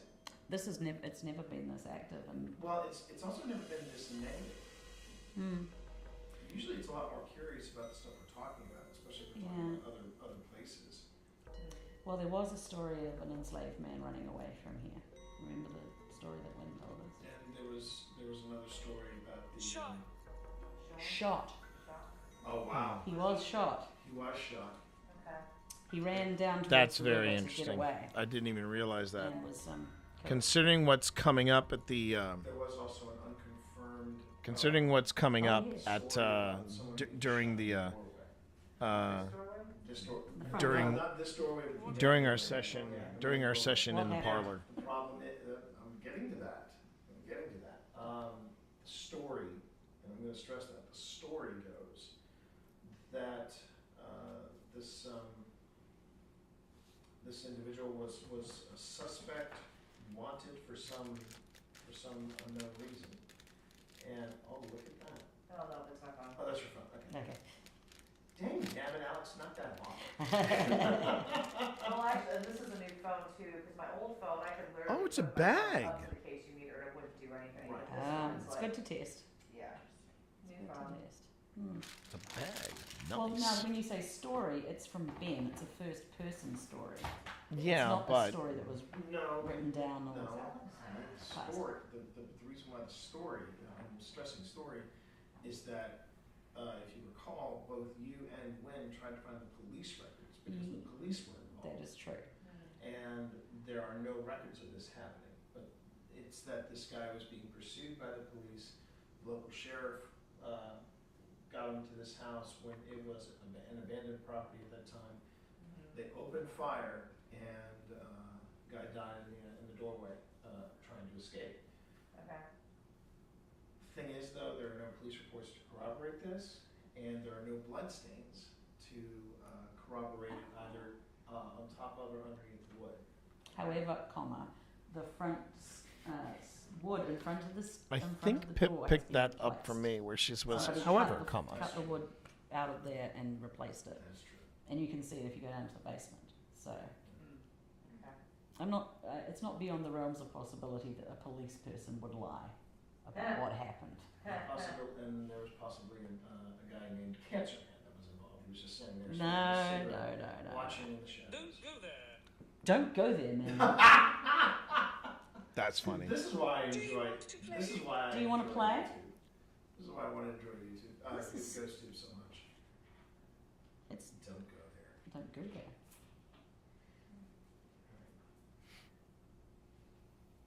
I mean, we know nothing about who this guy was, what he was suspected of, and you're right. We've seen enough. We've seen enough true crime stories to know that just because the police are involved doesn't mean that. It seemed to have been. It was suggested that it happened before Gladys and Calvin. Yes.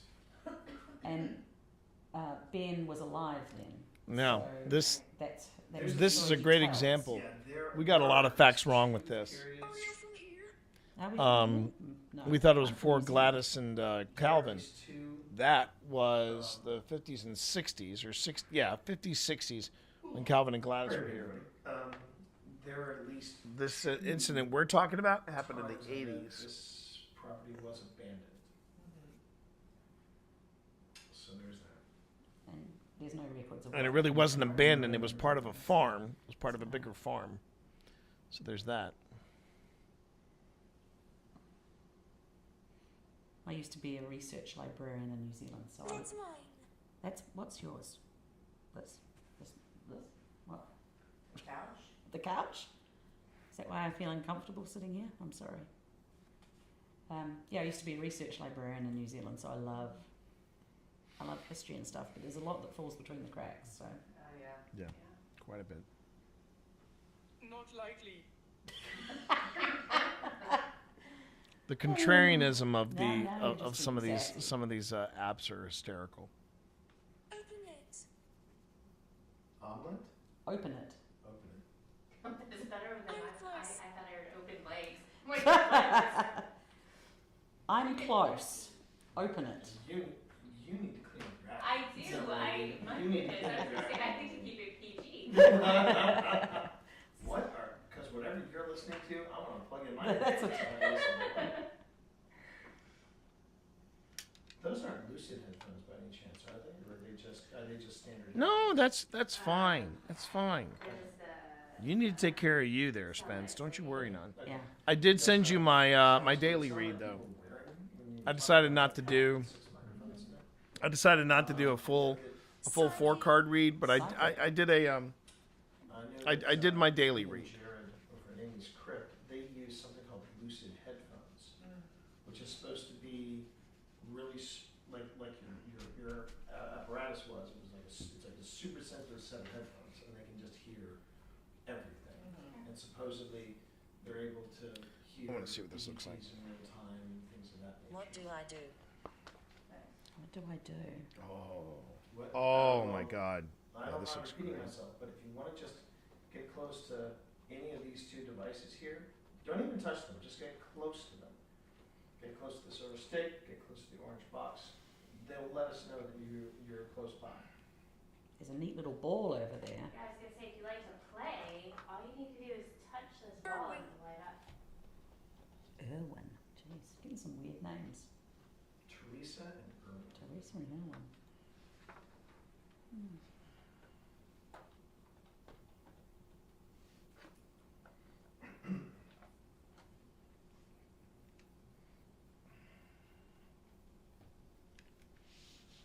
Cheating 23. That really is popping. It's been popping since you launched it.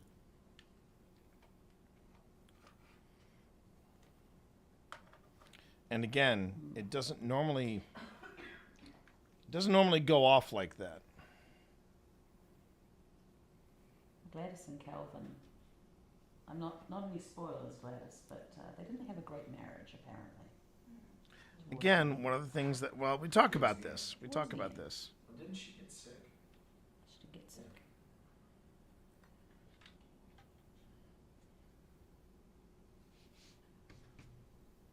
That looks really sharp.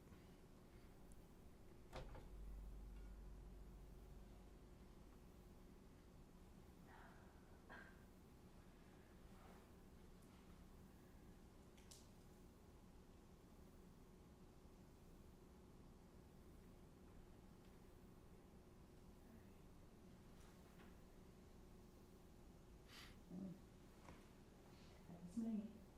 I'm still feeling like one of my shoulders is really sore. Like. I'm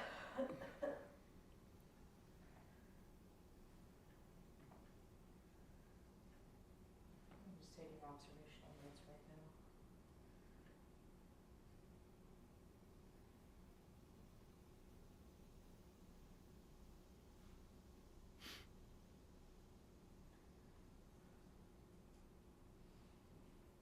That was my stomach for any microphones that actually pick that up. Or hear it. Because for a second I was like, that can't be my stomach.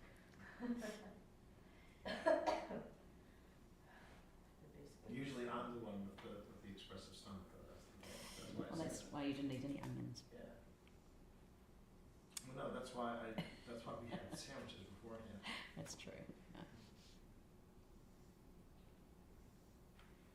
All right, no worries. You know what? I need to step away. Just Not bad. Having an interview already. So Knock it out of the park, bro.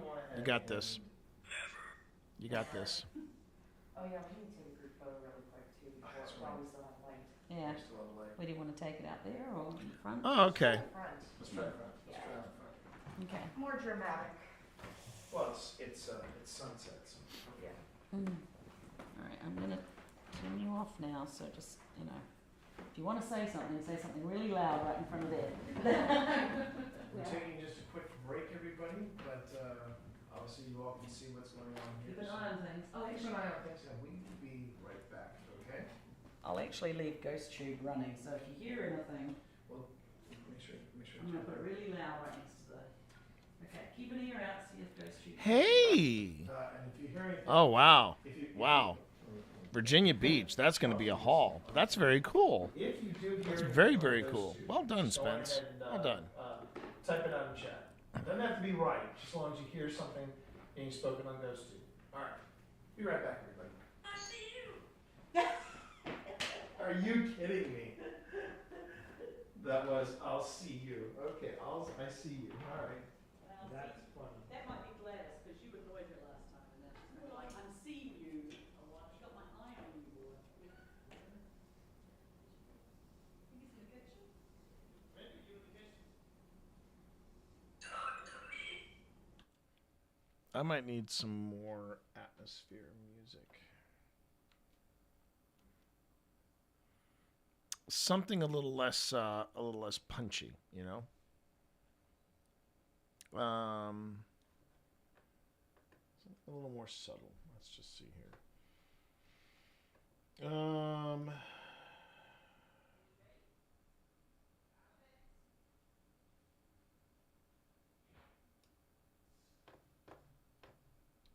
Go to Envanto.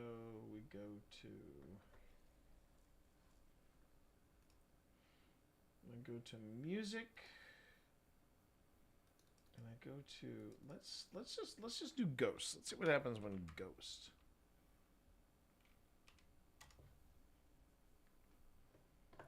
Let's see what they've got here.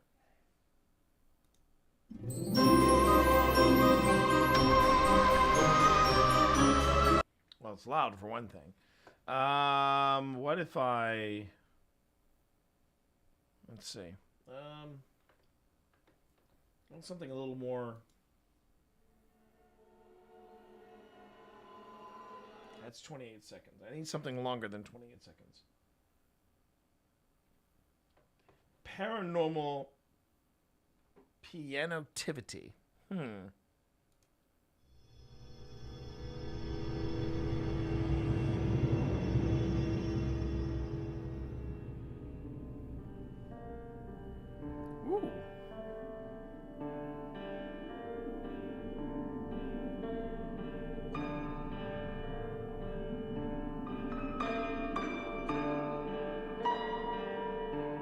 It's actually not bad. It's actually not bad.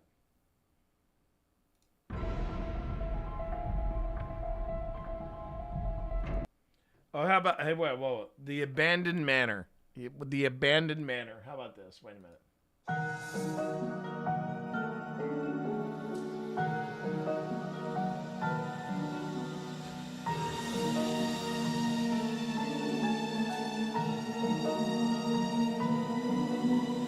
Okay, I kind of like that.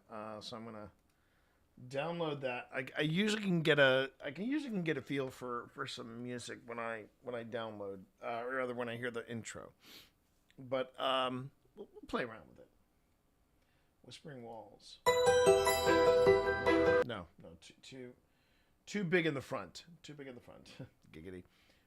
All right, Funny Ghosts. Wouldn't hurt to have wouldn't hurt to have a second comedy track. So let's see.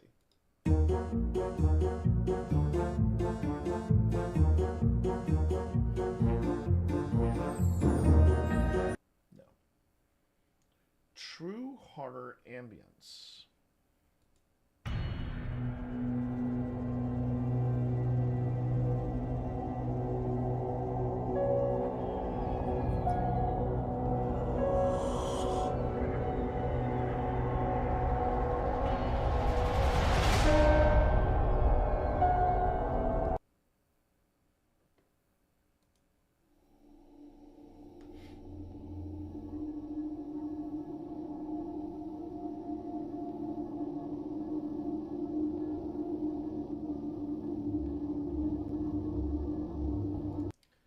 Okay, I kind of like the vibe of Haunted Asylum. We'll take that. And let's see, Scary and let's go with Ghosts. Let's see what the.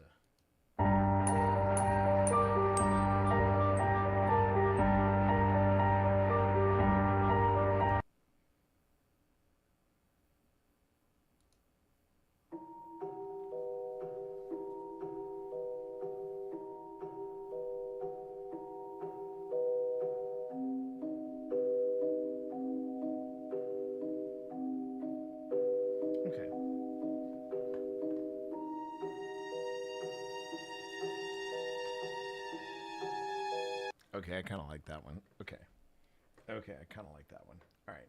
So we got three potentials. I just have to expand them now and drop them into proper files. So let me just see where we're going to be going from here. Hold on. Please hold. Your call is very important to us. Okay, so we got downloads. These are all. So that's Haunted Asylum. That is the Abandoned Manor. And then we have Vintage Horror Movie. Okay. Orchestralis. Ooh, that sounds fancy. Okay. And we go to OSI, number 5. We go to Paranormal Investigation. We go to Old Spirits. We go to Show Elements. We go to Stock Music. And I drag these folders over. Okay. So, folders and files, I should say. All right. I hope you're feeling better. I hope you are feeling better, though, Spence. Sorry to hear that your tumble has turned into something a little more meaty, I guess is the word we're looking for here. All right. And then finally, the Abandoned Manor. Yes, the Abandoned Manor.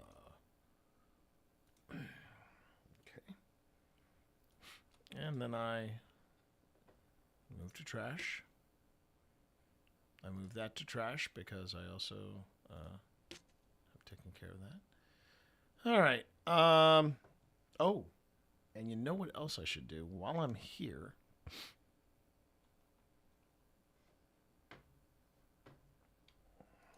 Hold on. One of the things I should do while I'm here, since I'm thinking about it. You gotta think about it. Okay. We go to. All right. Yeah. I go here and no, I don't go here. I go here, and I go to. Right.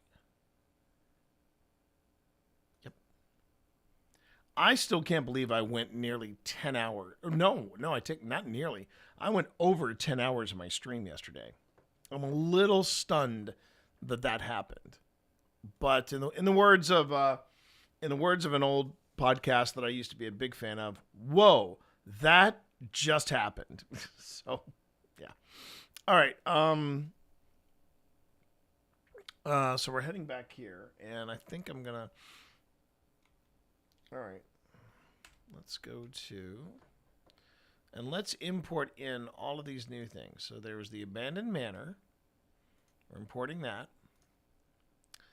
I'm going to import in Haunted Asylum. Main version, Haunted Asylum Atmosphere version. Ooh, wait a minute. Let's hear this one.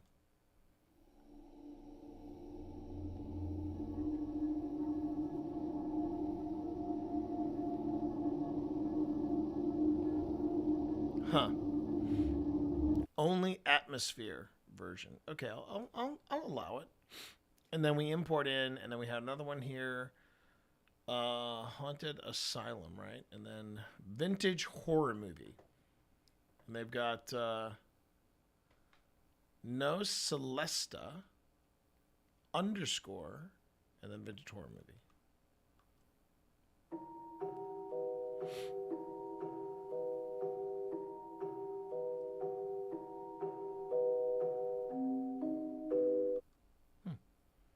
I'll go ahead and bring in that one. All right.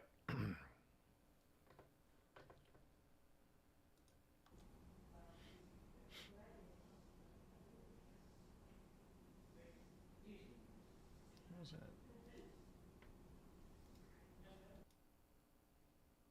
Oh, it was the yeah.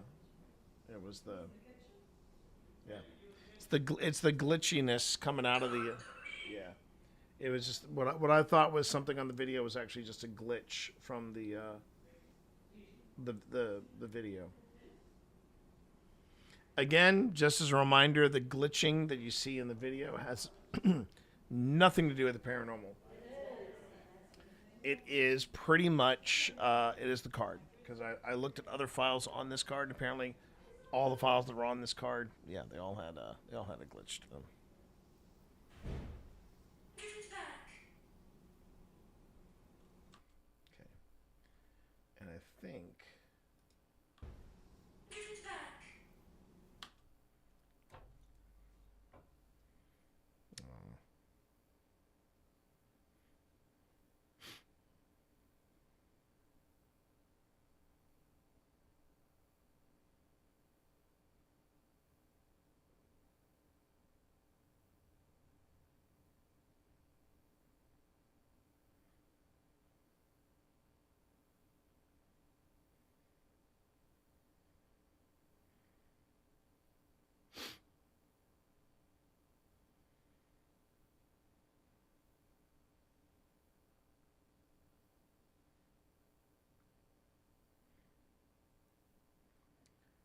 For the channel.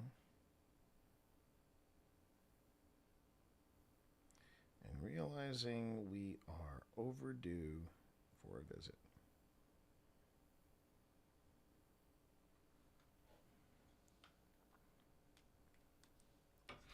All right. So I think I'm gonna use this music here. And then when it comes up, because I think we do.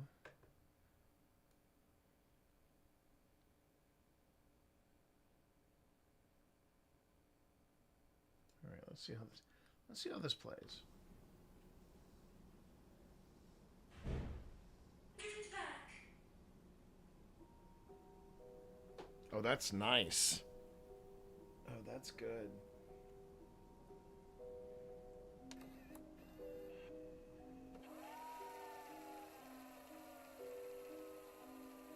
Oh, I like this. I like this a lot, chat.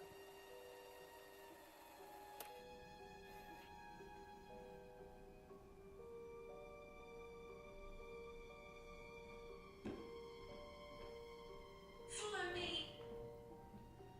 No ghost steps, it's just me. So what did it say? Infant. Infant? Oh, are you kidding me? And I just saw, I just got 2 taps from my, from Fast Eddie. Grown up. Grow him?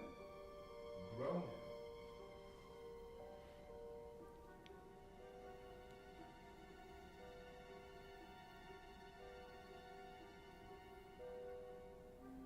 Run now.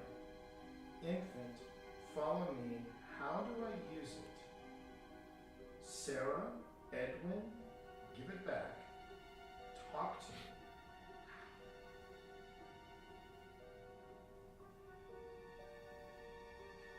Seriously, chat, it did say a lot, Kimmy. Did any devices apart from Fast Eddie go off? Because Fast Eddie just beeped twice, which I find that very interesting. I'm keeping my distance just to see if that makes a difference at all.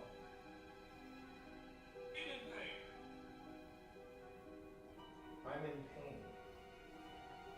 Is there anything I can do to help you?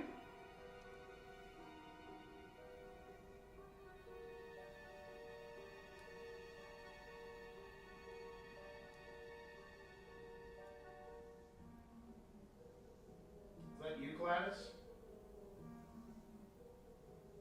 Are you in pain? Edwin. Brandy. Behind you. Edwin, Brandy, behind you.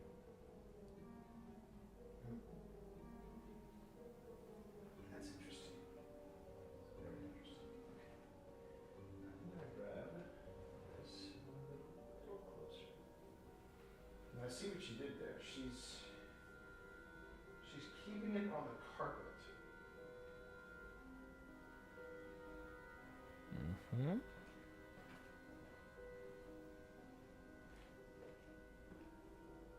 3 in a row. Edwin, Brandy, behind you. With a rapid fire, that creases. There's some flooring back here behind the camera. Okay, all right, interesting. Interesting stuff.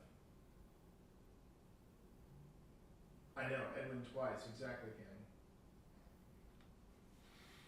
It is fascinating, very fascinating. All right, I'm gonna go and see what's happening outside. Keep me posted in chat, everyone.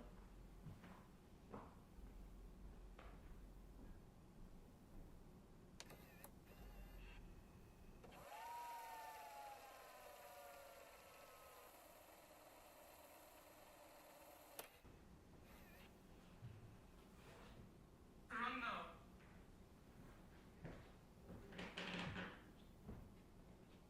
Lower.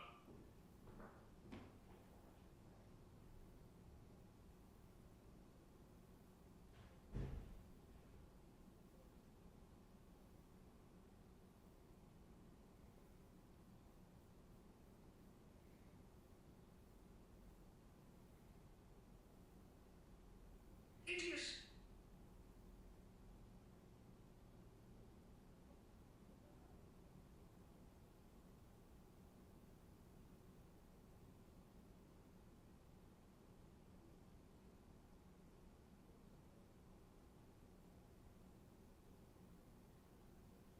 Okay. Still very quiet.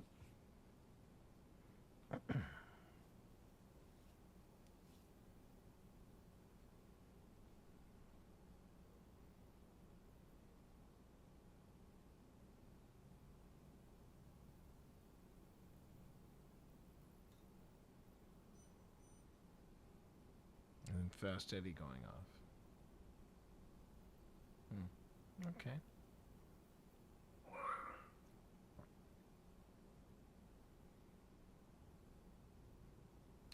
Couldn't tell if that's warm or worn.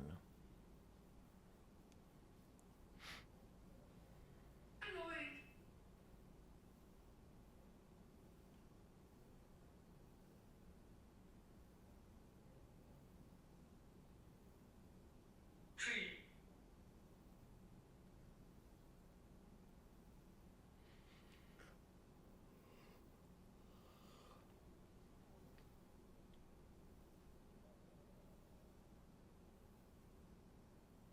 Peace.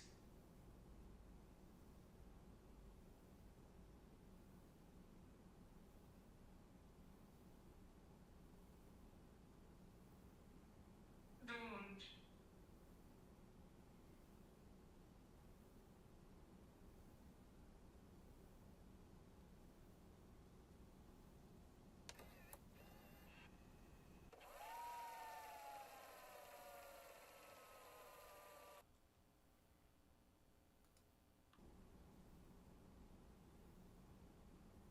Don't.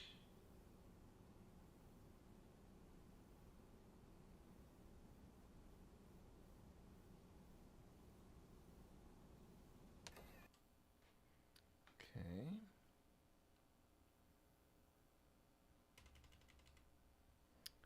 Let's change it up a little bit. Let's bring this in.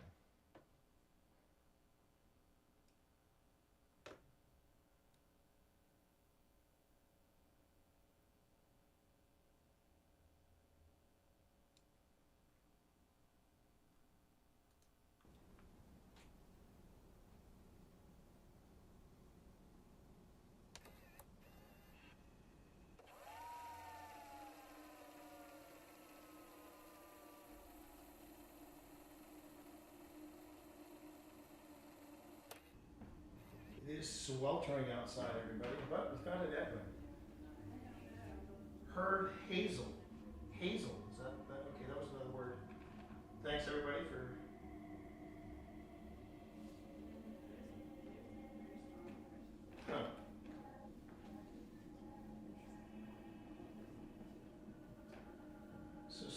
So just us being outside. 27 hits. Oh, yeah. It's like it was waiting for us to Of course it was. leave. Did any of devices go off? Did anybody see any devices go off?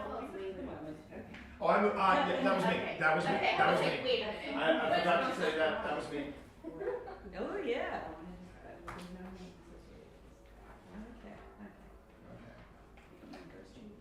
Yeah, basically, I see you all the way up. It's gotten 27 hits. Wow, we're out. Annoying. Well, Annoying. I've got that. Well, we did, but I know Chat was asking about Edwin, and we did have an Well, we got tree. It said tree. Considering It said annoying tree. Considering we were just talking about The tree probably did annoy you when it fell. Right. It said annoying tree and then peace. I still, like I said, I haven't found Teresa, but at least one Virginia buoy named Edwin. So there is that. Okay. A lot of Edwards. A lot of Edwards. That was also like the hottest. The name. That was the name of the time. My dad was named Edward. But not seeing any. I'm not seeing any Teresas. Only one Thomas. Dwarfs.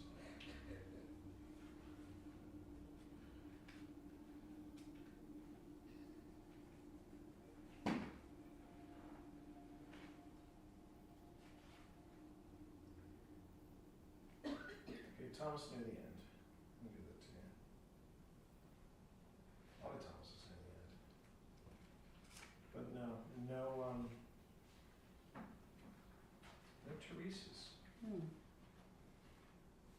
I said no. I said no. No Teresa's.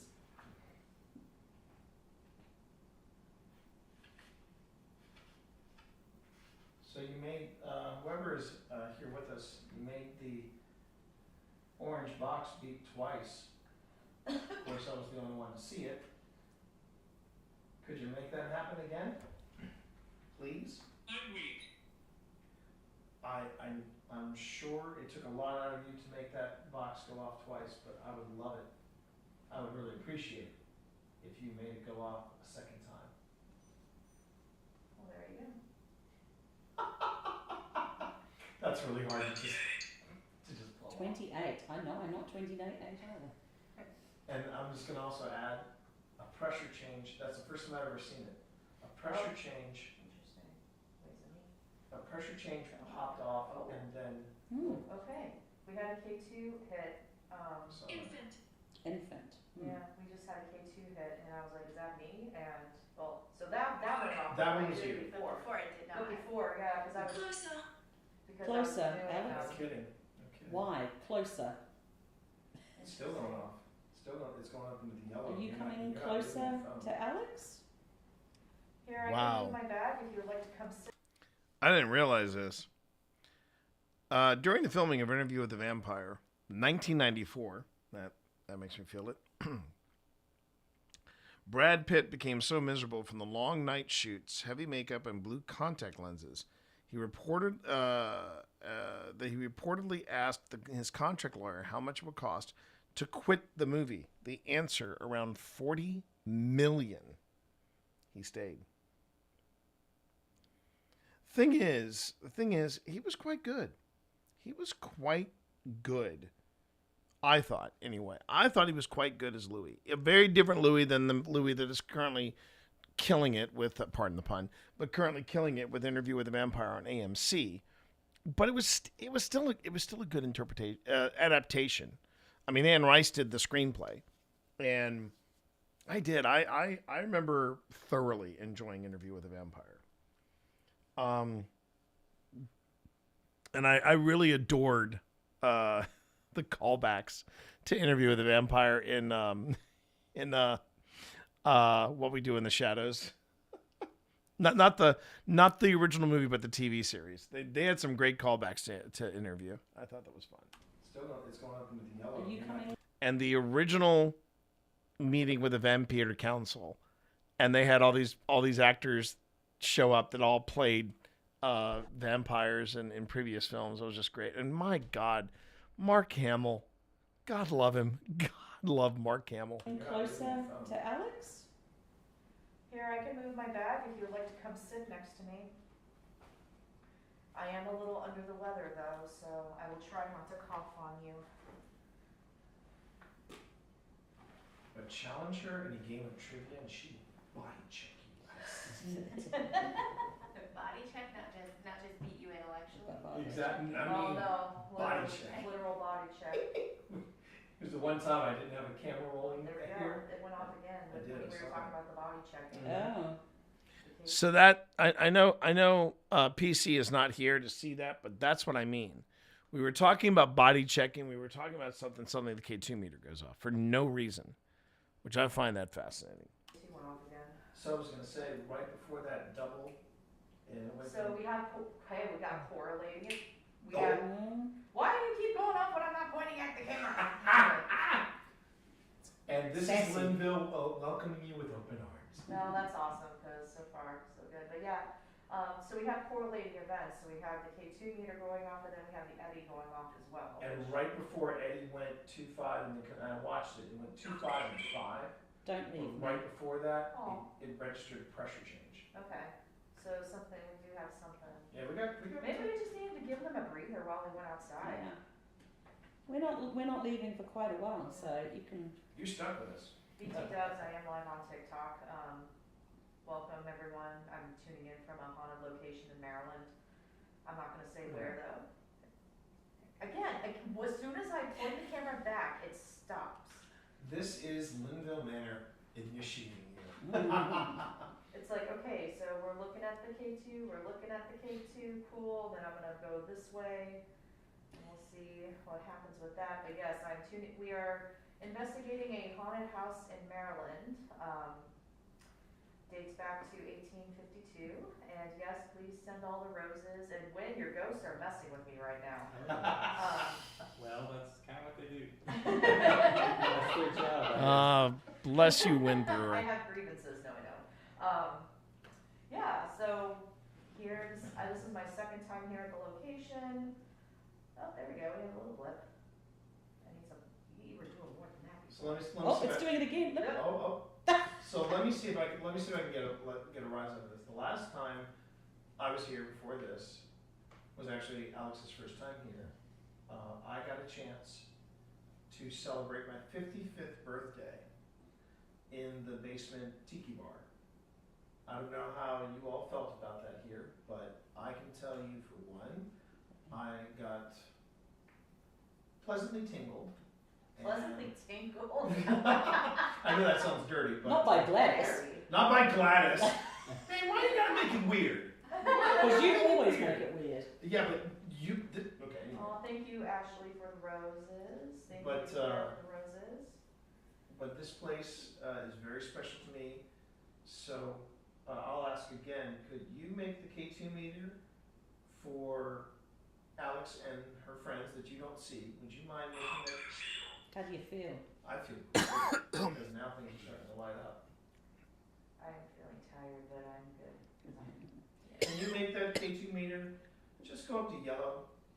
Don't make it go to red. I mean, if you want to make it go to red, just to flex. But could you make it go yellow? I'm seeing you work it. Oh, they're trying. Just step a little closer.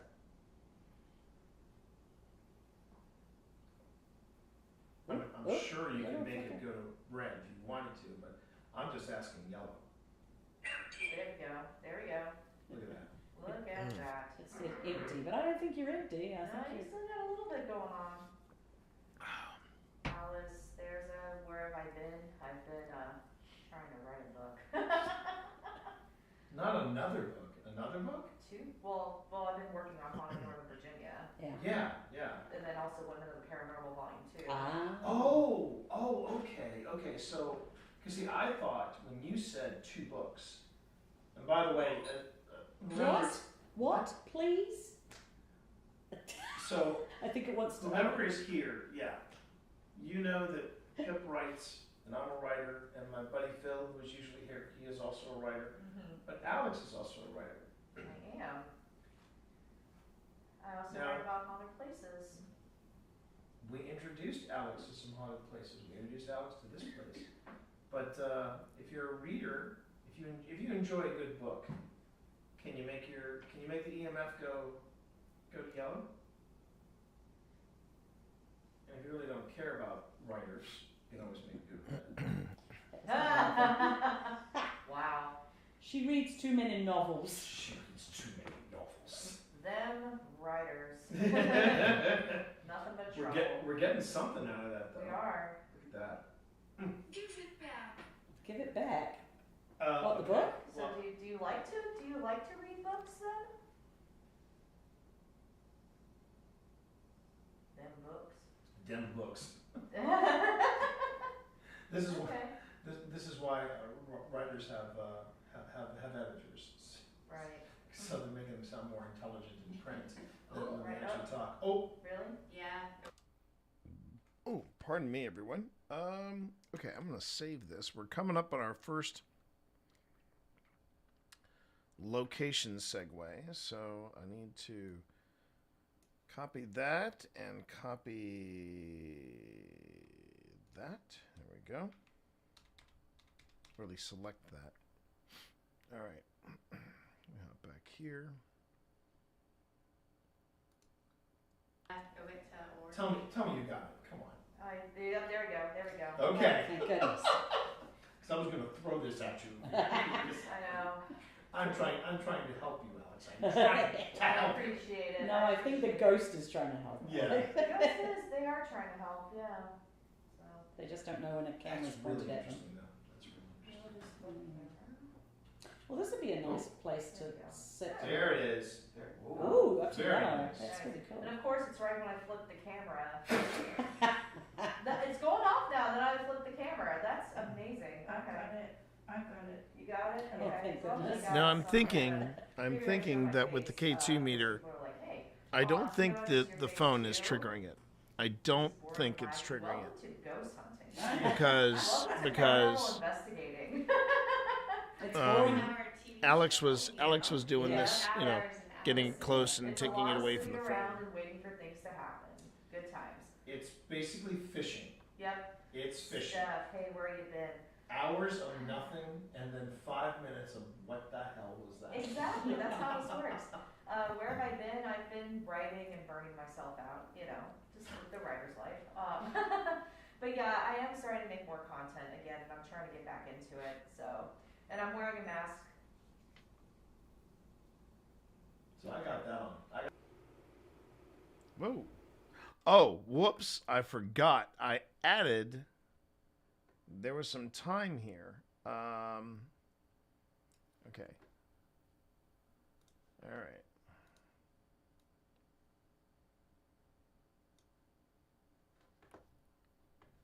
I think I added about 10 seconds. I'll find out.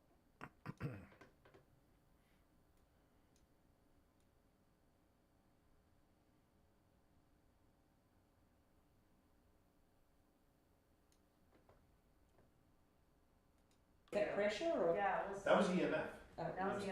Okay. Two solid EMF hits, and I think. And I'm wearing a mask. So I got that on. I got that on. What was that? That's good. They got that on Is video. that pressure or? Yeah, it was. That was EMF. Oh. That was EMF. Okay. Two so solid that EMF was hits, and I spiked think over they, here. from the looks at it, they were both 2.5. All right.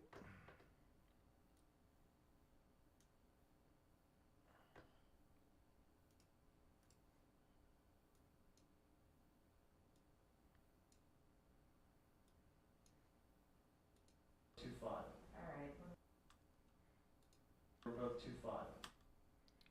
All right, and then I go here. Whoops. Oh no, not whoops. Everything's copacetic. Okay. Now I may have to fudge this up a bit, but let's see what happened. Crud. Okay. Okay.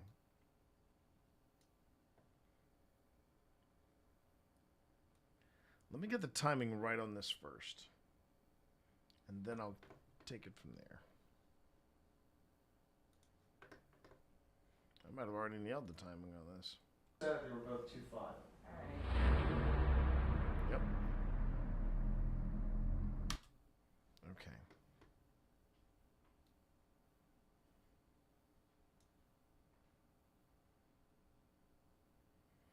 All right, so we have that selected.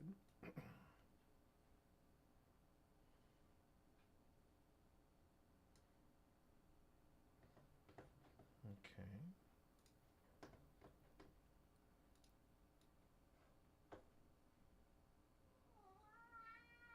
Yes, Viola. How can I help you? How can I help you, Viola? I'm listening, Viola.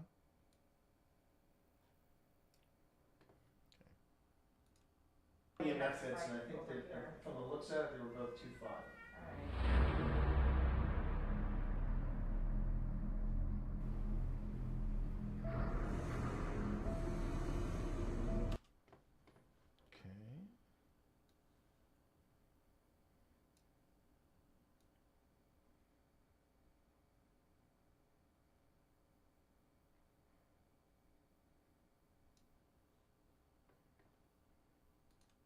From the looks of it, they were both 2.5.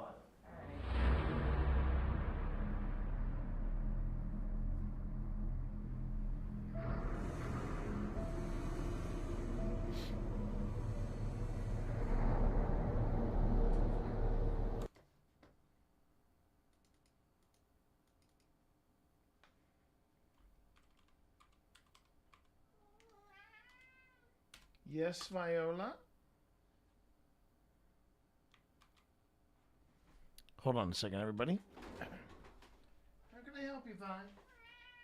What's the matter, Vi? What can I help you with? I'm listening. I'm listening, Vi. I'm listening, Vi. What is it? Really? That sounds serious, Viola. Sounds very serious. Is it? Oh, my dear. Viola. Whatever shall we do? Oh, really, Vi? Really, Vi? She's looking at me. What a dunderhead.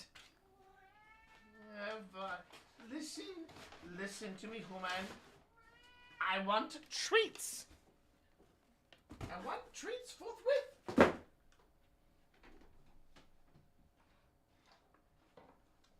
And you mocking me is not helping my demeanor in one little bit.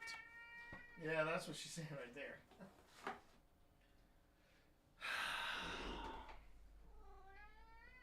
Let me go give her some treats, just to sate her appetite for just a wee bit.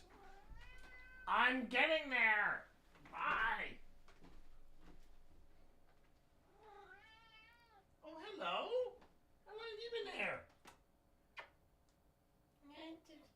I'm sleepy. I'm giving some affection.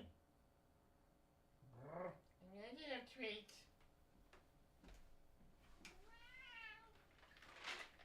Treats help my one brain cell, Dad. No, Vi.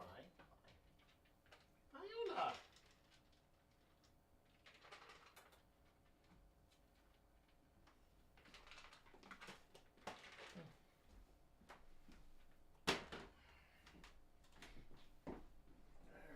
Ugh.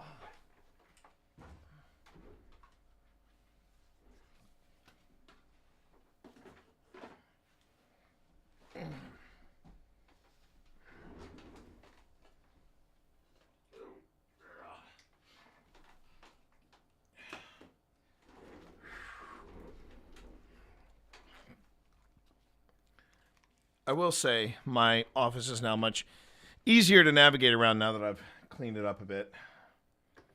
Okay, so we're in here.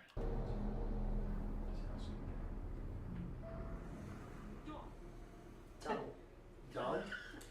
Wow, that's hilarious. Oh, Gladys. But you know what? But you made the candle. But you say dull, and then you light up the candle. Mm. Well, we probably are dull compared to the parties that they had here. Apparently, at Christmas time, Gladys and Calvin could have 200 Christmas guests for dinner. Oh, wow. In here? In here, and I'm not sure where they put them, though. I'm trying to figure out where they put them. Yeah. Right. I mean, they had to have extended into the outside or back. Had to. Yeah. Well, there have been some Christmases in this area where it's gotten. You can actually go outside maybe. Yeah, it's not the worst weather around. But that's a lot of people in this house. A lot of beehive hairdos and. Aquanet as far as the day can go. I would love to smell some Aquanet again. Oh. Even as like a ghost thing, be like. I'll say I can fire up the plasma box too and see if Gladys wants to talk with that.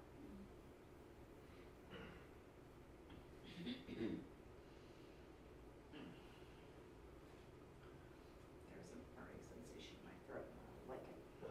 It's gone from a tickle to a burn. Sure. If that was you that just knocked out the candle, thank you.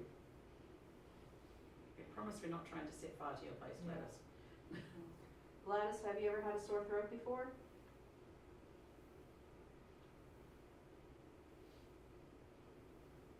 I would love to hear how you would remedy a sore throat.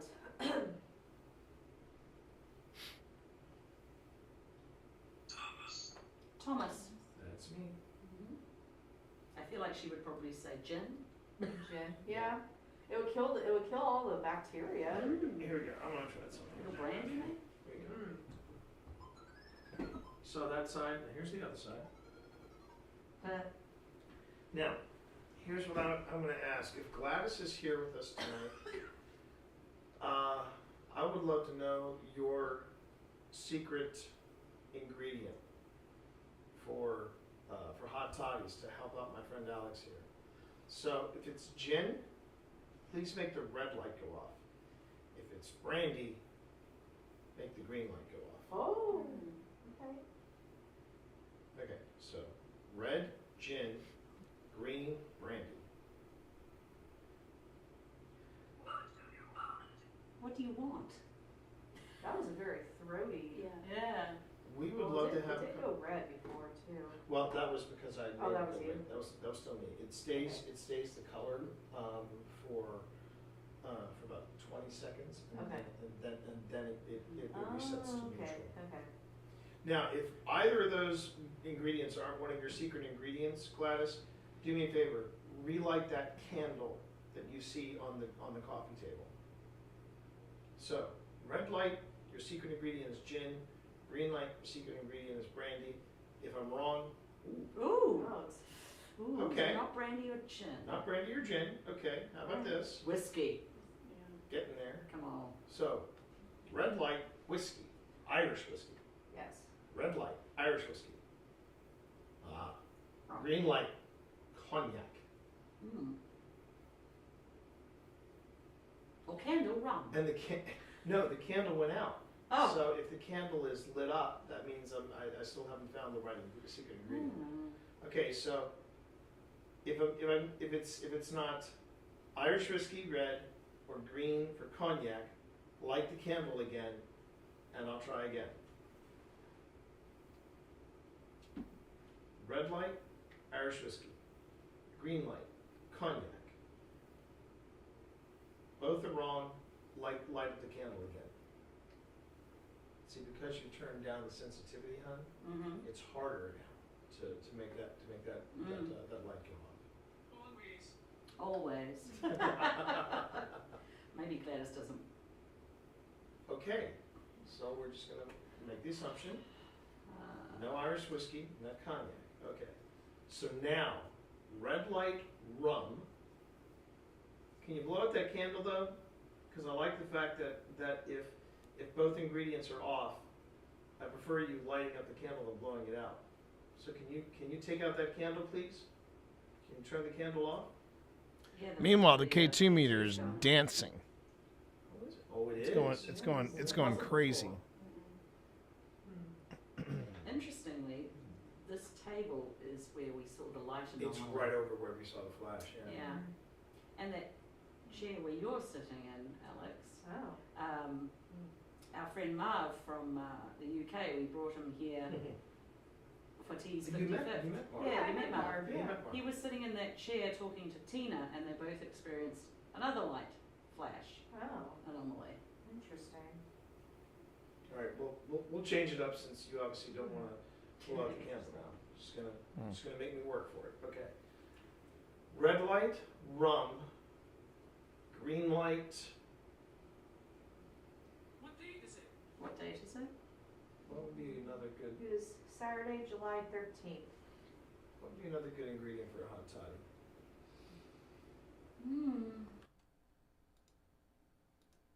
Saturday.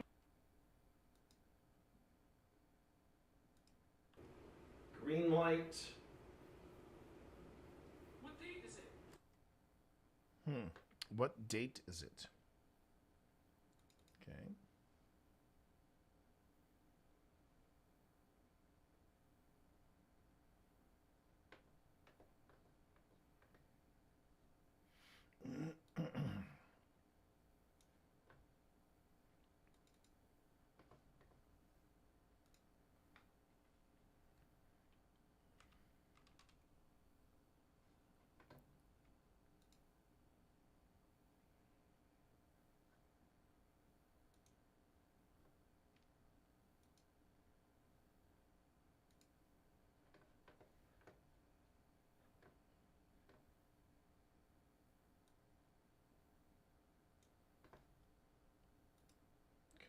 So you don't want to pull out the candle now. Just gonna make me work for it. Okay.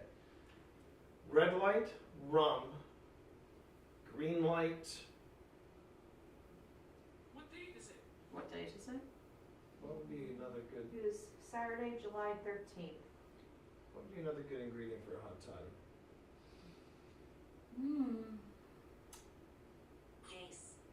Tennessee whiskey. Honey. Jacket. Moonshine. Moonshine. Moonshine. There you go. A case. Whatever it is, it's a case of something. Okay. So we'll go red light, rum. Green light, moonshine. If both are wrong, blow out the candle. Funny enough, my grandmother's family used to smuggle and transport moonshine during the Prohibition era. That so tracks with you. Right. Did a lot of business with the Hatfields and McCoys too. That's how they survived the Great Depression. A lot of people survived the Great Depression. They might have known Chuck's ancestors because That's true. Chuck, the guy who runs the distillery, he's like, I'm making moonshine for 50 years, 20 years legally.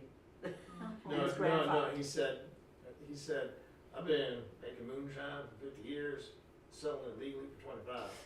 And he just stood there and smiled, and I was like, That's oh, hilarious. okay. What, do you know what part of the country he was from? He was from Maryland. Okay, His because my fam- family was working out of the tri-state area in Appalachia, so Kentucky, Ohio, West Virginia, like that tri-state area. Listen, what are you saying there? Funnier still, Chuck, before he went full time with his moonshine, used to be a pilot.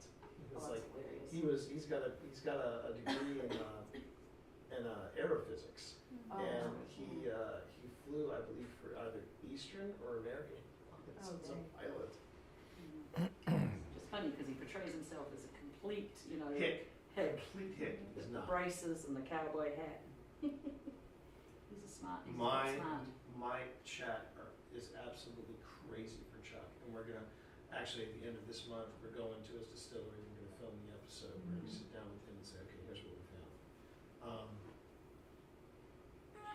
We didn't find too much, but the stuff that we did find was pretty amazing, and I'm convinced I heard his grandfather in the spirit box. In the barrel It's room. In the barrel room. What do you think of that, Gladys? Hanging out in a barrel room. In a distillery. In a distillery.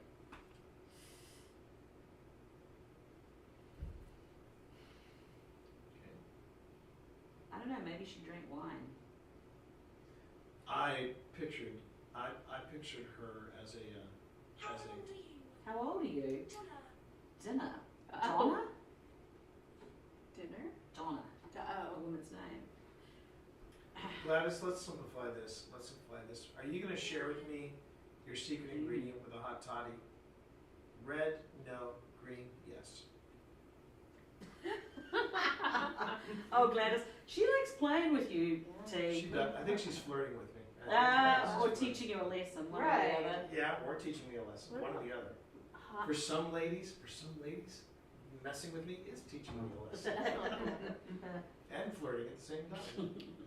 What about some like spiced malt, like hot wine, like the malt? What? It's not. I picture glass as being very much a Not all of cocktail us. I'll say not all of us like. I like mulled wine. So you're not going to share with us your secret ingredient? Green, yes. Red, no. I would really love to know. Choked. Alex is not choking. Pip uses it. Tea. Yes. Choked tea. What? TEA or TEE? You. Oh shit. Gladys, give him a break. I know Gladys, he can be annoying sometimes, and he was rude to you once.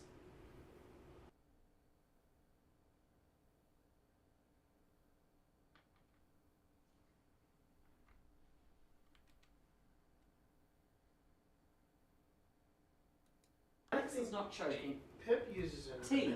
Yes. Choked tea. What? TEA or TEE? You. Oh shit. Gladys, give him a break. Yes, baby? Not yet, but, oh, geez, yeah. I'm going to wrap things up. Sorry, baby. Coming down. Ziggy off. Oh, geez. Well, look at that. It is already 4:25, and I'm going to snooze this break because, yeah. But hold on. I just wanted to see this. I know it can be annoying sometimes. It just stopped like that. It just really stopped. Okay. I'm not kink shaming or anything like that. Gladys, that is not what I am into. What did she just say again? We said PG. I can hear you. That's kind of funny. That's kind of funny. I am right here. Well, you did take the Mickey All right, out. I'm actually going to take this back a little bit to about the 16-minute mark. I'm going to save this, and then I have to yeah, chat. I think I'm going to wrap this up a little early because I need to, well, one, order dinner, and then we're going to go and do a little cat sitting because we got a cat that needs some love, and their family, because it's ironically it is one of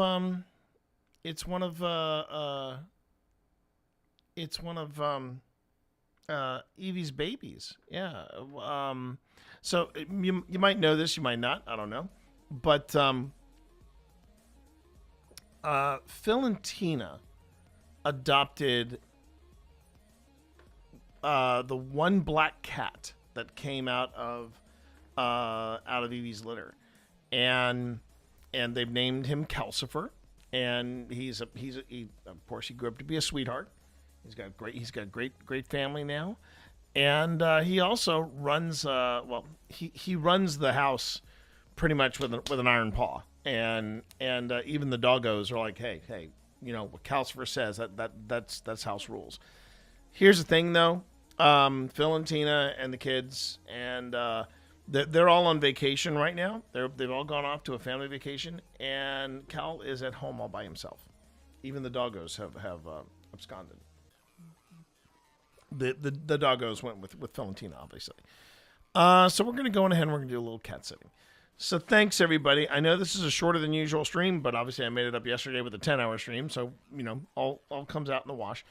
But thanks everybody for being here. We are gonna we're gonna be cracking into some new stuff tomorrow. Okay, but I'm hoping to start at 11. We'll see how it goes. I'm gonna have my pupils dilated because I'm gonna go get an eye exam, and I'm probably gonna get some new glasses in the process. So thanks everybody for being here. I will see you all tomorrow. See what I did there? I'll see you all tomorrow at 11. Hopefully we'll see how it goes. All right. And as far as rating, let me see who's on. We might just keep it simple. What is just chatting doing on here? Let's see. Oh, Babe is on. Babe is on. Oh man.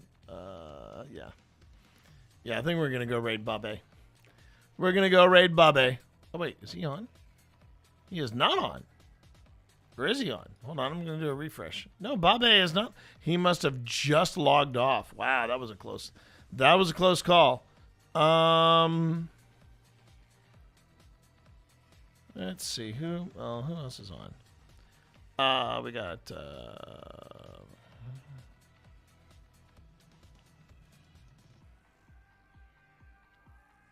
oh, you know what? We're gonna I'll drop you off with Cypher. Cypher of Tier. Cypher's good people. Really good people, as a matter of fact. And yeah, we're gonna go and raid Cypher. How about that? I think that's a great idea. Sorry, Babe is not around, but Cypher's good peeps. So if you have a tier 1 sub with us, all you have to do is copy and paste. Oh wait, actually, let's just do this. Don't copy paste that.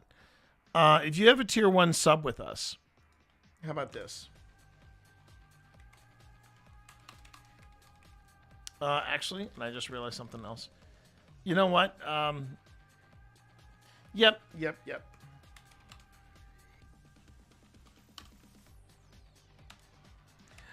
You have to be very careful with how you raid Cypher's channel.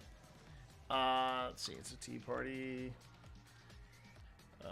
and then T raid, T monster raid. All right, copy this line of text. But if for some reason, you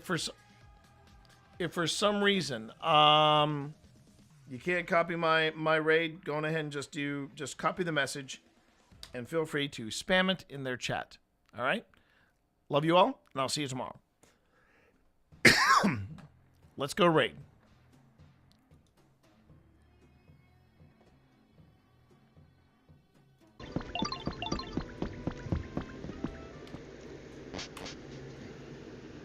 Oh, hey, T. How are you?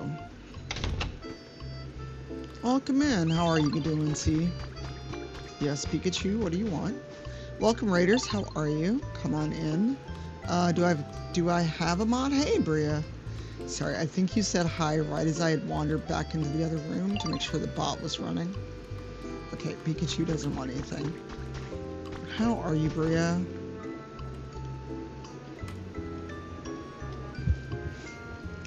I don't think I've got a mod because I just started. No worries. Enjoy dinner. Have great D&D. Thank you for bringing your folks over. And for those that I don't know, name's